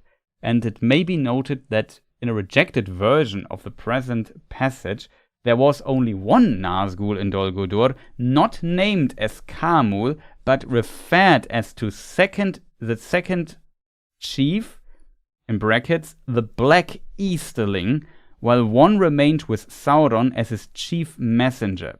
From notes recounting in detail the movements of the Black Riders in the Shire, it emerges that it was Kamul who came to Hobbiton and spoke to Gaffer Gamgee, who followed the hobbits along the road to Stock, that is like a little village, on the way to Bree, and who narrowly missed them at the Buckleberry Ferry. The rider who accompanied him, whom he summoned by cries on the ridge above Woodhall, and with whom he visited Farmer Maggot, was his companion from Dol Guldur. Of Kamul it is said here that he was the most ready of all the Nazgul after the Black Captain himself to perceive the presence of the ring, but also the one whose power was most confused and diminished by daylight. So this is note 1 of the chapter, The Hunt for the Ring. And what this basically says is, so the assumption is very solid. In the other version, he's called Shadow of the East, but not Easterling.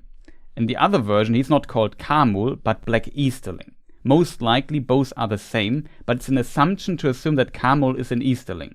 Though it makes kind of sense. You know what I mean? It's just a very small detail. Gotta head out. Enjoyed chatting with you. It was nice to have you, Adam, here. Have a fantastic rest of the day, evening, or whatever time zone you are in. And yeah, maybe we see each other and chat in the future stream or so. On the comments. Much appreciated. Thank you. I have to go cook now. I keep listening by chat. Yeah, see you. Hell, nice that you tuned in here as well.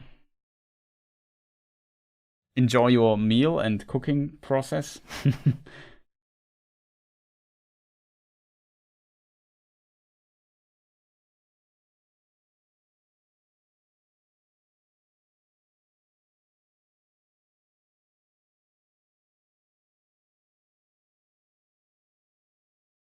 Okay, so back to the video. Just wanted to discuss this Kamul detail. So, like I said, the assumption that the Black Easterling is Kamul is a very solid assumption, but I think technically it's not 100% clear if they are the same character, or if Kamul really is an Easterling.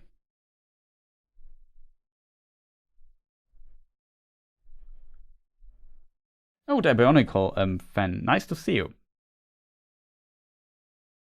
As you can see, we are almost 4 hours in, and we are just at 1 minute 30. So we still have some stuff to discuss, even though I try to make some haste. What I find strange, we have seen her here in the other trailer. Here in this trailer, she has, like, her face looks a bit weird, and she has these weird spikes at the back of her head. I don't know exactly why that is.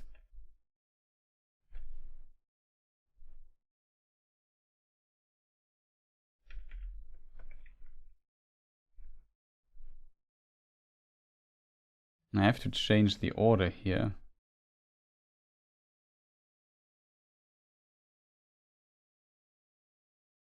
Official trailer, yeah, this is how we switch back and forth. But yeah, these scenes here from the previous trailer, I would also assume are kind of related. Speaking of previous trailer, it's only 1080p. I get it. This scene we have seen. And here we see Tom Bombadil sing or something like that. He opens at least his mouth or sneezes. I don't know exactly what's happening. The scene with the eagle, by the way, we discussed in previous trailers already.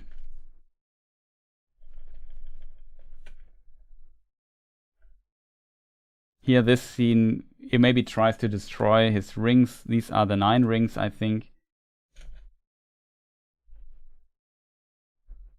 Some fun with Tom Bombadil. Here we have Elrond and Eregion fighting. We could look at the text. Every soul in this seen or unseen world. Stop until it's put right. Every soul in an unseen world will know that it was you who was the architect of their demise. Kill them all, he says.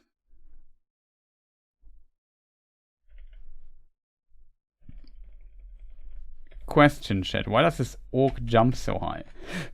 Who knows? Some fighting, some action, August 29th. Elrond does some sword fighting here. Some explosion, very fast cut. Not sure if we can see something here. I think it's just an explosion, somebody is flying.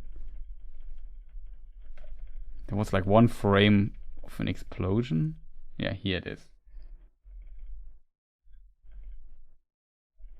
Can't really see what's going on here, chat. He has killed the elf dude. You have Hadar for a moment. Power changes everything. That's true. At this moment, he knew he was Groot or something like that. And that is also an interesting scene. I assume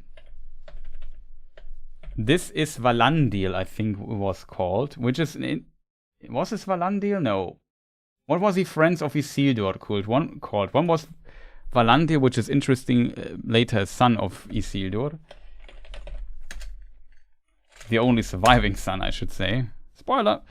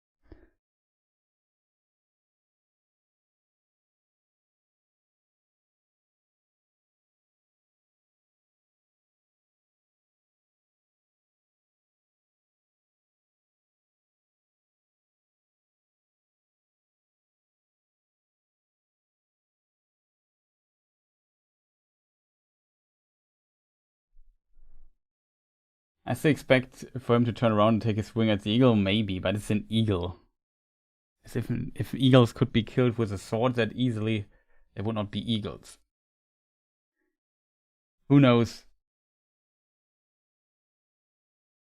I don't expect that he will kill the eagle, to be honest.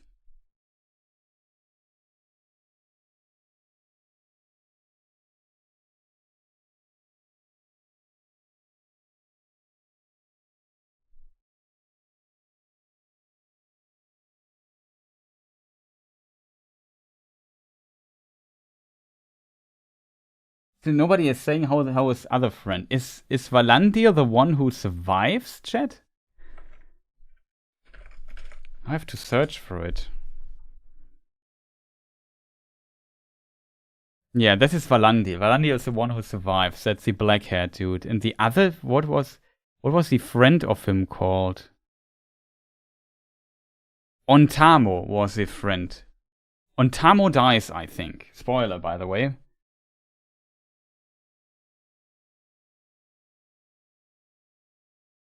But I think Valandil returns too. And this is Cayman. We talked about Earian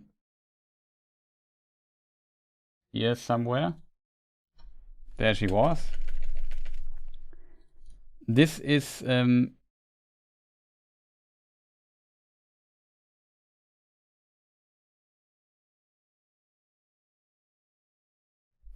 this is Cayman, and I have seen in another scene or so that Valandil and Cayman are in a fight. It's my interpretation, and he pushes him here.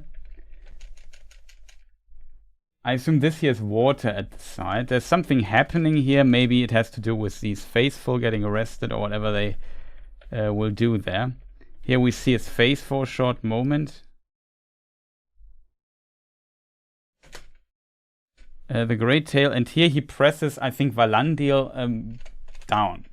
Or it's Isildur who is returned to Numenor, but I don't think so. The Great Tale of our age is being written.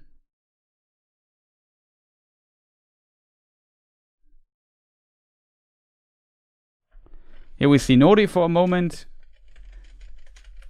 I think that is after this explosion. This is the Stranger or something, I'm not sure. Here we see, the cool shot with the cavalry of Elrond and so on. The Great Tale of Ireland has been being written. I'm still not sure who this here is. Maybe that's the girlfriend of Isildur. Here we have Theo, who still luckily looks like Theo, because yeah, kids in these ages suddenly start growing a lot and changing, and you don't recognize them a few years later.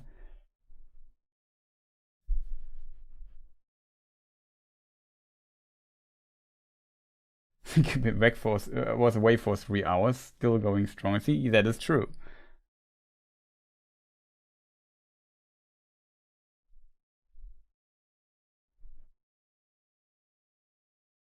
It was Sorondor, I think, in the second age, but wasn't he also in the first age? Hard to tell. Eagles always complicated topic.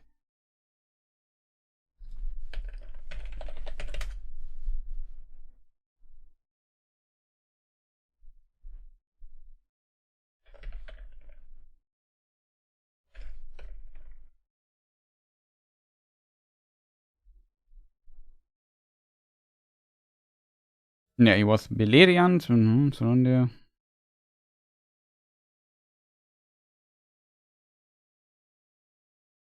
No, he's not mentioned after the War of Wrath according to Tolkien Gateway. Not sure if he's mentioned in the Akalabes. I don't think so. Whatever. There's something happening in the forest with the end, I assume. But when it does a cut, this doesn't look like a Theo here. But it seems like this person seriously gets smacked by an ant wife. Here we still have Eregion. Mountain range, things here. Stuff happening here. And here we have Damrod, I think is his name, right? There was recently his song published, which featured is it a death metal singer? I'm not sure, but something like that.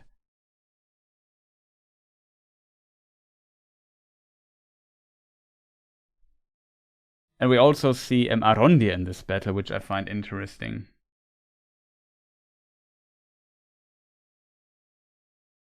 Okay, viel Spaß noch. Danke, Schnake. Have a good day, Schnake. We are still discussing this here, as always, takes a long time. Yeah, he was definitely there in the Beleriand War of Wrath battle.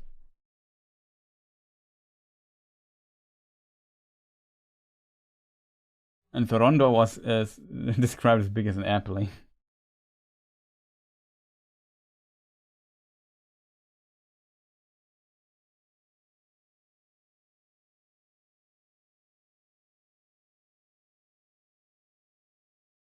there, of course, I mean, why wouldn't there be eagles in the Second Age? It makes no sense. I'm not sure if there's a really direct mention of eagles. There are the eagles of Manwë in context of the Calabash, but it's, I think, a kind of a different topic. So in this, why wouldn't they be around? That's my opinion, a bit nitpicky. I assume the eagle delivers a message. The question is, will the eagle speak? But that's a different topic. Let us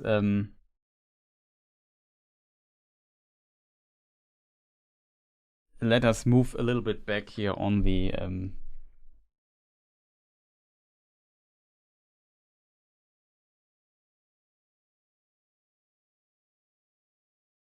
I thought I wanted to go. Why did I want to go?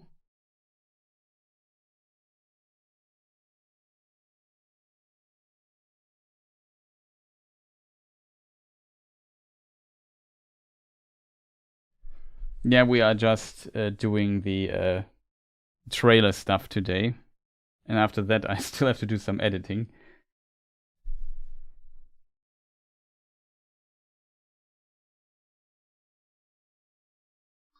Oh, yeah, I think the Endwife has a name somewhere. Some information was given there, right? I forgot the name, though.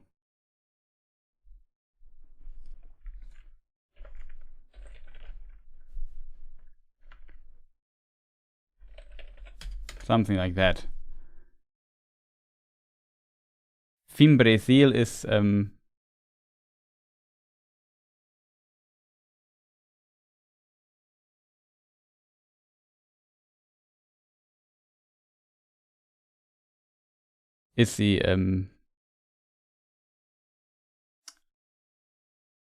the Endwife of Treebeard.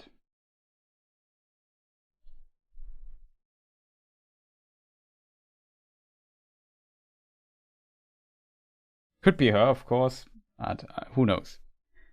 Then we have, Damrod, this gigantic orc. Here we have orc, ogre, troll, the word I was looking for. And here we have Arondir. And Arondir kind of attacks him. There are spoilers that might be Gil-galad who kills Damrod or some, who knows if that happens. But yeah, we will see. No, I think we're almost done with the trailer. We're at 1:57, and the trailer ends at 2 minutes. So we have only 10 seconds left, chat. You think it was only you who put yourself in my power?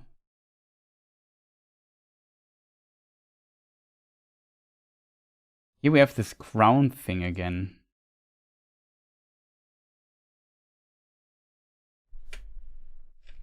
So there is a meeting between Galadriel and this dude here again. Who can fight with his crown.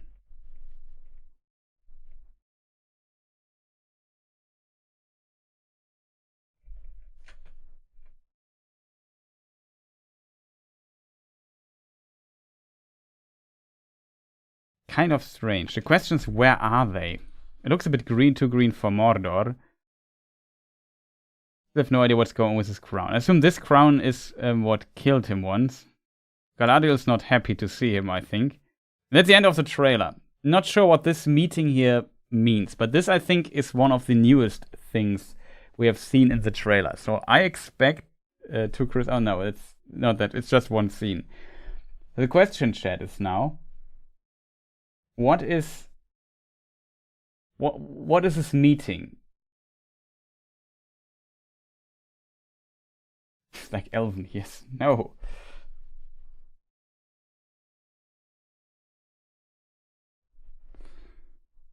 Oh, we potentially won't get that much time out of it because it's pure speculation. I can't come up with a good theory here. That Galadriel and Sauron meet. The problem is a bit in comparison to the books. Like in the books, Galadriel does not trust Anatar, so Sauron in his disguise. She doesn't trust him, at least in one version when he's in Eregion.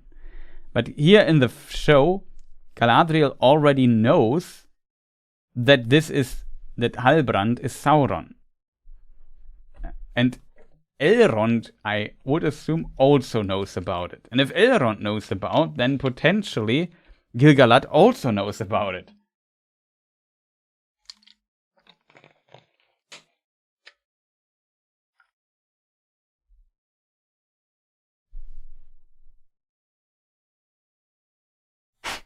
Not bad. Okay, Sam in chat wrote, if he, Sauron, defeats Galadriel with that thing, that would be a crowning achievement.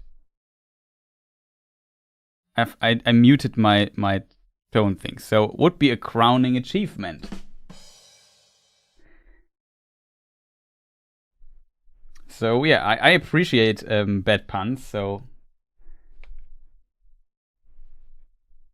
it's much appreciated. Forgot to unmute the audio for it. Whatever.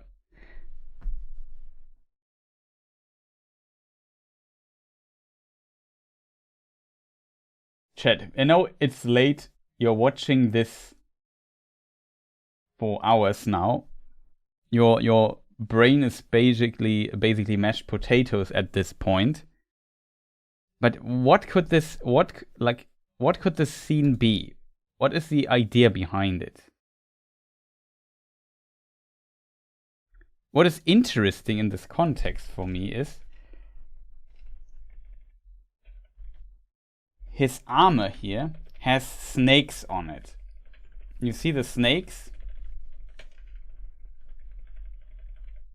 And what is also weird, in my opinion,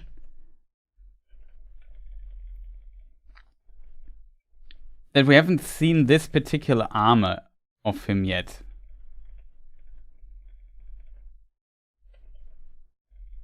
But the snake stuff is potentially something we have seen somewhere before. Maybe with a cultist or something, or I forgot. Let's see if we find some snakes in the other trailer.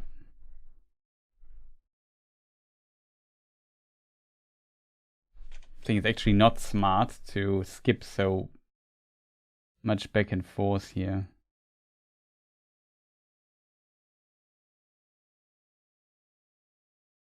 But the crown is later appearing here.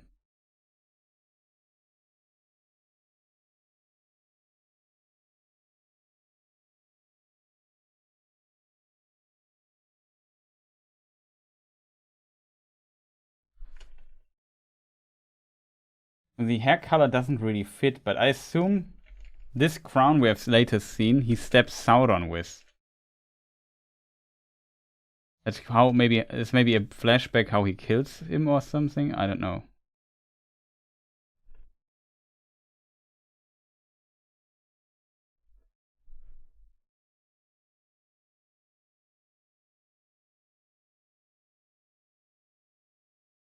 Also, if somebody sees a snake symbol somewhere.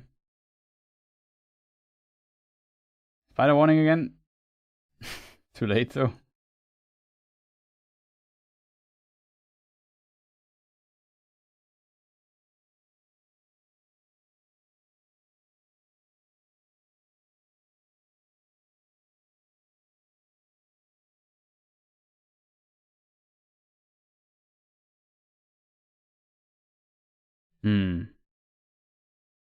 Here we see this guy walking.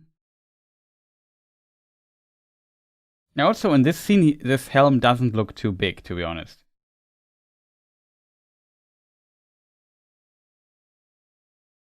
Here was the scene I was talking. Here you see Galadriel sitting in the cage, hard to miss. And you can even, that's one, but somebody had a higher quality version of this. You can even see Adar standing here.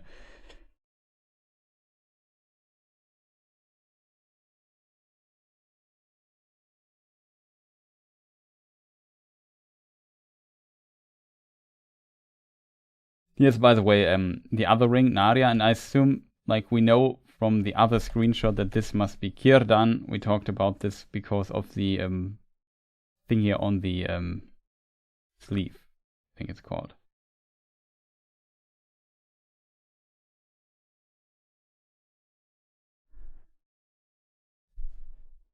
And here he returns to this place, he closes the door.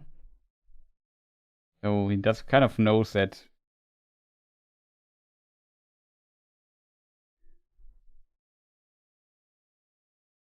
he should not trust Halbrand, but he does it nonetheless. Here's a scene where I assume Halbrand comes out of the fire and turns into this entity here. Oh, that's an interesting frame I never noticed. Maybe it was just my imagination.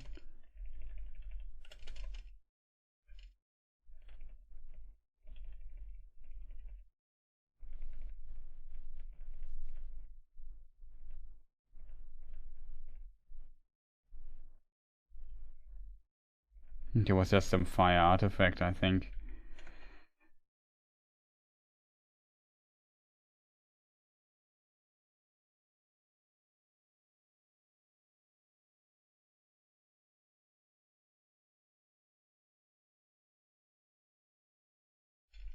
Do we have a snake symbol here on them?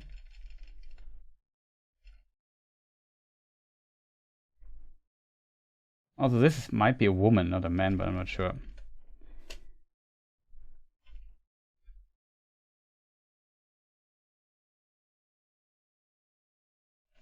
Okay, here are snakes. You see, there are some snakes. Look different, though, than the ones on Sauron stuff, but we already know that the cultists are kind of allied with Sauron.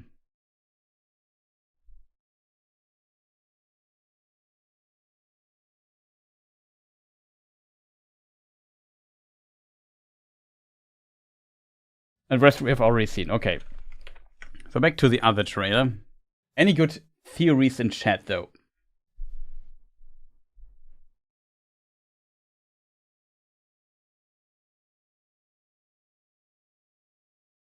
Hello, I'm from the Vala. I'm here to help. Well.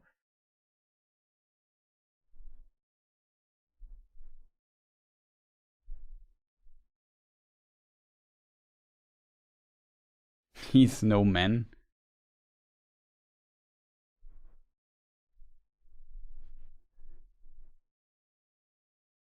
Yeah, he's not human in this sense. Yeah, I think he maybe drives it off. I would assume this as well.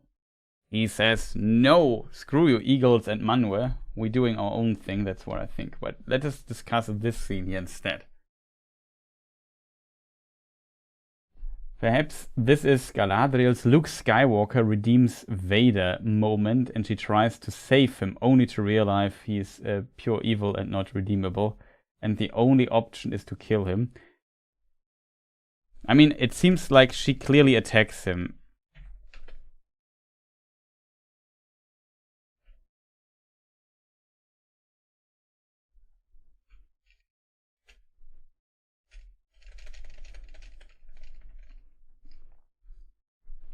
I mean, she in season 1, Galadriel was all about revenge for her dead brother Finrod, and so on.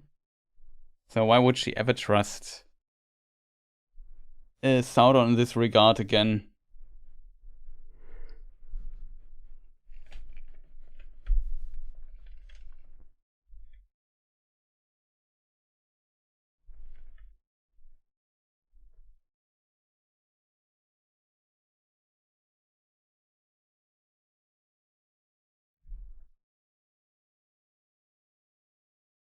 I might come out of fire, but I'm not a Balrog.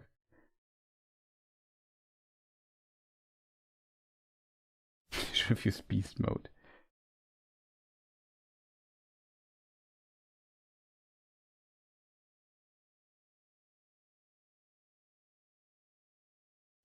I'm about to ask you about your ring's extended warranty.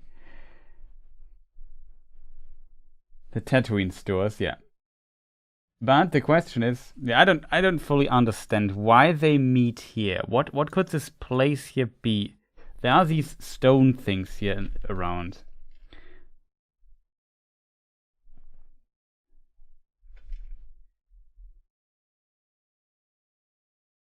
So what's interesting So the only theory I have is that maybe, I don't know, Galadriel is, we learn in the other trailer, where is it? That here Galadriel is through the forest and they're searching something. Then later with some companions, they go somewhere and stuff. And they also meet this place here at some point here.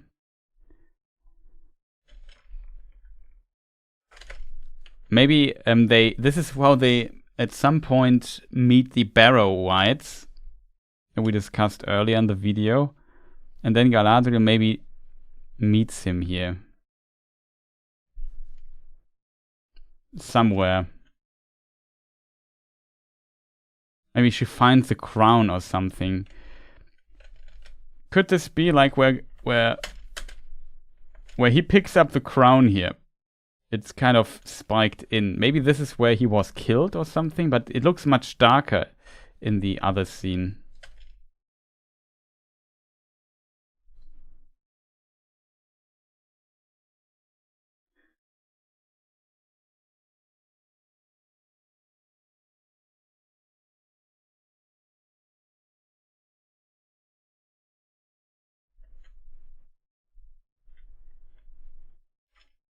Looks more like in a cave. There are no...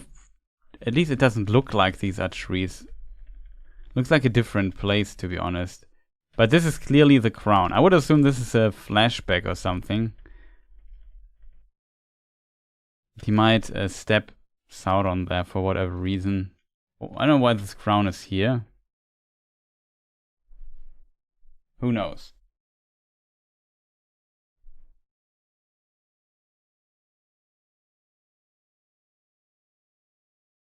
Could be near Dol Guldur. That's a good idea, actually. Maybe.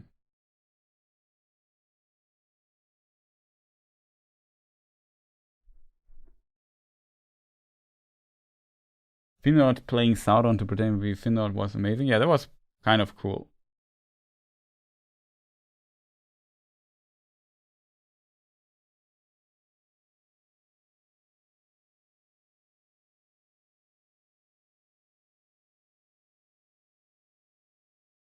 Ships can float and stones cannot.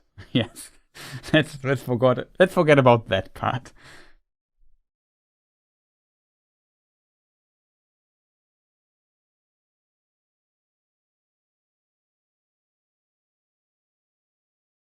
Finrod.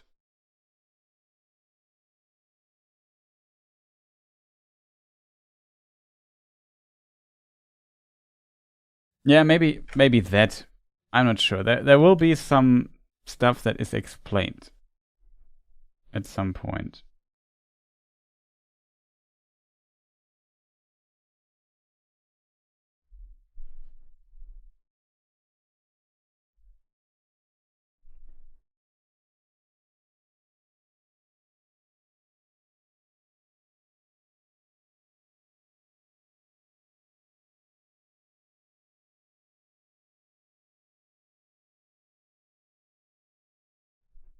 Joe, yeah, we discovered already.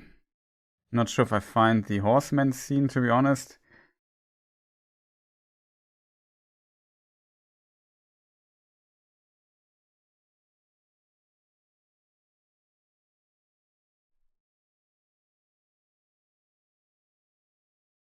Where's the horseman?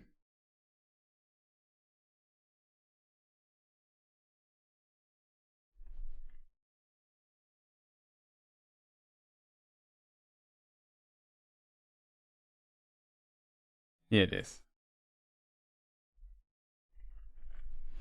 Yeah, but I assume it's hard to see here what is on the flag, to be honest, in this scene. But there is something on it. And I'm not sure if we see him riding again. Somebody has a time. Here it is. We have seen this in the other trailer already, I think, at least. That there's the eye of Sauron on it. I would, like I said, I assume simply...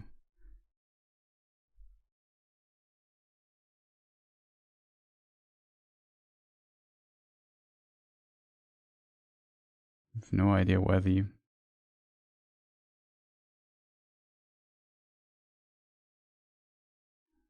It's such a short, unimportant scene, chat. It's so hard to... Oh, here it is. You don't see it here on this shot, right? Okay, I thought you would see it here, but it's this rider here we have seen. And I assume this, like I said, this dude here, or this woman, I'm not sure if it's a man or a woman, could be a woman, has this post here, so I assume it's her. Hard to tell with the silhouette. We don't see arrows and a bow, though.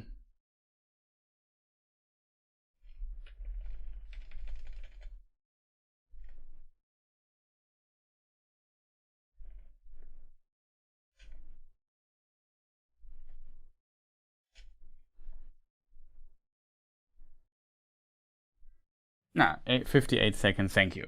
Oh, I found it, though. What to go, see you later? Yeah, Spielkart, nice to it was were here so long.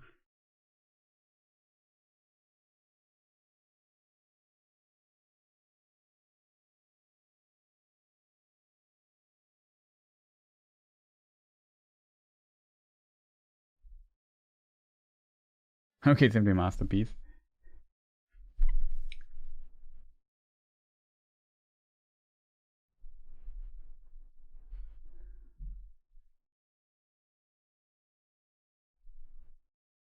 Kind of surprised that so many people are still watching my rambling here for 4 hours. I'm very impressed. I'm not gonna lie.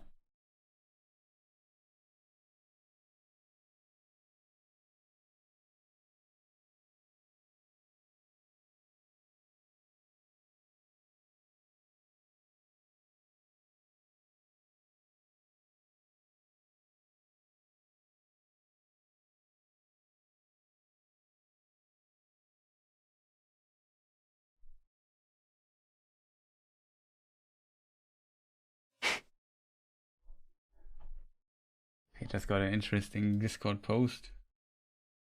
Has nothing to do with the show, but it's kind of funny.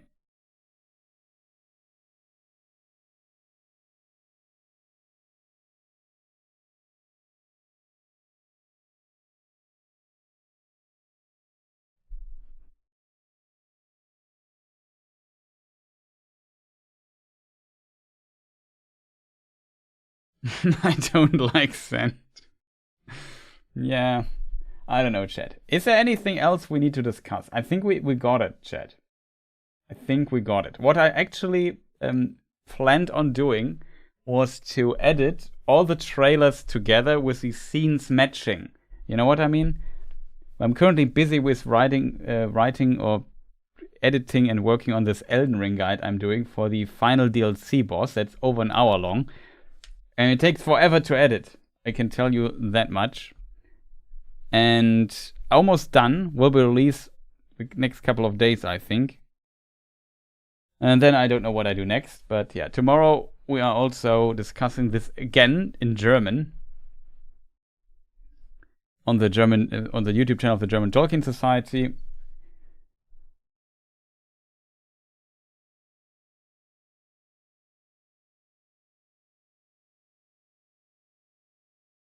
You came in late for the Fellowship of Fans stream too. Okay. Tom Bombardier would be better for the line, I don't like sand.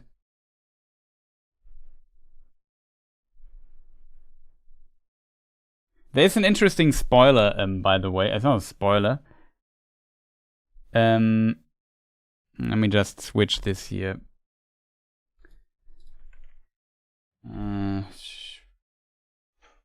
Where do I find it, chat?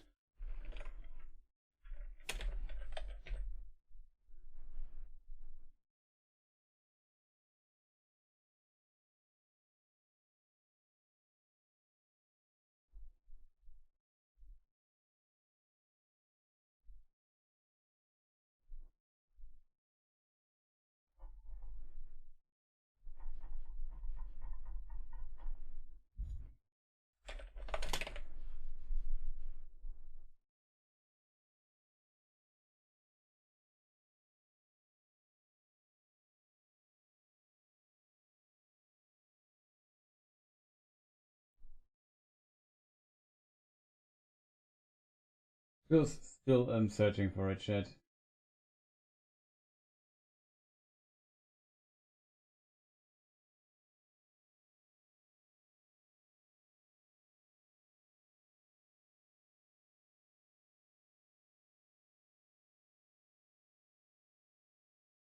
What could it be called?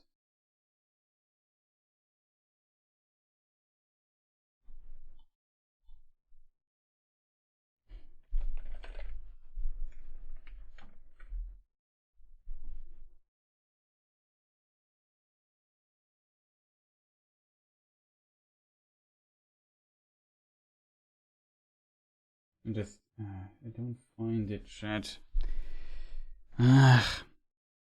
Why is it so tough?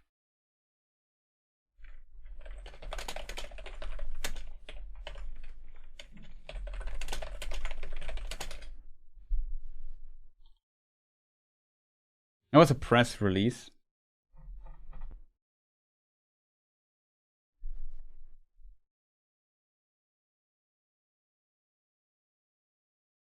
Okay, found it, shit. Just took some time.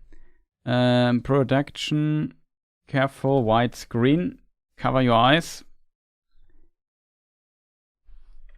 So there's a track list, the digital track list for the soundtrack of Season 2. And what is interesting, some names like Círdan appears, Rune, so that's definitely something. Tom Bombadil has a theme. Sandstorm at the Well that we have seen. Stone Singers with the actress who plays Disa. Also the Astrid, that is the girlfriend of Isildur, I think. Shelob also a thing. So Shelob has a theme. It seems Shelob is in this thing. And another interesting spoiler is the Barrow-wights. They're actually called Barrow-wights. But this is interesting, that's what I was looking for. The River Daughter.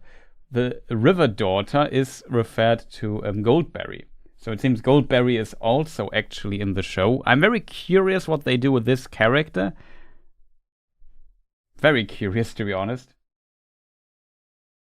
Durin Spain also has a theme. Will be not excluded on the vinyl release. I'm not sure if it's why. Who knows?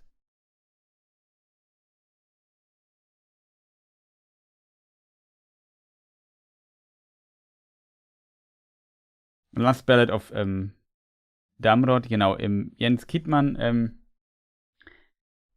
is the singer of... I have to look it up again, shit, I'm just so bad at memorizing stuff.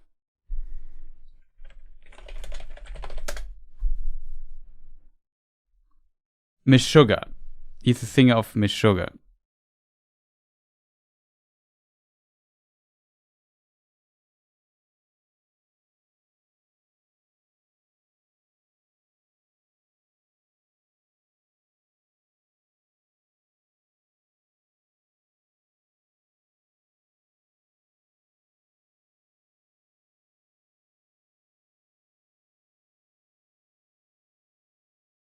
It's a metal band, in case you wonder.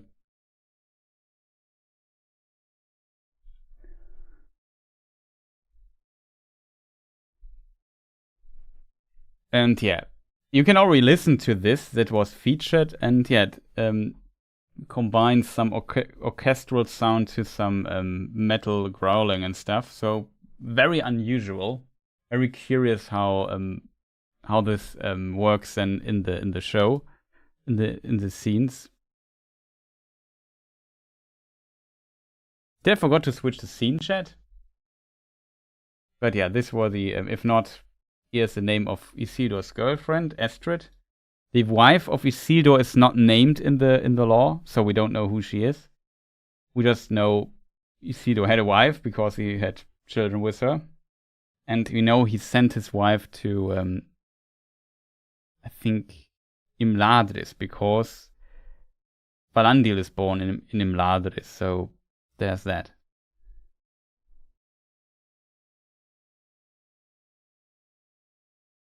And yeah, the River Daughter, Barrow-wights, Durin Spain, which is, of course, it's Durin Spain. It's kind of strange that he's called Durin Spain, because he can only become Durin Spain if he kills Durin, and the Durin he kills in the Third Age, and that is Durin the Sixth. Hard to say word. Great Eagle has a theme. Yeah, all those things here. Can post you the link here in case you want to look at the track list yourself.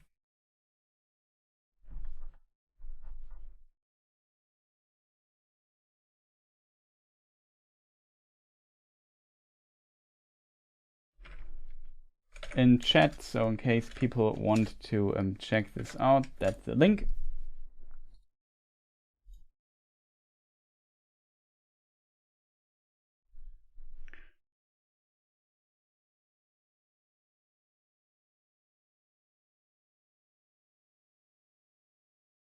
I hate those guys.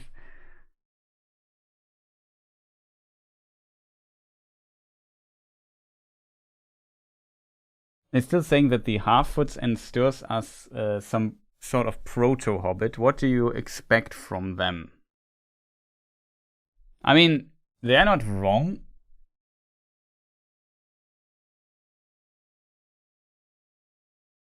It seems unlikely, though, that he would have...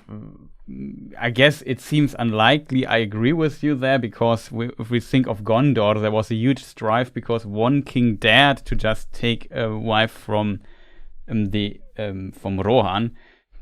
So yeah, it's strange. I agree, but I think it was not Rohan. It was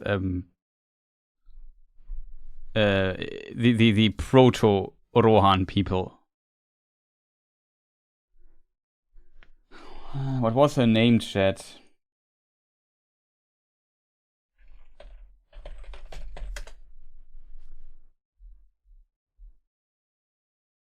What is searching function?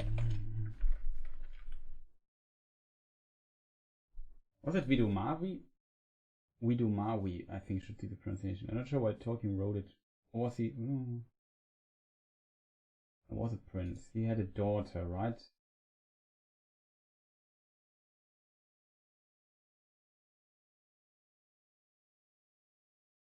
Yeah, it was Vidumavi, the daughter of Vidugavia.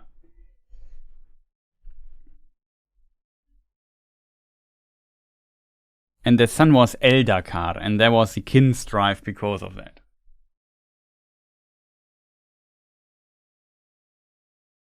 So that's also a detail we can discuss here really briefly. The detail is the Hobbit name thing. Where do we have of Nori? I kind of like Nori. There's another detail in the other trailer that I missed last time.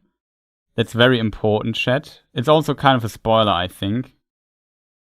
Oh, that's the wrong trailer, chat.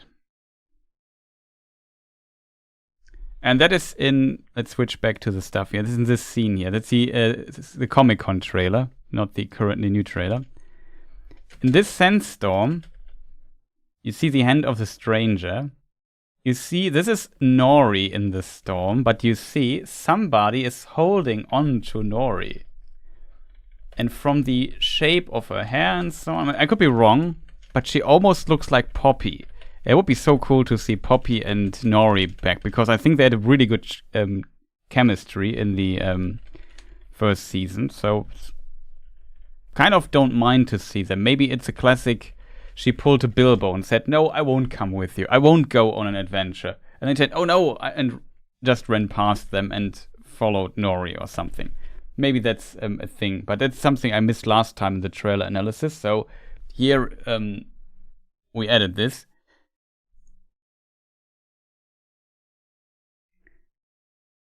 The other thing, I wanted to talk about the hobbits. So, technically, they are hobbits. The Half-Foots, Sturs, and Fallowhides are hobbit breeds. However, they are not called hobbits in the Second Age. The reason, no, they are not called hobbits in the Second Age. The reason for this is we learn from a famous character from the lore, and that is Theoden.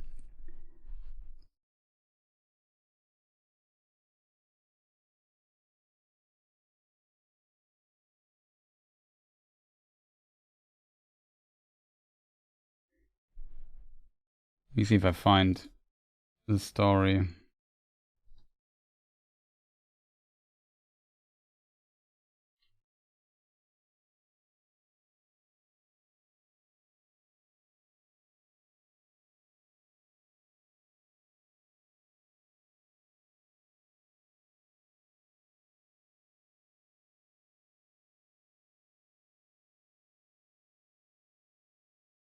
Let me see if I find the passage here. Just have to read it a little bit.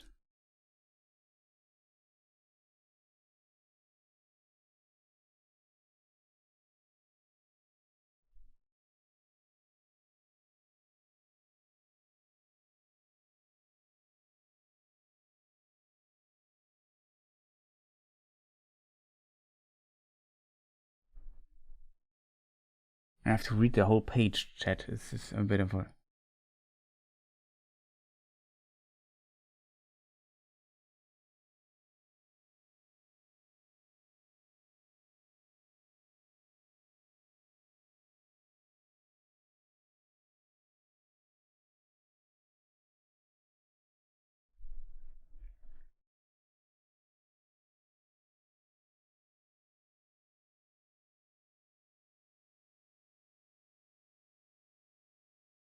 Oh, that's the wrong book, chat. I don't find the quote I was looking for. Not Rise Today, Master.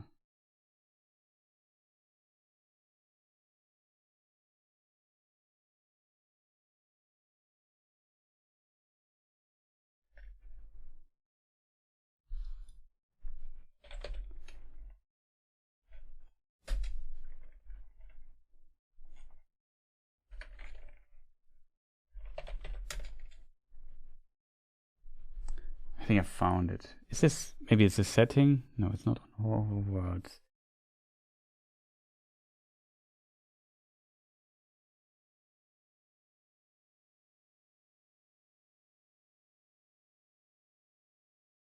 The writers laughed. It cannot be doubted that the wit... Wait a minute. Let me change the screen.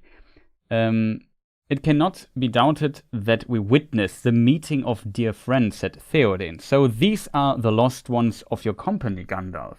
The days are fated to be filled with marvels. Already I have seen many since I left my house. And now here before my eyes stand yet another of the folk of legend. Are not these the halflings that some among us call Holbütlern? It's the old English word, and it means something like hole dwellers or hole builders even. Tolkien has a note on this name, and also Theoden often calls him Master Holbütler. Holbütlern is the plural. Yeah. In Appendix F, yeah, it's Appendix F, Tolkien writes about Hobbit was the name usually applied by the Shire folk to all their kind. So, and there are different Hobbit breeds, the Harfoots, the Sturs, and the Fellowhides. Men called them Halflings, and the Elves Perianath. Hard to say, Perianath. The origin of the word Hobbit was by most forgotten. It seems, however, to have been at first a name given to the Harfoots by the Fellowhides and Sturs, and to be a worn-down form of a word preserved more fully in Rohan, Holbütler, hole builder. So the word Hobbit derives from this old English word, and what is interesting about this is that this indicates that at some point, and there are multiple instances of this, the ancestors of the people of Rohan, whose language in the world is represented by Old English, had contact with the Hobbits, so that the Hobbits were in their language so influenced that they also started using these words. A lot of words, like the name Frodo, has the Old English word Frod, the experienced, in it, and we also know that the people of Rohan also have this Old English. So language-wise, they must be related. Either they are in their origin related, or the Hobbits dwelled close to the people of Rohan at some point. Not the people of Rohan, their ancestors, the Eortheot, or their ancestors, who at some point at least. However, this point has to be a point where they already spoke Old English. We see that the people in the north, the Norsemen, in some regions also spoke, for example, Gothic. So we have names like, I just mentioned Widomavi. That's a Gothic name, not an Old English one.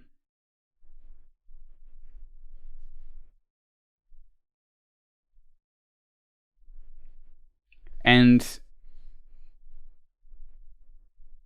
this, though, indicates that the name Hobbit was later, in the Third Age, derived under these groups. And we can hear, Tolkien even mentioned, it seems, however, to have been at first a name given to the Harfoots by the Fallowhides and Sturs. So the Harfoots got this name Hobbits at some point by the other two clans. I assume this is maybe what we might see in the show, that the Sturs that Nori meets here in the background call her a Hobbit or something. I could imagine something like this might happen. Technically, though, for this to happen, the Hobbits need to have contact with the ancestors of the people of Rohan who live, if we look on the map, and it's not hard, who definitely live, we know this, for kind of a fact even, somewhere here, in the north area of Greenwood the Great, in these vales here, Vale of Anduin, somewhere there they must have lived. And this is how the word Holbütla got into the language of the hobbits, and out of this word later developed the word hobbit. And only then the word exists. So in the Second Age, this word cannot exist, because it is unlikely that they already in the Second Age spoke Old English. So at this point, they must have a different name. Even though we would describe them with our Third Age knowledge as hobbits, they themselves had not this term for themselves yet. So in this case, the show is kind of correct that they does not call them hobbits. So technically they are hobbits. We have these 3 hobbit breeds, and of course they are hobbits, but the term hobbit does not exist yet in the world, if that makes sense. Finally, I'm a little cooler again. You got through the days well. Yeah, I have my office in a downstairs, so in a place where it's not that hot. What do you call it? In the keller, in the basement, basically. And the reason why I chose my office to be here is because it is not unbearably warm streaming for 5 hours in the summer season.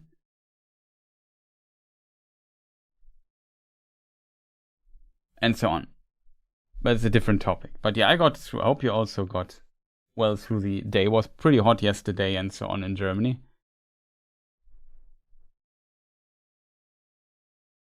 The only thing the producers got right, maybe.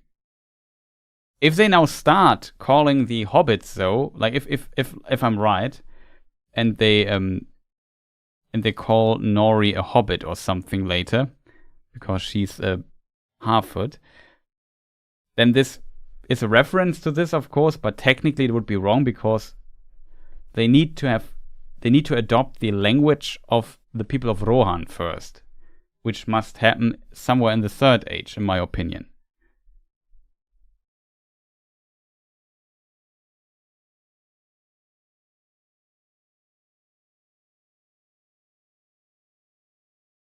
It's really hot here too, yeah. It definitely is a problem, but I'm kind of lucky. It's completely okay here for me.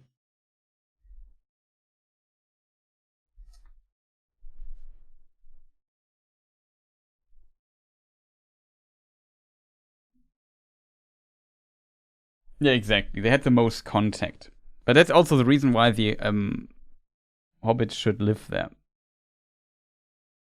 The sounds don't work. Yeah, the bot is not active for the English chat. It's not even active for the German chat right now.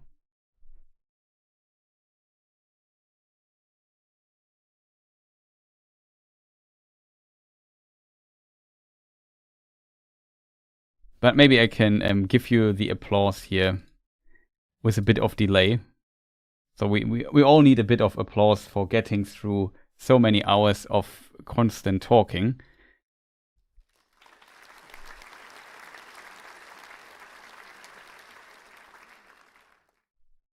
Thank you. In Germany, sweating it like hell. Yeah, I can imagine. Like in Germany, it's usually cold, so the having air conditioned stuff is not that common in Germany because we just sweat our few weeks in the year through extreme heat, and then the rest of the year we don't care. But since, due to the global warming stuff and so on, it becomes worse and worse.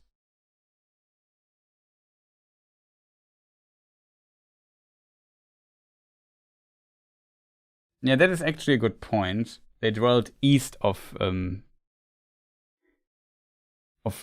Mirkwood, of Greenwood the Grey. The problem is a bit with the ancestors and their exact location.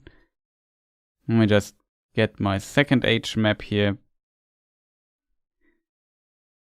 Actually, I would need the first age map because we are now on the first age. Let us look at this. So if I remember correctly, like all men... Okay, I need a different map for that actually. So we take the first age map, that maybe works better. So somewhere here is Hildorien, that is where men awoke. This sea here is the Sea of Helkar, it vanishes, and this is the Sea of Rhûn. It's hard to say, maybe, is Hildorien here or here? I forgot. Well, it doesn't matter. Somewhere here in the very far east.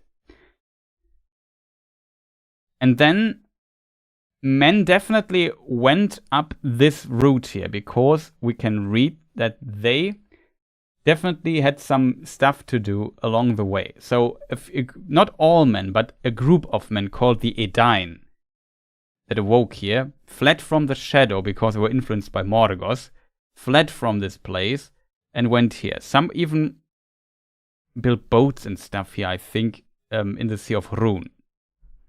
That is this, where is it, chat? Oops. Here, that's the Sea of Rhûn. On the other map, the map is not correct when it comes to positioning and stuff. Or the second age map, my mistake. Here it is, Sea of Rhûn. And then somewhere here are the Misty Mountains. I don't have them on this map, so we switch to the other map, just that you know the route. This big sea vanished completely. Maybe a leftover of it is in Mordor, but this covers kind of Mordor in parts, this sea, I think. It's a bit difficult, it's a complicated map topic where the stuff is exactly, but yeah. So they came here. Some Edain went further, past the Misty Mountains, and went to, well, now I need the first age map actually. So here are the Misty Mountains. Oh god, it's so complicated with these maps. They kind of, I don't know, if we went over the Misty Mountains, Gap of Rohan, that's below here, it's hard to, don't want to move here, the Gap of Rohan is be here. I think it's here because in this area here, some already stopped their journey. And the other Edain went further to Beleriand. Here they hit on the elves. This land, Beleriand, later after the War of Wrath is destroyed and sunk into the ocean, and here's ocean later. Doesn't matter too much. The point is, though, that some of the house of Hador, I think it is. Let me just look up the houses of the Edain really quick, so I don't tell you complete nonsense. The problem is, in some versions, Tolkien changed which house settles where.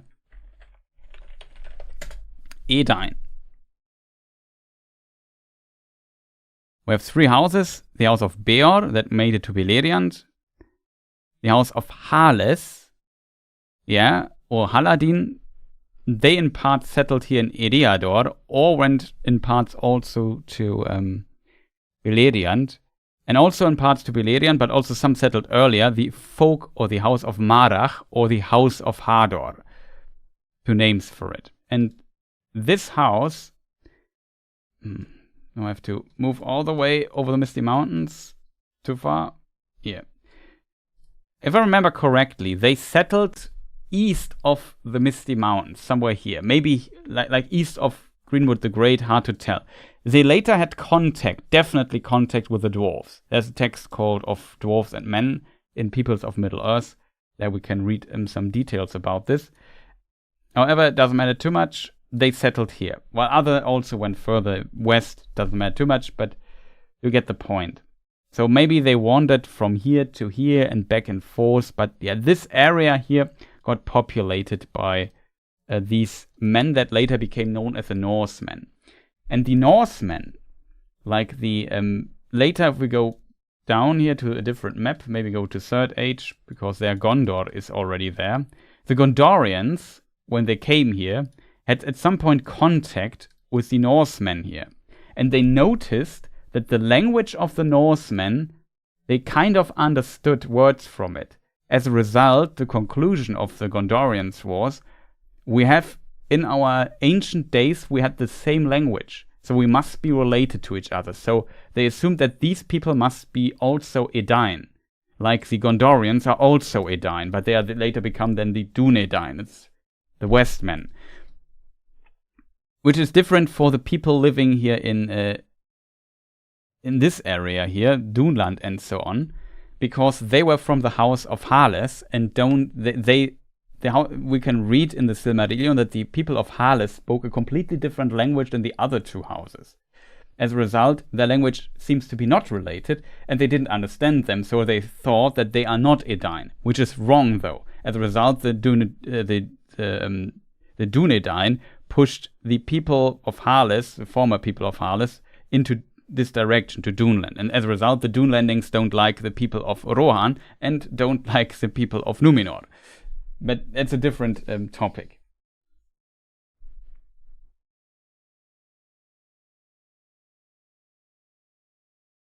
But then the east could not look like Tatooine. Yeah, that is true. It could not look like... That's why I said it should not look like Tatooine. But it's a different story.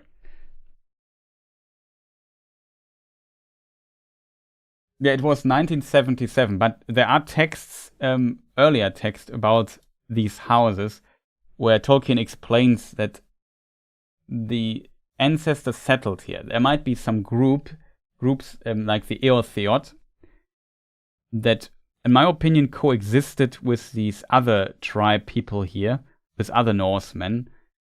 We also have the people here around Esgaros, Dale, and so on later. So there's definitely something. It's a complicated topic with the where men were at what point in history. I think I made a video about some of the early men stuff. A very weird video, to be honest. It's mostly about the Haladin, though.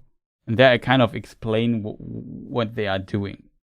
It's a bit difficult to reconstruct the exact route, though. But we definitely know that the ancestors of the Norsemen, which includes the Eortheot, so the ancestors of Rohan, also are related to the house of Hador / folk of Mara, house of Mara, whatever.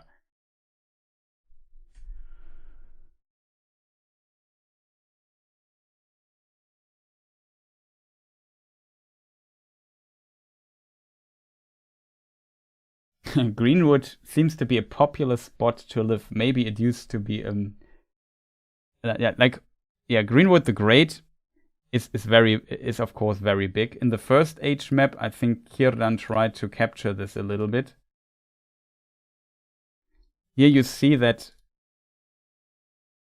this potentially, Treebeard says that this is Fangorn, and it goes around and connects basically to the to this gigantic forest that goes all the way up to almost Rivendell and all this area. It's just massive forest lands.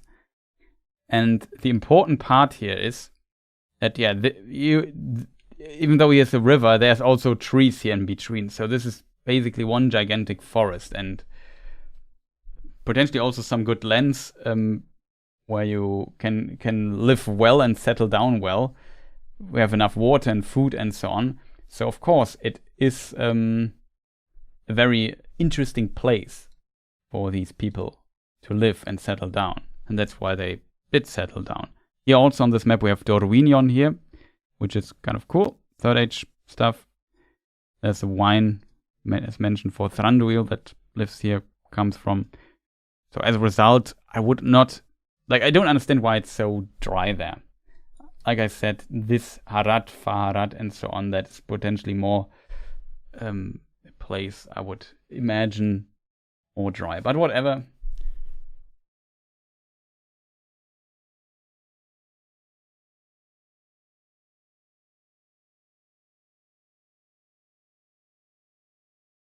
The problem is I would love to read you all these sections needed for this.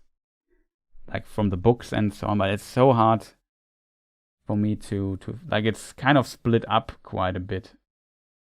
This is a topic for a video where I need to prepare a little bit to bring you the stuff. But yeah, it's roundabout like that.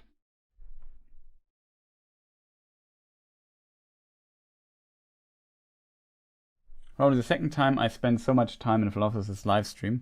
I've seen most of his videos, just a late introduction. It's usually nicely paced. To multitask too. Yeah, I thank you, much appreciated.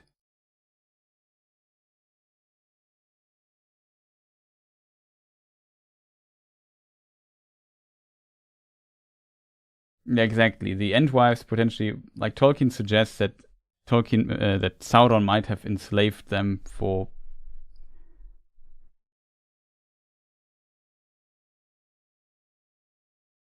Well, it's at the end, it's in the Second Age, so we would be here.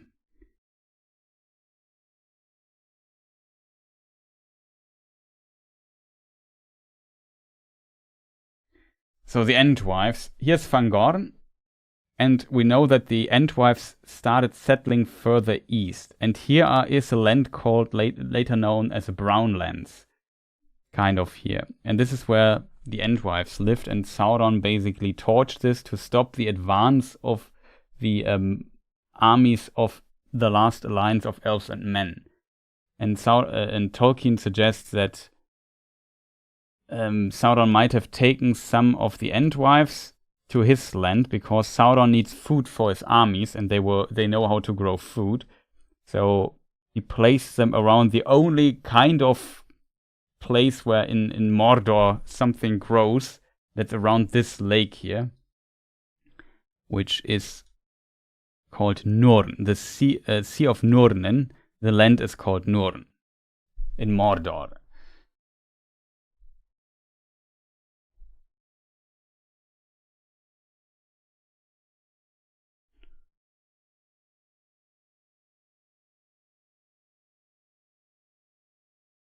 I would agree with you. I think the Eotheont, the horse people, as it's Old English for horse people, that they, only when they were here in this area, they became the horse people. I think that was not always the case. Yeah, I would agree with you, especially not in the Second Age. Hard to tell, though, when exactly. Like, these time spans are just so long and huge and massive that it's very difficult to say, yeah, at this point they lived. Like, if we go back here to Widow Mavi, she lived round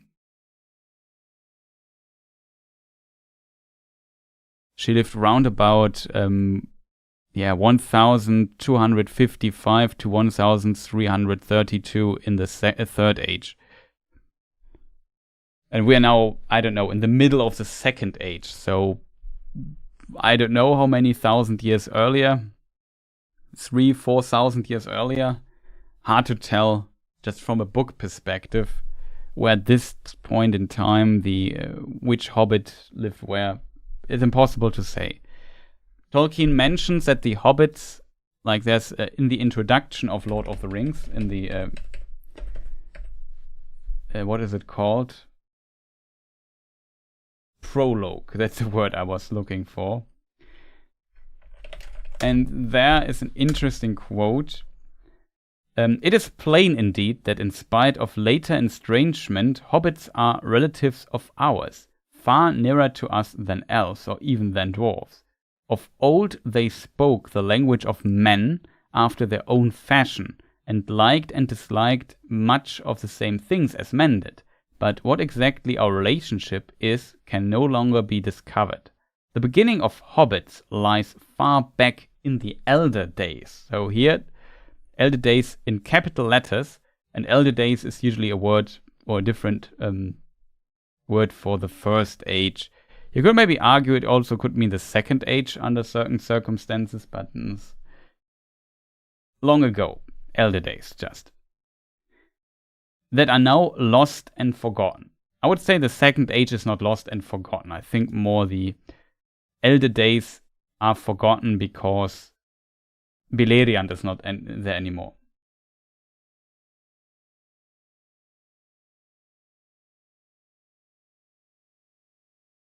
Yeah, Lord of the Rings Elden Ring game would be pretty awesome. I agree. I played Return to Moria. I didn't look at your chat for some time. Too nice. I played this a little bit. It's not bad. Actually, one of the better Tolkien games that came out recently, to be honest. But I think if you like the building genre, the co-op crafting, base building genre thing, I think they're simply better games than Return to Moria. Though it's definitely a decent game.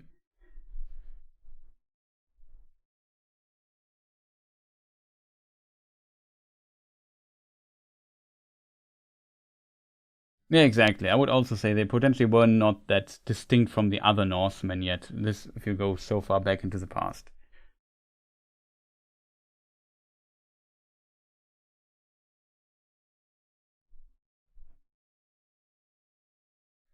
Okay, chat. I'm getting thirsty.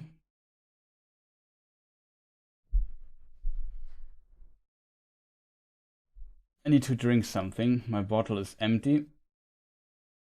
I don't have much to talk anymore, right? We talked even about the Hobbit for a moment.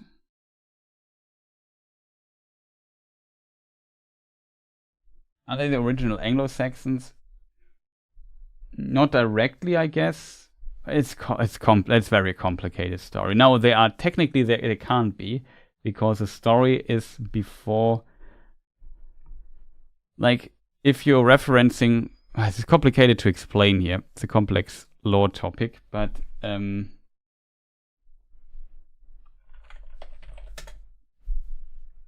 is a character.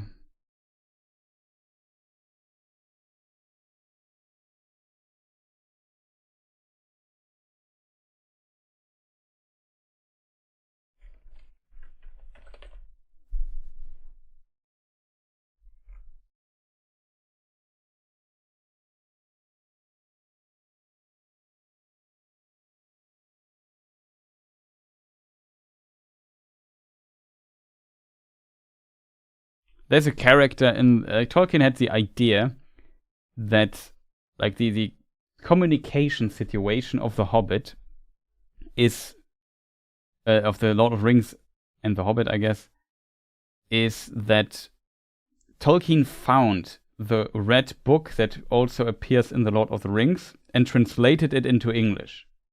So that's kind of the idea of Tolkien. And the idea how the book came into the world is kind of that an Anglo-Saxon king, I guess, or lord,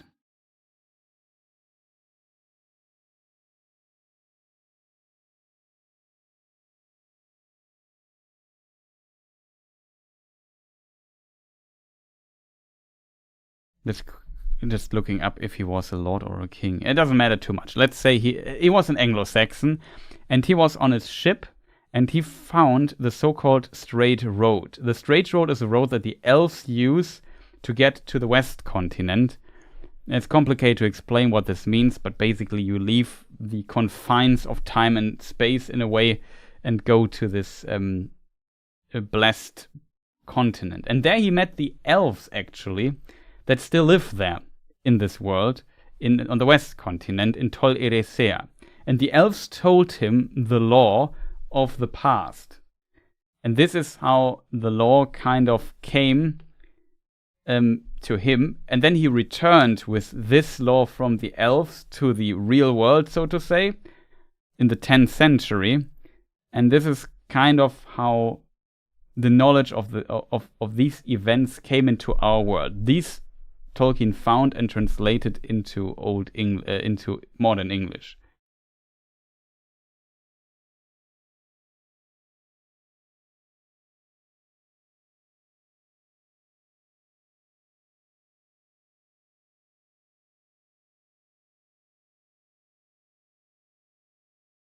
Technically, the Silmarillion, that's how the Silmarillion came to our world.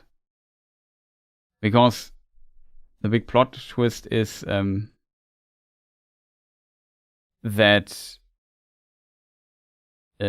basically Arda is our world, just that's a very ancient mythological version of it, if that makes sense. But yeah, it's complicated.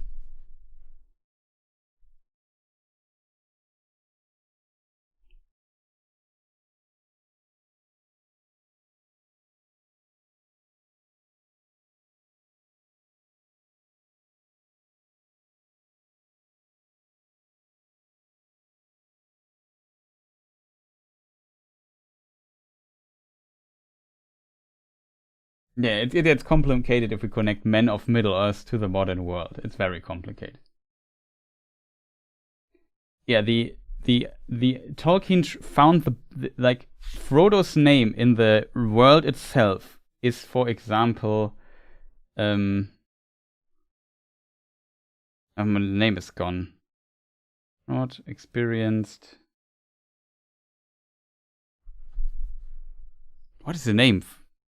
Starts with an M.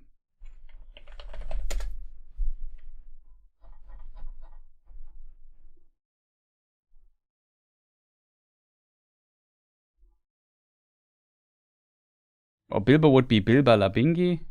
His name is on the Frodo article. Maura is the name. Yeah, of course. Maura Labingi is his name in the world.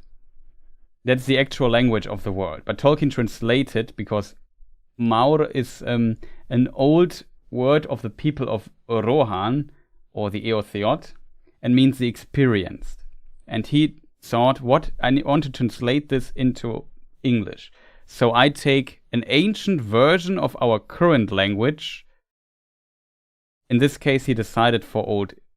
It's all, of course, a fictional progress, but this idea was he takes Old English, their experience means Frod, and so he translated it with Frodo.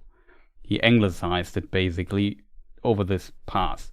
And that's basically the idea behind. So the people of Rohan speak in the book Old English. In the world itself, they don't speak Old English, but their own language, which is different from Old English. It's just represented by Old English, if that makes sense.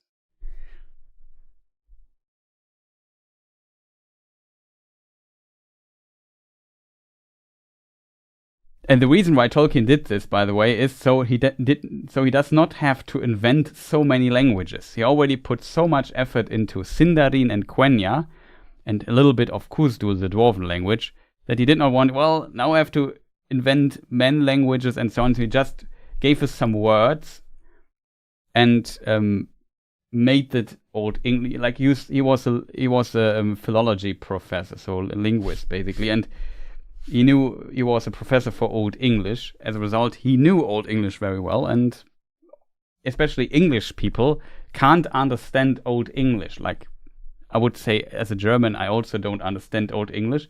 But I think understanding Old English for a German is a bit easier than for Englishmen, because the English language developed so, or for a native English speaker, because the Old English language is so far away from modern English, due to tons of interesting developments during all these centuries.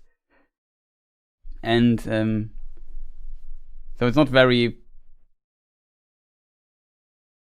common or not much known about it. It just seems very distant, strange. It's of course a Germanic language and so on. I mean, English is still a Germanic language, but it has just interesting twists that are very unusual in comparison to all the other languages, to be honest.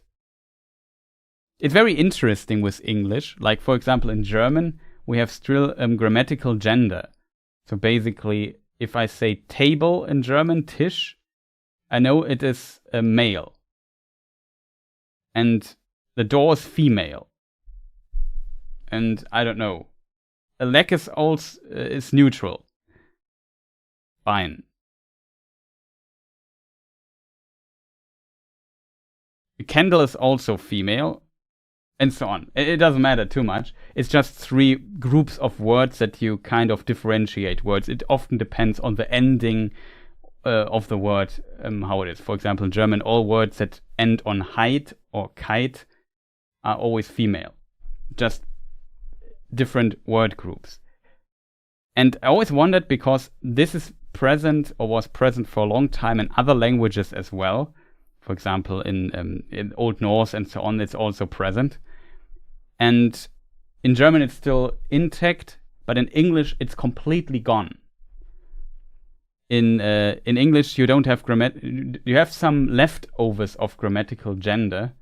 But for example, when I talk about a robot, that's happened in some stream, I said he, because in German, robot is male, masculine, and from a grammatical gender standpoint, it's kind of a weird German thing that I kind of applies this to English, even though I guess in English you would say it or something like that always.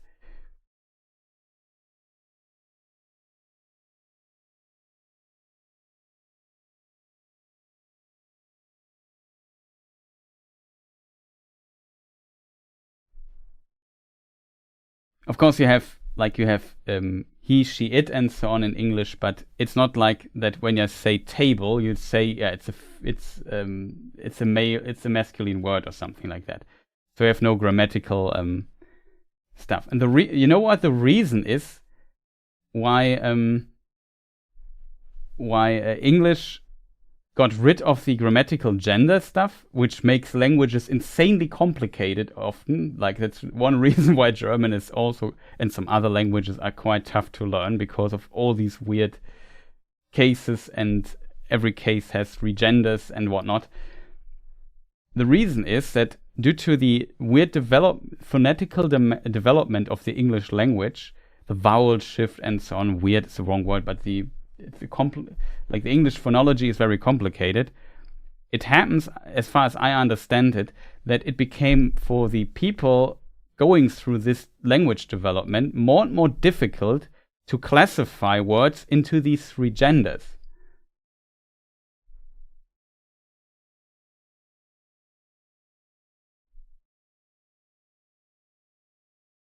So with this, they had trouble basically to say, well, is table now female or is it male? We have it often in when we have English words and put them into German. We often have trouble to put an article in front of it with the correct, or with like a form. Sometimes we agree on one, like in computer, for example. We also say computer in German, and it's male. But for example, in a video game, a level, some people say der Level, so male, or das Level, neuter. So it's kind of strange. And like I said, the reason is, or this kind of, I guess, goes into the direction that it became, like I said, it's more. There's not a logical thought that I don't know, a table is male or something. It had nothing to do. It's just a word group, basically. You could also call it A, B, and C or something. But it's just, stuff. Same with pool. Yeah. There's definitely some examples. And since you have trouble, they had trouble finding the correct word group and finding the correct article for it. They just said, well, we don't do this anymore because we don't need it. And that's kind of a way why English became such a relatively easy to learn language, just from a grammatical standpoint, a very straightforward language. Very interesting development, I think.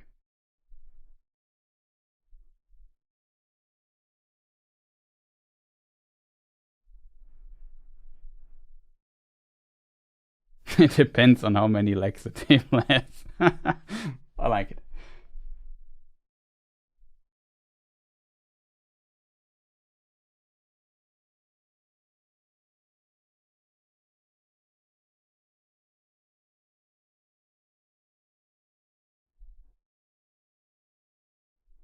Yeah, of course, they are much more complex. The Slavic languages are also the Indo-European languages. Indo-Germanic, also often called. So they are kind of related, all the Slavic languages. That would include Russian, Russian, I think, as well. Same as Polish and all the other Slavic languages. There's a big family of languages. Only Finnish is not an Indo-European language. So it is theorized that it might be related over, like, if you go one level further down, there might be also a relationship. But it's Finno-Ugric, Finno-Ugric, I think it's the family of that. Kind of unusual in this regard.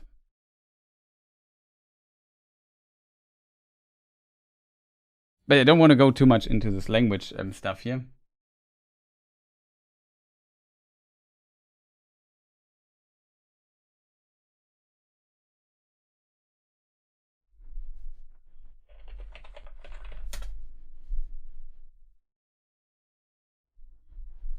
Yeah, you're right. Hungarian is also it's not Indo-European. That is true. So it's related to the Finnish language, I would say, but not to, let's say, English, German, stone.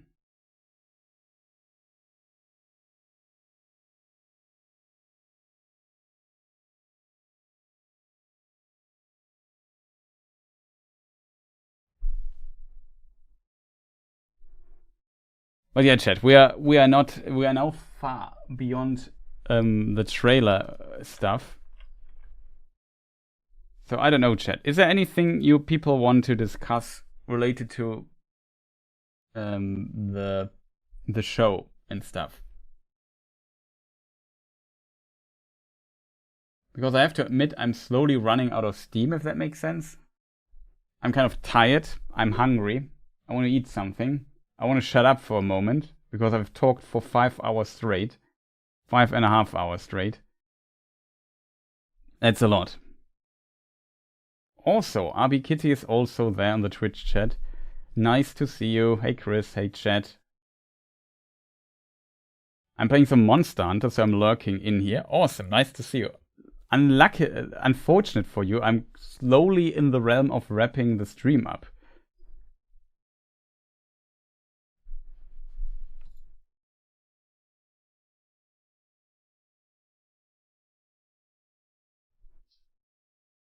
Because in my opinion, it is like over 5 hours is good for like a 2-minute trailer, I think. I can post you the YouTube link in the chat if you can, in case you want to see the VOD. But thank you so much for your support. Thank you for your sub on Twitch. Much appreciated.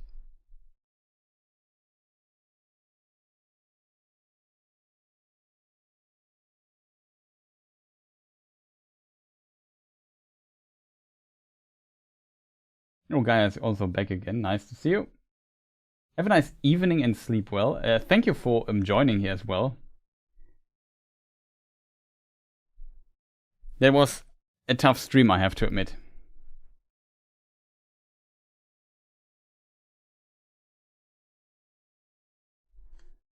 But we made it through the trailer, I think, and there's most likely some stuff I have overlooked yet. There might be some new informations. I'm a bit sad that I couldn't read all the stuff of the thing on Durin's chair.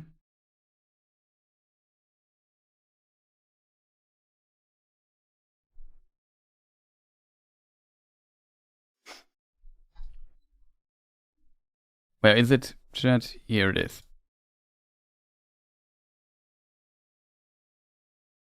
At least we could read something of it, but yeah, some stuff is difficult. Also, did you notice that these that there are these boars, or do you think these are kind of bulls or something in this direction, like the what do you call this, the side parts of his throne? Very interesting.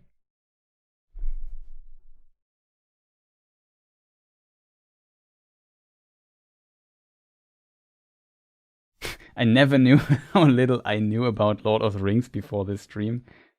Yeah, well, I started my Lord of the Rings stuff in 2017, I think. And from that, even before that, I was quite into the books. But after that, my knowledge just grew quite a bit. And there's just so much stuff. Like the old Tolkien universe is just so complex. There's so much stuff, especially tons of language stuff and so on. Like Tolkien put just a ridiculous amount of lifetime. Actually, it's a lifetime project of this man. He started 1916 and he wrote on the stuff short. Like there's some text from the same year he died in 1973. So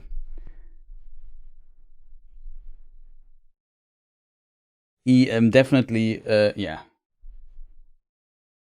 He was born 1892, so yeah, he worked on this stuff for, I don't know, almost all his life. As a result, there is tons of stuff, but a lot of stuff, unfortunately, or was not published by him during his lifetime. And then his son basically went through all his writings, kind of dated them, and put them into some order and published them posthumously. So after his death, and that is how we know so much stuff about Lord of the Rings and Tolkien.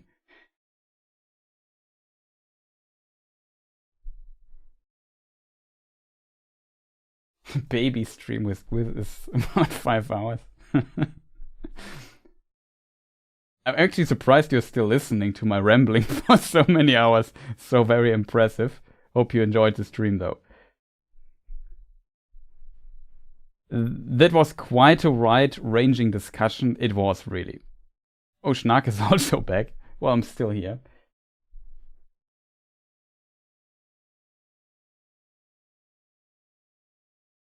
Geologic epochs, our time frames are bigger than any other time frame, yeah.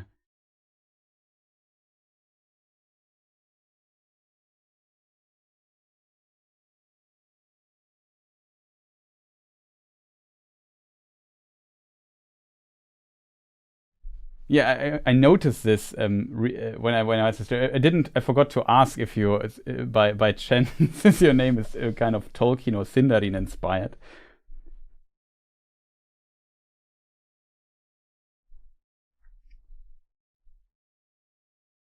Jetzt geht er. Yes, I will go to sleep soon.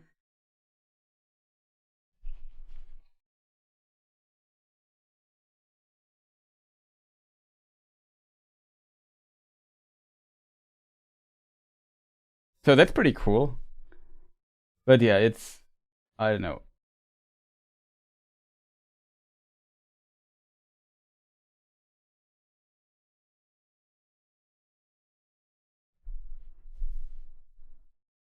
I love your stream, don't change. I try. The biggest problem, chat, that we will have, this is something we also need to address. So at the 29th of August, for whatever reason, Tolkien sought to torture us Tolkien YouTube people. And as a result, they decided to release 3 episodes at the same day. Like, I can talk about a 2-minute trailer for 5 hours. How am I supposed to cover 3 hours? It's impossible.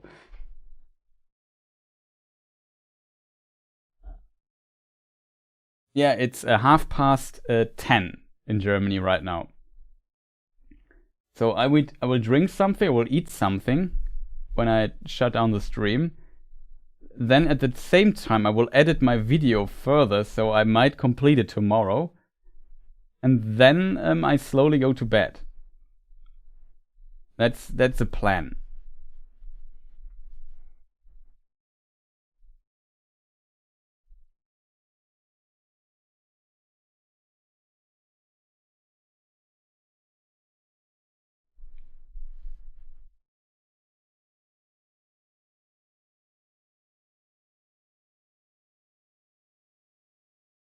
Didn't even write ideas on napkins. Yeah, he had some strange little pieces of paper where he where he wrote ideas down.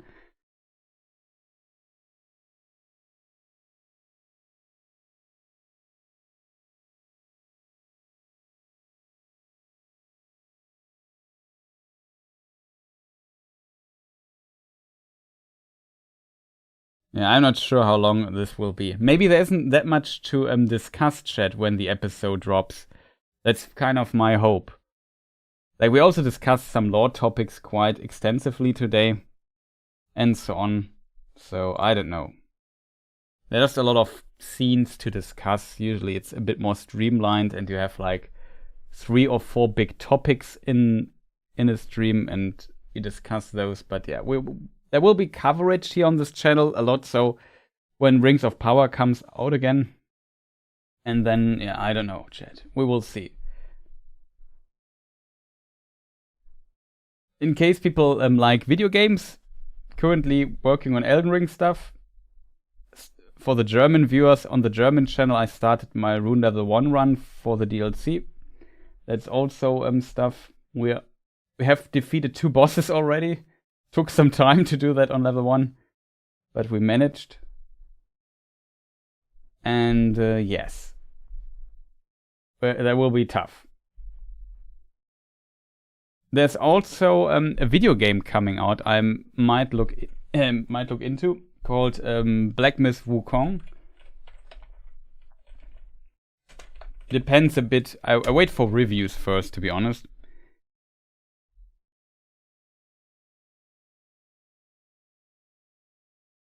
Comes out at 20 in a week, 20 of August it comes out, and then at the end of September another game comes out. I might be interested. It's Star Wars Outlaws, but I might not be able to play that simply because I have 3 episodes of Rings of Power to cover. I won't do this in one day.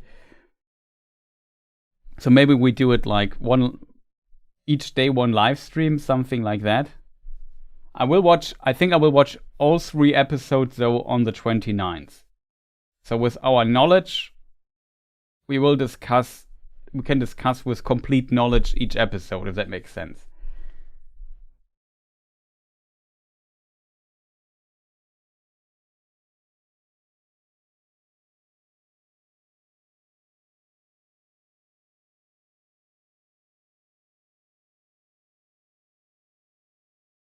Each day at night, yeah. I'm not 1% sure. But we will see, chat. We will see.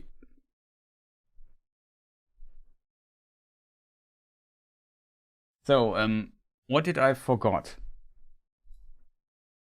I think we have everything, right?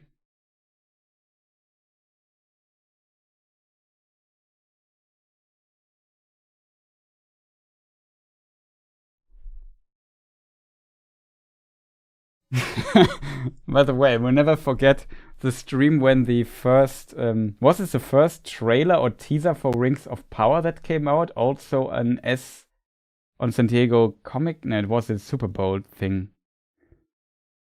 I think I forgot how it was. Like, I think we had an 8-hour stream or something and just talked about every frame. Some stuff never changes here on this channel. I even had a guest. I think Helen was my guest or something.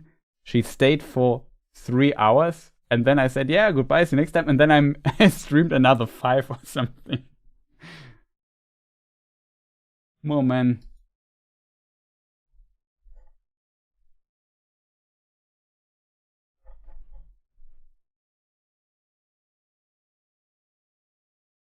Yeah, it was a San Diego Comic-Con trailer analysis. It was something like this.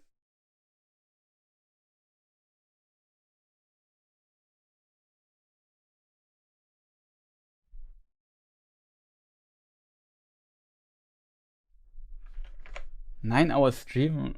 I mean, I have streamed, like when I play video games, I have streamed for 16 hours or so. So it's not like... That was 8 hours, 9 minutes. Might be a 9-hour stream. we had the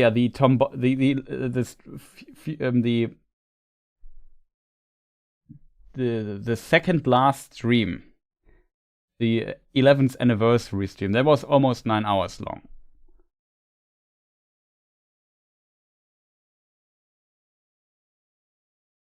I'm also curious if my video gets my VOD here gets claimed again, chat.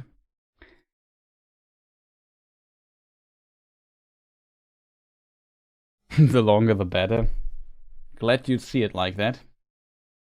Chat went to bed, and when they woke up in the morning, Chris was still streaming. Yeah, it was something like that. Oh man.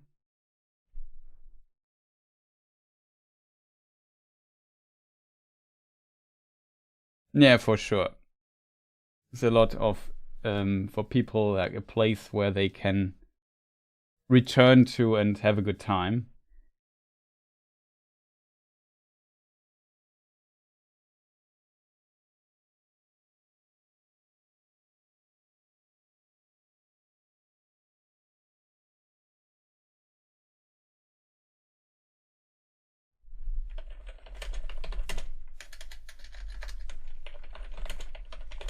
Have to answer a message.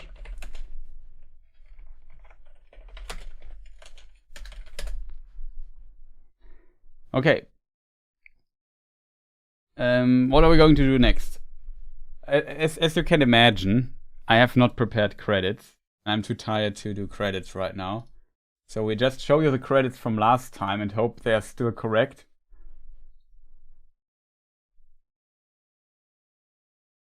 At least there are some credits. It was only 8 hours. Okay.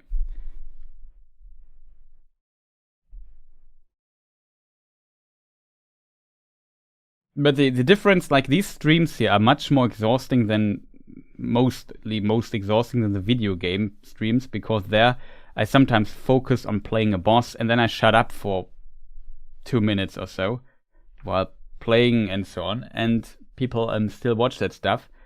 The problem here is I don't have that. I just have to consistently talk for like 5 hours. That's kind of exhausting, and reading texts and finding stuff, thinking and so on. So it's kind of definitely different kind of challenge when it comes to this stuff here. I would also appreciate if you people press the like button. If you're new here, maybe press subscribe. Would be much appreciated. Leave a comment in the VOD or check my other videos here on the channel. Leave a comment there and press the like button there as well. It always helps. There will be more content here on this channel again. I'm still in the Elden Ring thing here. Oh, RS Aurelian, thank you so much for your generosity. And yeah, I don't know. Maybe I press. Usually YouTube wants me that I go and press on the commercial button at times. I never do this, so I maybe do it here at the end while the stream runs still a little bit. Just have to find the right window for doing that, to be honest. Great stream. Yeah. I wish you all a fantastic rest of the day. Sleep well or have a good night and so on. A nice evening, whatever time you watch this. It's hard to bring a game and keep a chat rolling in a natural fashion, keeping the stream flowing nicely. It takes some breaks, for sure. But yeah, you people make it easy. You often help me out here when I don't find a quote and stuff. It's really very, very nice. And I would say...